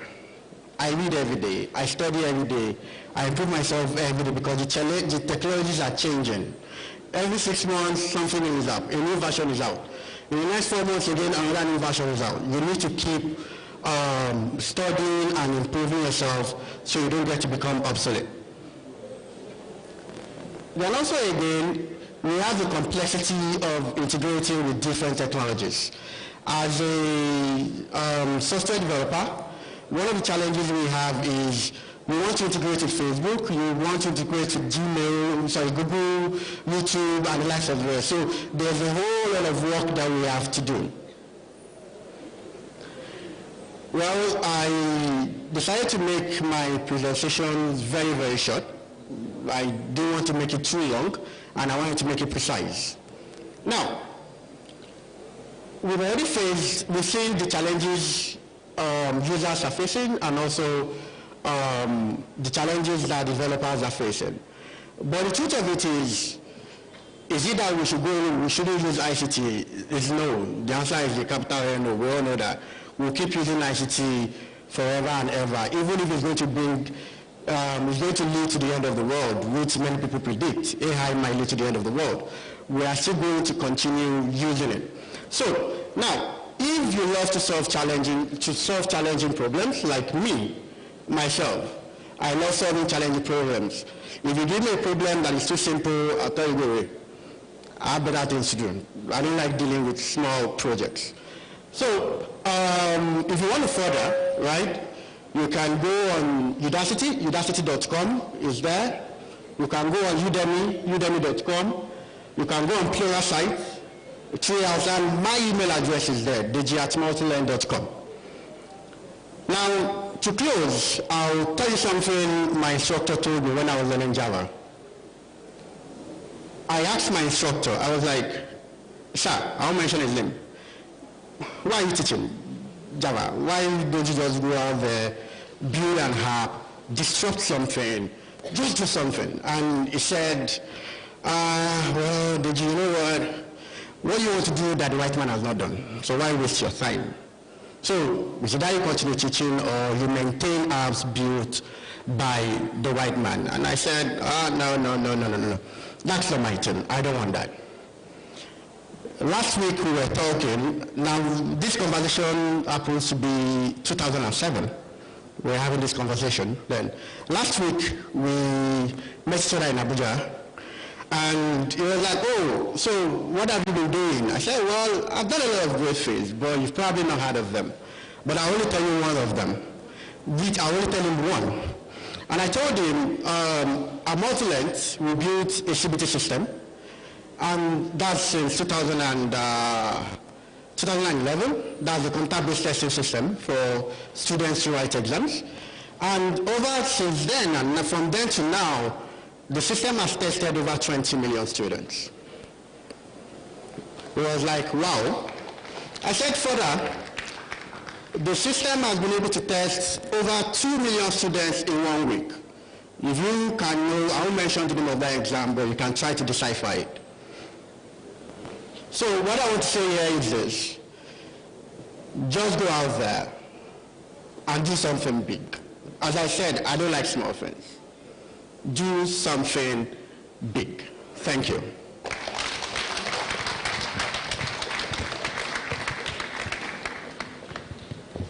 Thank you very much. Well, he likes to do something big, but he is also very big. Please, a round of applause for him. Thank you very much. All right, ladies and gentlemen, we'll now move to the next segment. We would like to call on the winners for the app contest. The app, these ones developed an app. And the second runner-up, we have two persons in that category. We have Enose Unko, who happens to be the, you see, a mother's love is very unique. The mother left all she was doing in the office and had to come to celebrate with the son today. She's Mrs. Uko, one of us, the Deputy Registrar of the University of Benin. The son is the winner, the second runner-up for the app contest. Please join me, welcome to this other side, Mr. Enose Uko, for his award. And to present that certificate to him is the Director ICT CRPU, Professor Frederick Kaisen. In company of the mom, please come and join.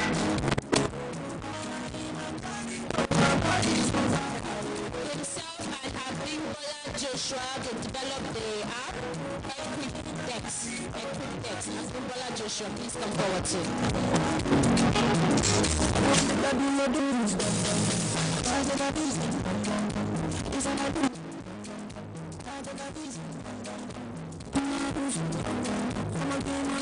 Just like you all have said, mother's love. Mother is pleased, and she also wants to say something. Well, mother, you're going to pay. Sure, not Naira, but super dollars, Nigerian dollars. Because as we are doing this event, your brother-in-law in UK, US, they are seeing you. Great, congratulations. Thank you very much, ladies and gentlemen. What I'm saying here is a testimony to the fact that this event or this competition is highly objective. I'm here as the mother of Enose, but I want to assure you that I never knew anything like this was going on. I'm used to him, taking part in competitions because he has passion for arts and he has passion for anything ICT.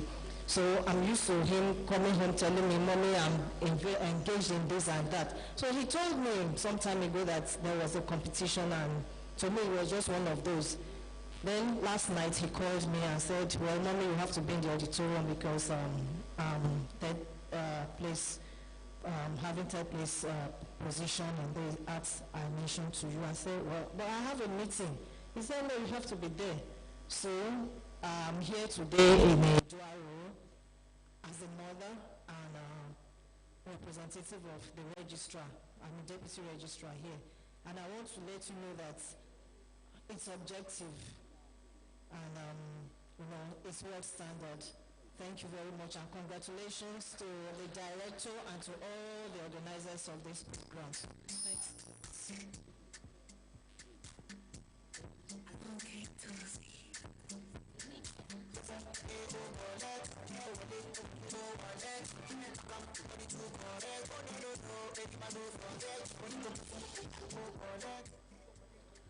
All work cannot pay, so that's why we're having our music.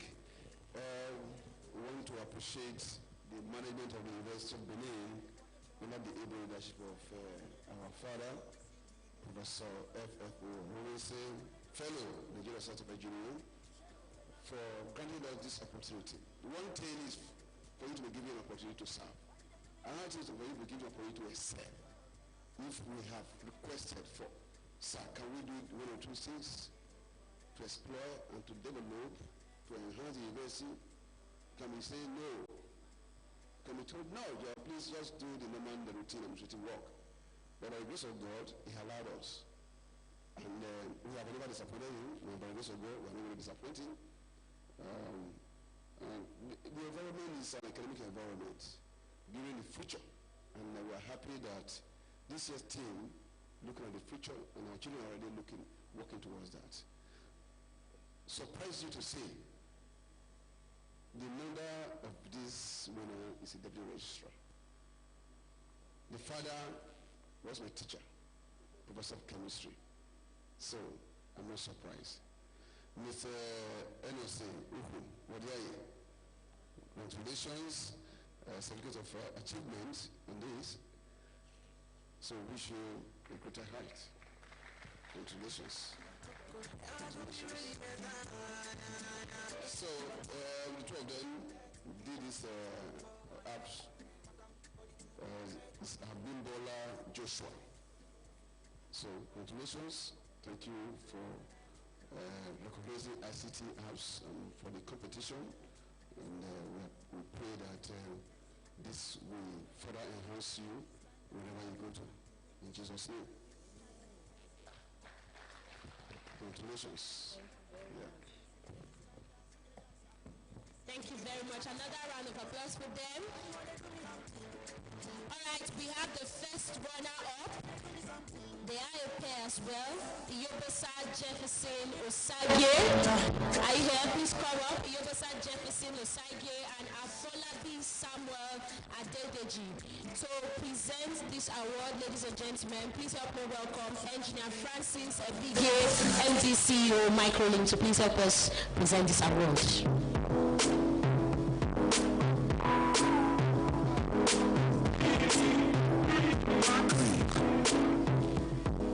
On behalf of University of Benin, I start on the existing protocol to present this award to the young bossa, Chief Jafferson. That's why I have a no round for.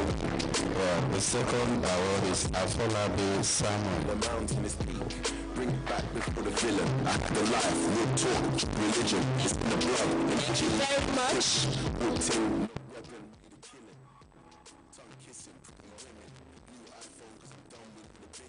It's for the both of you, so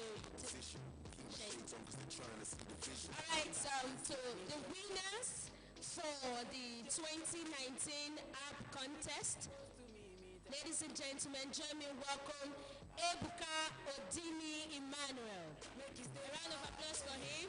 And Ike Obina. They developed the e-justice app. And to present this award is a very wonderful woman, a supporter of ICT. She single-handedly provided the prizes for the winners of this year's ICT contest. Ladies and gentlemen, help me welcome the head of unit, ICT Distance Learning, Dr. Mrs. Dorothy Ofron Ebiomare. A round of applause for her, please. She told me bad man, she is the sole sponsor of the app contest. A round of applause for her. Thank you very much, ma'am. God bless and continue to replenish your pockets. They better get used to the flex. African man, you see the jewel in my neck. Black James Bond, that's the new silhouette. You see me in the street and I was moving. Good afternoon, everyone. Please permit me to stand on the existing protocol. I present to you today on behalf of management and staff of ICT and CRPU as the first place winner of Uniben App Contest. You, Mr. Ebuka Odin. Congratulations. Congrats. Make it stay far away. Just give me love for the night, give me love for the night, yeah, we still time. And also to you, Mr. Ike Obina, as co-first place winner. Congratulations.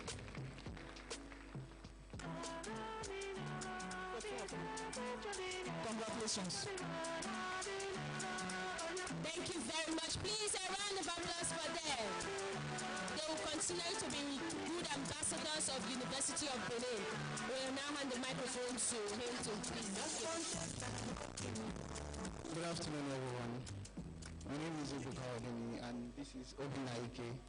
We built an application to help counter injustice by law enforcement agencies. So it's just a simple application. It takes the audio recording of these officers, saves them on the server, and then checks them for wrong inputs of statements, wrong statements by these officers or officers that are not doing what they're supposed to do. So this will help to counter bribery and collecting of money from people harassing young people like us. Thank you very much. Thank you very much. Ladies and gentlemen, we are gradually coming to a close. Just before then, please, a lot of persons have sat down to brainstorm to ensure that today is a success. Please, all members of the organizing committee, ICT Day 2019, please, your attention is needed here now. Please, wherever you are, just rush down. Please, the next lecture will be delivered by one of our own. Is Mr. Director ICTU. He is the web unit of the ICT CRPU unit of the University of Benin. He will be talking on software development. But just before then, members of the organizing committee, please, led by the chairperson for the 2019 committee, Mrs. Osasume Ehizoji.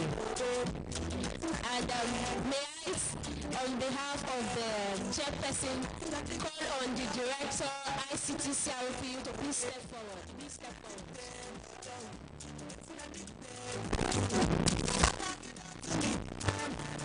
He is Professor Patrick Ekaisa, the convener of this great event. A round of applause for him, please.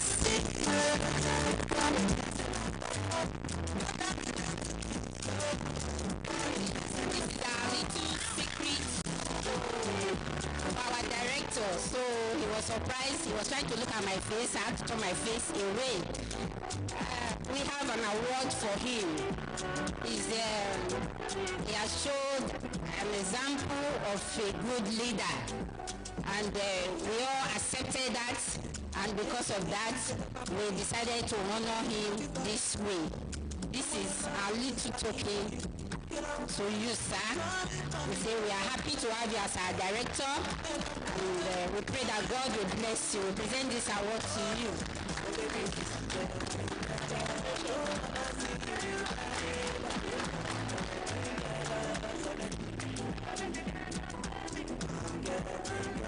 Thank you very much.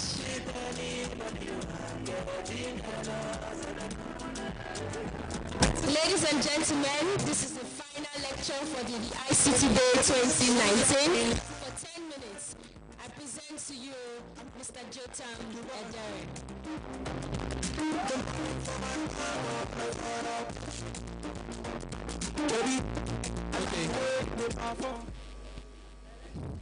The Vice Chancellor, Director ICT, Director CDL, all protocols observed. I don't know how I'm going to use 10 minutes to talk about software development. It's very broad. When they asked me to talk about this, I said, how, which area, which aspect am I talking about? So I chose to talk about the tools and skills. Why do we need to talk about this? Because, like we have heard all the lectures so far, technology is taking over. It's taking over jobs, it's taking over the streets, it's taking over our homes. The question is, how does technology take over? It has to do with the software that drives your machines, the software that drives your computers, your phones, your wristwatches, very soon your cars. So, people have to prepare, write, design, test, maintain these softwares. So that's why we're talking about software today. It is the interface between the user and the computer. Okay, it is just, it's like you want to use a computer to carry out a specific task. Without a computer, you can't do that. And now when you have a computer, you need software to make use of, so that you can type letters, you can do Excel, you can do banking, and whatever you want to do. So why do we need to do that? We need to tell the computer what to do. Computer on its own is not smart. The computer cannot do anything without you telling it what to do. So you, the software developer, your job is to command the computer, instruct the computer, tell it what to do that will satisfy the user.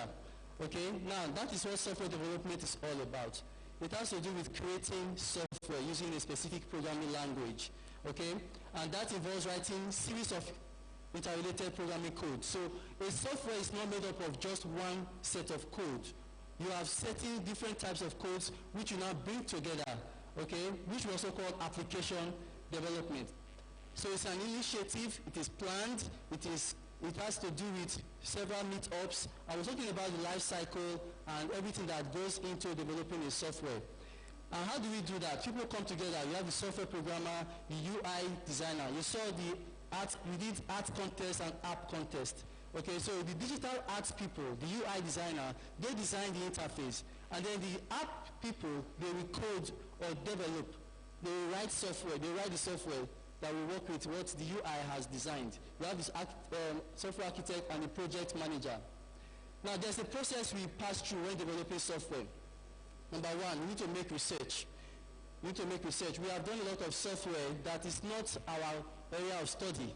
Okay, so if you are doing an accounting package, for example, you need to go and find out how accountants do their job. Those who do banking software, they deal with banking and finance. They have to go and learn how the banking work, what's going on in the banking industry before you can develop a software. So a lot of time goes into initial research, and then you create flowcharts, a data flowchart, process flowchart. You can use Visio or Bizaji to do that. With that diagrammatic representation, you can determine how data is going to flow from the point of logging in to when you are requesting for your money. Or if it is Jumia, when you want to select items for sale, want to buy, how you're going to get that item either on site or you're paying online or you're paying on delivery. All of this is a process, and you have to have a diagram of it. If you don't have a diagram, your software is doomed to fail. Okay, the next step is making technical documentation. So you have to write the steps, what you are doing. We will talk about requirements gathering later on. And then you have to debug. Okay, now this is what a diagram that just shows us the process of software development. You notice that it starts with planning. If you don't plan your software correctly, it will not work. And you see that it's a GR. If you kickstart that GR, every other GR starts working. Okay, from planning, you design.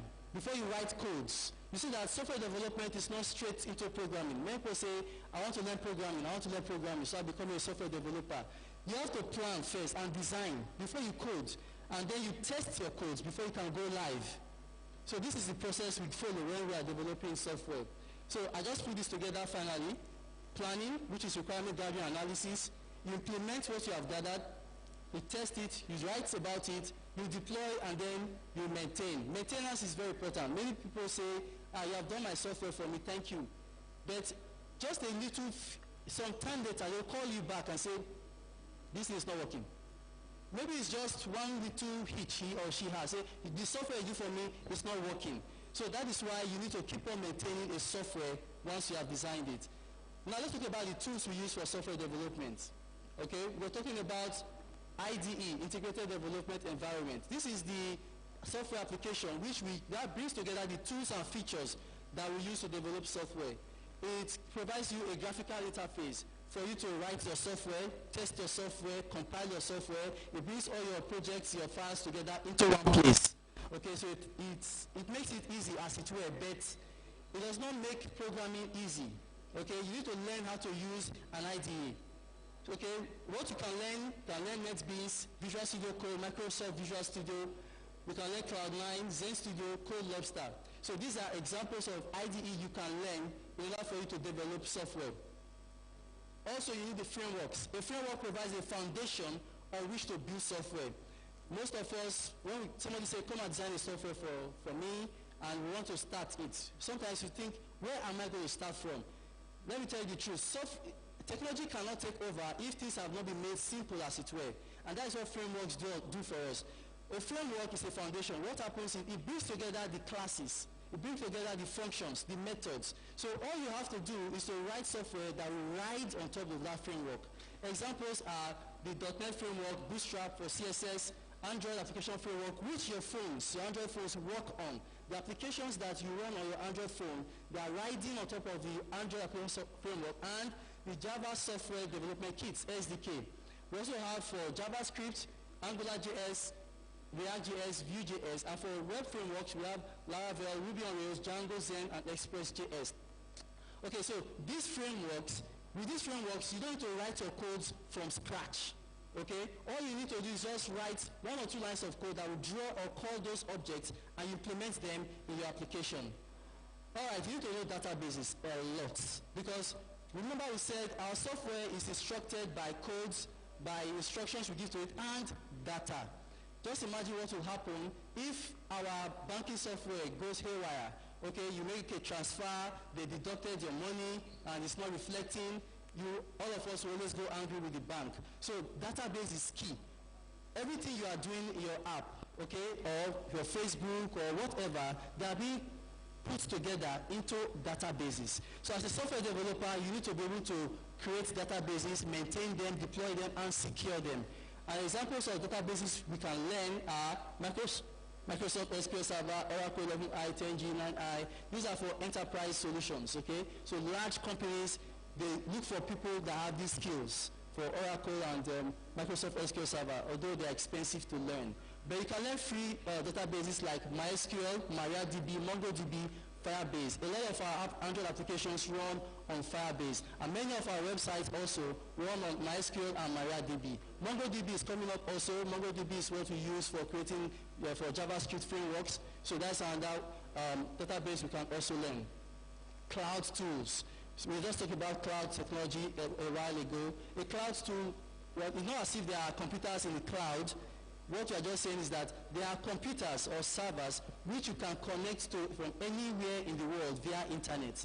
And that we use cloud tools to do such connectivity. Examples of that is Azure. Azure is for Microsoft, it's a Microsoft platform, and you can host any Microsoft document on Azure or Microsoft.NET applications on Azure. Another popular cloud tool is Google Cloud. Like for example, the e-justice app people that won the first prize, they implemented from Google Cloud Platform is the speech-to-text converter. Okay, and so on your phone, there's when you put on your phone and you're on internet, you say, hey Google, and then you can command your phone. I'm looking for news, Nigerian news. Okay, news on so and so. And automatically it will bring up the news for you. Let's make use of Google Cloud Platform. Developers make use of that a lot. We have Amazon Web Services, DigitalOcean. Another cool cloud service is Alibaba. Alibaba is very cool and it's cheap to use also. Okay, source control. When you are designing, you have codes, you need to maintain those codes. So for example, when we design software, after 1 week, 2 weeks, 3 weeks, 1 month, you notice that the initial codes you designed is not the same as what you now have. You see, so you need a way to control your version. So we have a versioning control system, which is our source control. So we have CVS, JIT. Now, GitHub is very popular. GitHub is very popular. When you have codes, upload them on GitHub. On GitHub also, people can access your codes because they can now be able to learn from you. Okay, GitLab is the enterprise version of GitHub. You need to pay to make use of GitLab. Bitbucket is another popular one. SVN, CloudForge, Mercurial also another popular versioning system for source control. Our codes are very, very important to us, so we need to be able to access them. Just imagine what happens when your system crashes and you have to maintain the software. So you need a place to call back your codes, and that is what versioning systems like these tools enable us to do. Okay, let's talk about the skills that we need to develop software. Okay. Now, first of all, you need to be able to code. It's very important, very relevant. You should know how to code, how to write programming. So you should know a programming language at least. But most software developers know more than one programming language. Start with one and build, okay? So you can learn Java. Java is very difficult to learn, but if you have the brain, okay, why not if not? But you can go for Python. Python is very, very easy to learn, but sometimes difficult to implement. So many people want to learn Python, and Python, the implementation is vast. You can use it for data science, for big data, for artificial intelligence, for machine learning, for web, for the internet, for Internet of Things, Internet of Everything. It's wide. Okay, so Python is very good to learn. easy to learn. C# and .NET, they are very good tools also. You can use it to develop for desktop applications, mobile applications, web applications also. And they are not as difficult to learn, and there are online communities from which you can learn. Ruby also is another language you can learn. JavaScript. I will advise you, if you want to start with JavaScript. With JavaScript, you can never go wrong. People are looking for JavaScript programmers. They are well paid, highly paid. Most companies use JavaScript. You have Facebook, Google, Andela, all of that. They want JavaScript programmers. So, and it's easy to learn, and there are so many people using it that you can learn from. Also, C and C++, if you want to be a systems engineer, you want to program for a system, you can learn that. Take note, there's no one best language. Many people ask us, please, which is the best language for me to learn? There's no one best language, okay? And nobody, because he has a one language, is more cooler than the others, okay? All languages are important, but there is a suitable language for every task. I don't know if you get that point. There's a suitable language for every task. So that's why software developers ending up knowing more than one languages. Okay, next thing you need to know is to develop software to meet users' needs. And that means you need to do requirements gathering. You need to be able to analyze the user. It says develop a software for me. You should be able to analyze. We'll talk about this more and more. You need to be able to think. You need to put yourself in the user's shoes. Ask yourself, what is he looking for? What does he want? And solve his problem. So you need to design for him. He will look at it, and then you need to test it. When you develop a software for a client, he needs to see it working. If it's not working, they will not be happy with you. So develop software to meet users' needs. Now you need to know object-oriented design also. The software engineer that reviewed this for me said this is too technical to talk about, but it's important for you to know because many programmers may not know about this. You need to be able to abstraction. You need to be able to hide complex things internally and just give out the things that are simple to use. For example, imagine a human system. Our human system is very complex. There are so many systems running inside a human. But we select what we express. Okay, sometimes your mood is bad, but you don't want people to know. You just express the mood that is suitable for the occasion. And that is what abstraction is all about.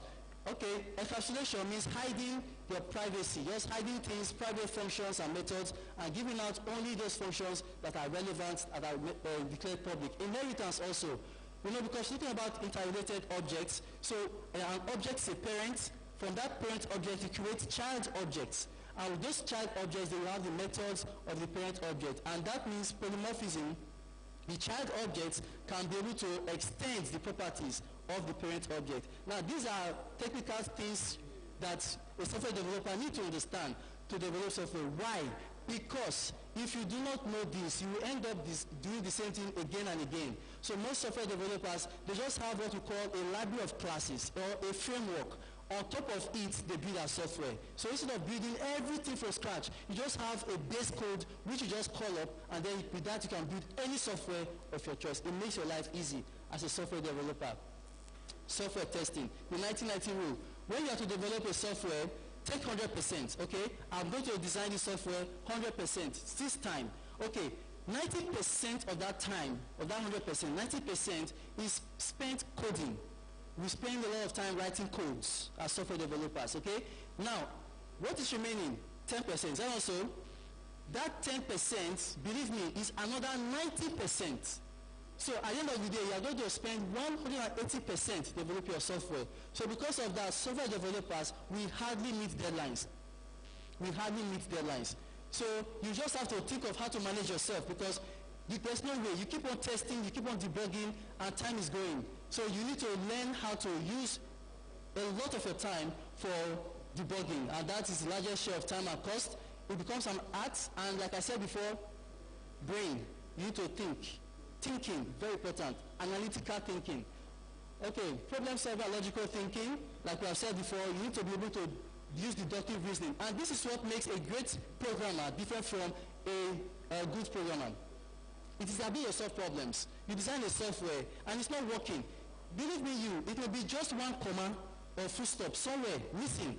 You need to be able to look through your codes to solve that problem. So for us to do that, you need to be patient with yourself, Be patient with your computer is really very frustrating. Many software developers know that. When you are looking for errors to your software, it's very frustrating. Be patient with your computer, be patient with your software, be patient with people around you. Sometimes you can vent out your frustration on people around you, even your family members. Okay, now finally, or not finally, you need to be able to write, you need to be able to speak. Yes, because you need to interact with co-workers and clients. You should be able to explain technical things to a layperson because your clients may not even know what you are talking about. So you need to be able to break it down for you to understand. Why not underrating him? He is a specialist in his own field. You are a software developer, that's your field. You don't need to look down on him. Just explain what you are doing in a way he can understand. To do that, we usually look up to people who are already in the field, who know how to talk to clients, because you usually talk to people a lot. So there's a mentor that can help you to do that. Teamwork, you need to work with a team. Learn to work with people as a software developer. If you cannot work with people, you may not succeed as a software developer. So respect people, listen to people, empathize with people, put yourself in their shoes, what they are passing through. Otherwise, you can't understand when they tell you, your software is not working, sir. It's not working. I didn't know what you did for me. And you will, I didn't know how many nights I spent designing this software. You need to understand the angle he's talking from. Empathize with him. Tell him sorry. I'll do what he wants so that he'll be happy. Accept criticisms. Very important. Very, very important. Don't go angry if they tell you what you did is not good. Accept it. Learn. Get better. Okay. The name of software today, she's the reviewer for my work. She's a software engineer. She's a former technical team lead at Andela. She's with a Canadian-based marketing technology. She works globally with engineering teams and different parts of the world. I put a picture here because I want to encourage the female in this audience that don't leave it for the guys. You are smart and even smarter than the men. Yes, thank you. Please, another round of applause for him. Mr. Jota, I hope you will not veer into lecturing very soon because you did a very good job. Thank you very much. Please, a round of applause for him. We will not release him. Yes, sir. Thank you. Mr. Jotam, you will now, on behalf of the ICT committee, present the awards to other speakers for the 2019 ICT Day. First, I will pick. All right, we want to quickly recognize the presence of the Director Physical Planning, Architect Ihisemoje. You are welcome, sir. I see the head of statistics in registry department. You are welcome, sir. Thank you for coming. And also, first to be recognized today, I want to call on Mrs. Ugoeze Adike from Danik Ventures. A round of applause for her. We are grateful. We thank you for the time and coming to share your wealth of experience with us here in the University of Benin. This way, please. Mr. Jotam, please come and do the presentation. This is just a token to show how grateful we are. Thank you very much. Continue to do us proud as women.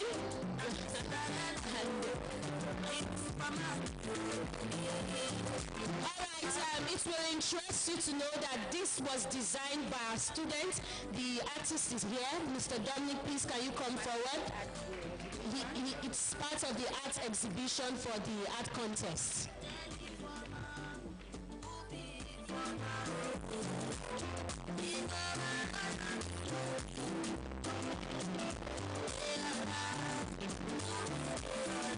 The artist of this work.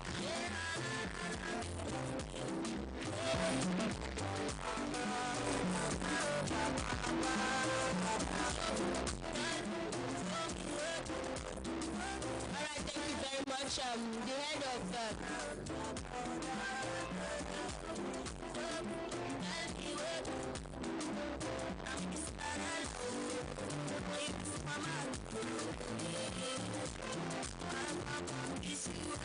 would like to specially recognize the presence of Professor Oku, the father of one of the winners of the art contest. You're welcome, sir. Thank you for coming. We will now call on Mrs. Oyebuke, the head ICT, to head ICT Center to please present the award to the next person. He is Engineer Francis Bige, the MD CEO Microlink. Please come forward, sir. The artist, the one who designed this one is Olajide. Please, can you come forward? He's also as part of the art exhibition for the 2019 art contest. The artist, please, Olajide, are you here?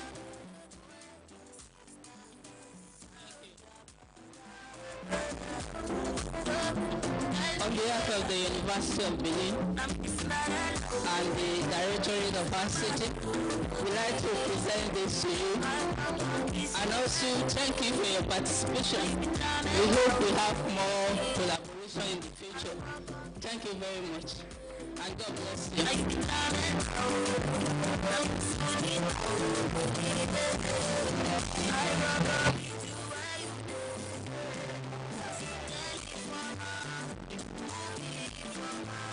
Ladies and gentlemen, to present the next item to the lecturer, it's Mrs. Iyare. Mrs. Iyare, please come and step forward. Pastor Mrs. Iyare, please help us. And this little kind gesture, this gift will be given to the fourth lecturer, Mr. Deji Olano, MD CEO Multi-Lens.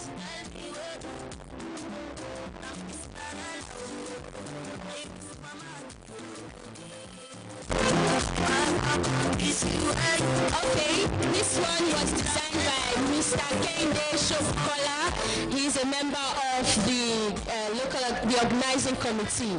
Mr. Kende, a round of applause for him. He is the artist. All right.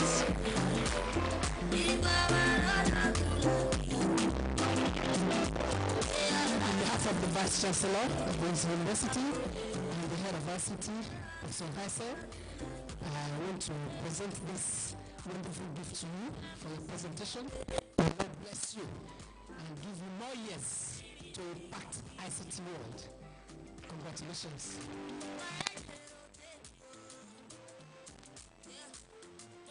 Thank you very much, ma. God bless you. More anointing, ma. Thank you. All right, to help us present the next one, it's Mr. Desmond Idehen. Please come forward. And we'll be giving that to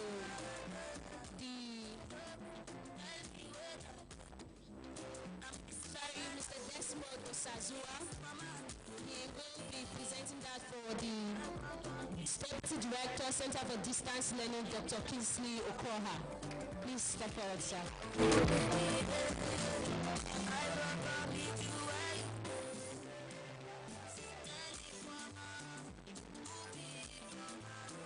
Thank you very much. On behalf of the University of Benin, on behalf of the Director ICT CRPU Uniben, Professor Frederick Heise, I'm privileged to present this gift item to one of the lecturers of this occasion. I want to say the Lord will continue to strengthen you as you go to places in Jesus' name. Please accept this as a token of our love to you. Thank you very much. God bless you, sir. Thank you very much. Please a round of applause for them. Please, the Deputy Director ICT Uniben, Mr. Kende, your attention is needed here quickly, please.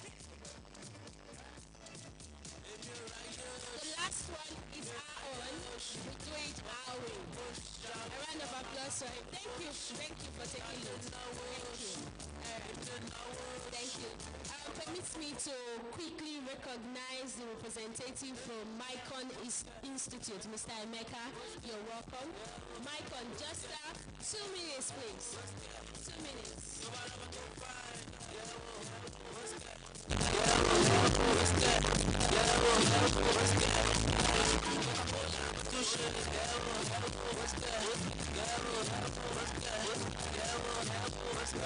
Good afternoon, everybody. Standing on existing protocols. Yes, I actually appreciate the last speaker that taught us much on ICT. Yes, we have spoken more of so many programs that you need to learn. The next question now is, where can I go and get this training? I'm here to tell you now that the best place you can come for this training is Micron Institute.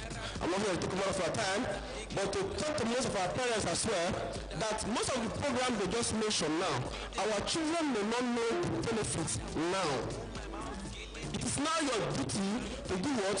Push them to go and do this program. Because a time will come when they will begin to say, I wish I have done this program. But if you have pushed them to do it, they will do what? Appreciate it. So Micron Institute, located at number 34 Band Road, GRA Benin City, is a place where you come and get this practical training in all ICT programs. The truth is that what you study in school is not a barrier, or it's not the excuse. No matter what you study in school, when you come, we meet one-on-one with our counselors. They will give you a program you will do. And when you are through with the program, you will begin to see the benefits of ICT. You see, most interviews you go now, nobody is there to ask you what is mechanical engineer, or what is marketing, or what is professional supply. No. What they want to find out is your competencies. What you have in your, what have you achieved?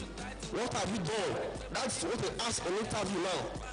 Any company, especially multinational company that you go for interview, they are not there to ask you, you study mechanical engineer, what is mechanical engineer? No, nobody is asking you that.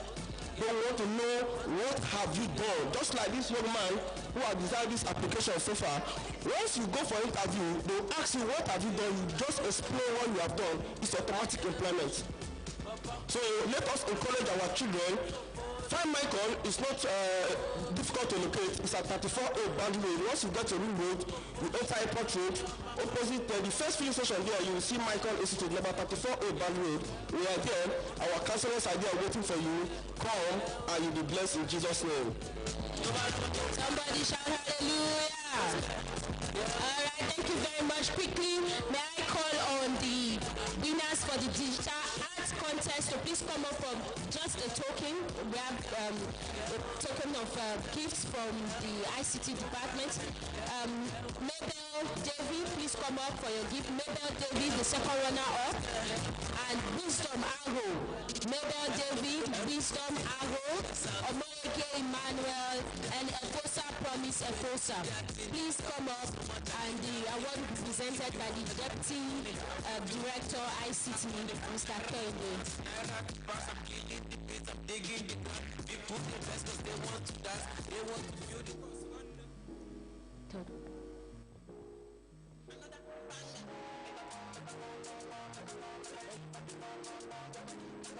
On behalf of the Director of ICT CRPU, Professor Frederick Osaro Ekaise, and the entire staff of CRPU ICT, we present to you this gift for coming third in the contest. Congratulations.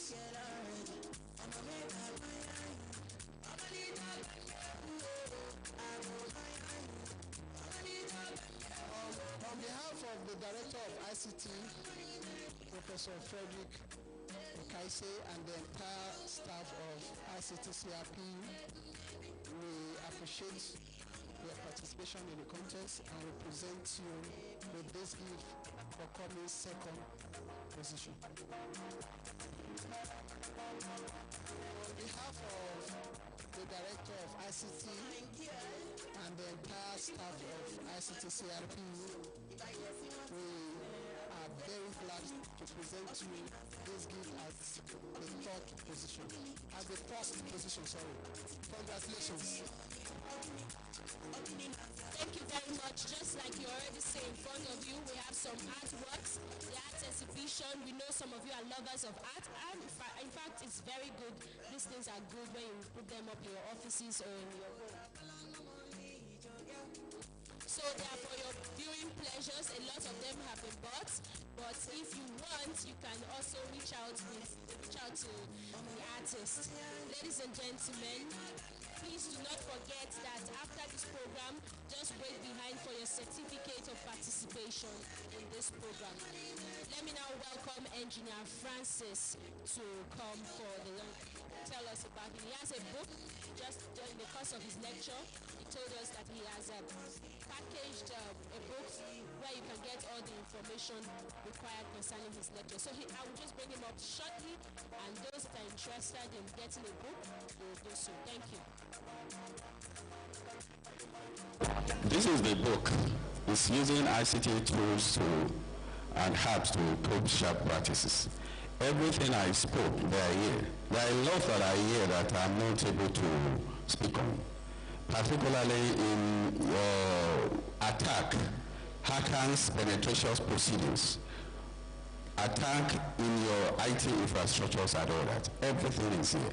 Now, in your enterprise solutions, what you require to get total security, compliance, threat intelligence, and reporting, they are all here. When you get this book, all you need is just go through, check on the experiment section. You will find solution to challenges to your problem. Whatever enterprise problem you are having on personal, mobile phone, and all that. Actually, this book is to be sold at the rate of 10,000. But here, now, anybody that wants to get it can get it at the rate of 8,000.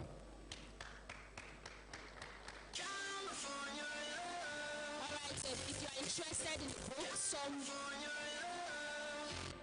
So on behalf of ICT University of Benin, we have launched this book with the price of 4 copies to enhance our ICT CRPU right level. And we do also recommend it to University of Benin staff and students to enhance your ICT technology. Thank you. Thank you very much.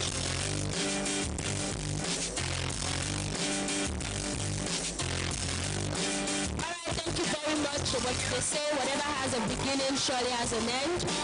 It is on that note that I now call on all members of the organizing committee to please come up stage. The chairman of the 2019 Benin ICT Day is no other person than Mrs. Osasune Ahizoje. A round of applause for her. We have OS Otaru Eliha. We have T. Igabo. Please, as I call you, please come up. D.O. Eliha. We have C. Mokogo, J.A. Abonaye, M. Bello Osage, O.J. Okwaya, E.O. Onawojo, S. Inegbodion, E. Okonkwo, K.H. Shobunkola, O. Omodion, E.J. Taiwo, A. Ogedegbe, N. Abraham, U.S. Okologume, S. Botakbare, and my humble self, E.C. Eriamiato.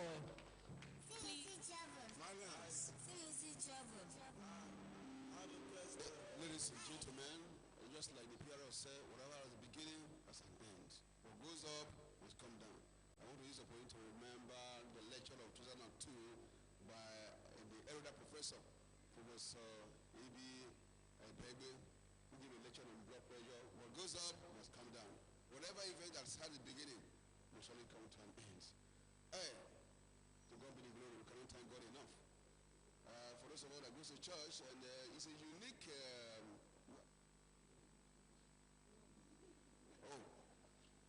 I will not say it. Where it's unique, where's our friend Robert? Web unit this your day. Good.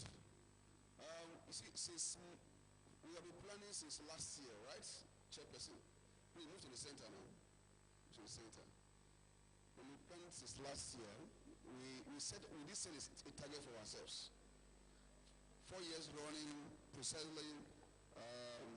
We came on board 2015, and we had a mandate to key into the Virtual Solar Initiative, which is referred to as VCI. VCI. So, an initiative is to see how we can enhance the environment of University of Benin, whatever what shall be given. And we're fortunate to have that apps. the ICT tools and apps. And by the grace of God, we have been able to develop a number of apps indigenously deployed here, and it will also be used to enhance the university examination internally and externally. In 2016, like I said in my opening remarks, we had the first 2016, 2017, 2018, and now 2019. 2016-17 were planned by organizing committee. Then we fed the need of having a unit, which refers to as ICT linkage and documentation. So since inception, they have been responsible for the organization of every ICT day under the leadership of Mrs. J.O. Ezoje and her members, and they have never failed us. So since yesterday, we have been having a beautiful event. Yesterday we had a pre-event of the F contest. Those guys you have been seeing, the ladies and the men taking one prize or the other, we organized. We went to a common campus here to organize the tests. One thing that beat the imagination is such that I was not too happy. Well, it's not a surprise. One would have expected newer persons that are entering into the app contest will be people from computer sciences, mathematical model, electrical electronics engineering, computer science, computer engineering. But it's a surprise to know that some of these people, the genius people, were from arts. So what are we trying to do? We started trying to form a kind of a synergy, because today my professor is here, like I told you before. This is my professor. He taught me some years back. He said, well, because he's a free man. Now, research has gone beyond the point of I. Those days when you're a professor, you see all the number of publications I've done is I. But these days now a collaborative effort. The two dynamics who can move the world. If Mr. Isoje was alone, this event would have not hold. I want to refer one mama in my unit. When I will say two good heads, I will say two heads are better. I will say no, director, no. Two good heads are better than one. Two good heads. Sometimes you have two heads that are no good, but two good heads. So I want to appreciate my mom. He's the head of ICT Training Center. So what can I do without these people? If I say ICT director, I cannot move because my brain cannot do it alone. So we have been every day we meet. 4 months to this day, we're meeting every day 9 o'clock. And that have given us the source of today. So what can I do? Is to appreciate all these beautiful brains behind this program. So I say a beautiful thank you to all of you, and I will hope by the grace of God next year will be better than this year, just as we have been improving. And for that, management have been very, very beautiful with us. We're very happy with us because we have used what we have to enhance us. So, Madam Chairperson, ladies and gentlemen, I want to appreciate you for what you have done, for making this day a great day, and for making Uniben proud. Not just best, not just good, but the best. ICT Day in University, we are the originator. Every other people pick for us. So let me also tap to Oyo State, the Pace Center. Uniben it is, ICT Center. Congratulations. MOD.NG, nothing but the baddest hits.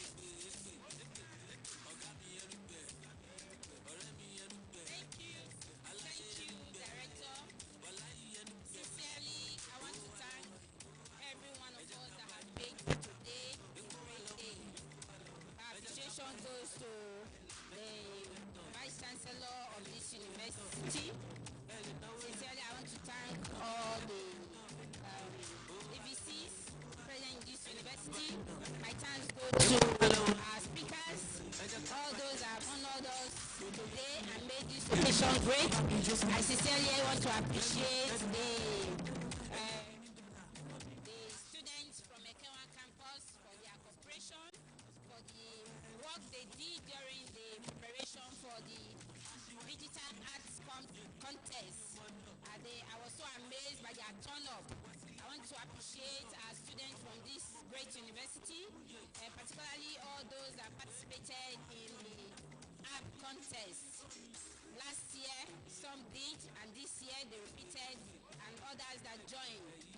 want to appreciate you. You are the reason why we are here. You are the reason why this day is great. And I pray that the good Lord will reward each and every one of us and all that we have put into this great occasion today in Jesus' name. Thank you very much. Please wait. Members of the Art Galleries and the Promoters Association of Nigeria want to take a group photograph with us. Thereafter, we'll move forward and then take a bow.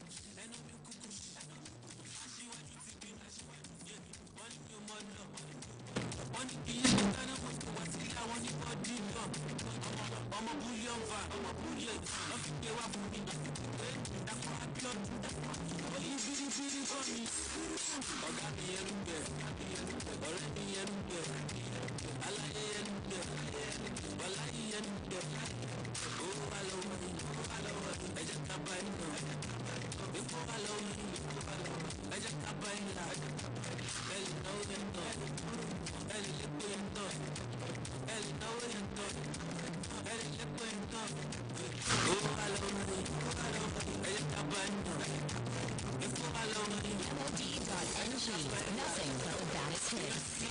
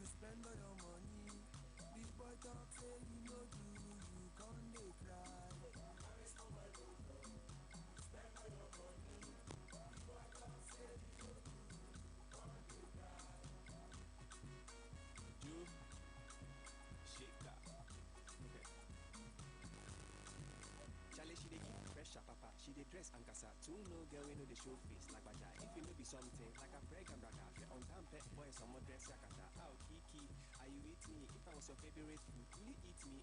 Because of you, I am no more a player. I'm a giant back PSG C44. We are meet for club.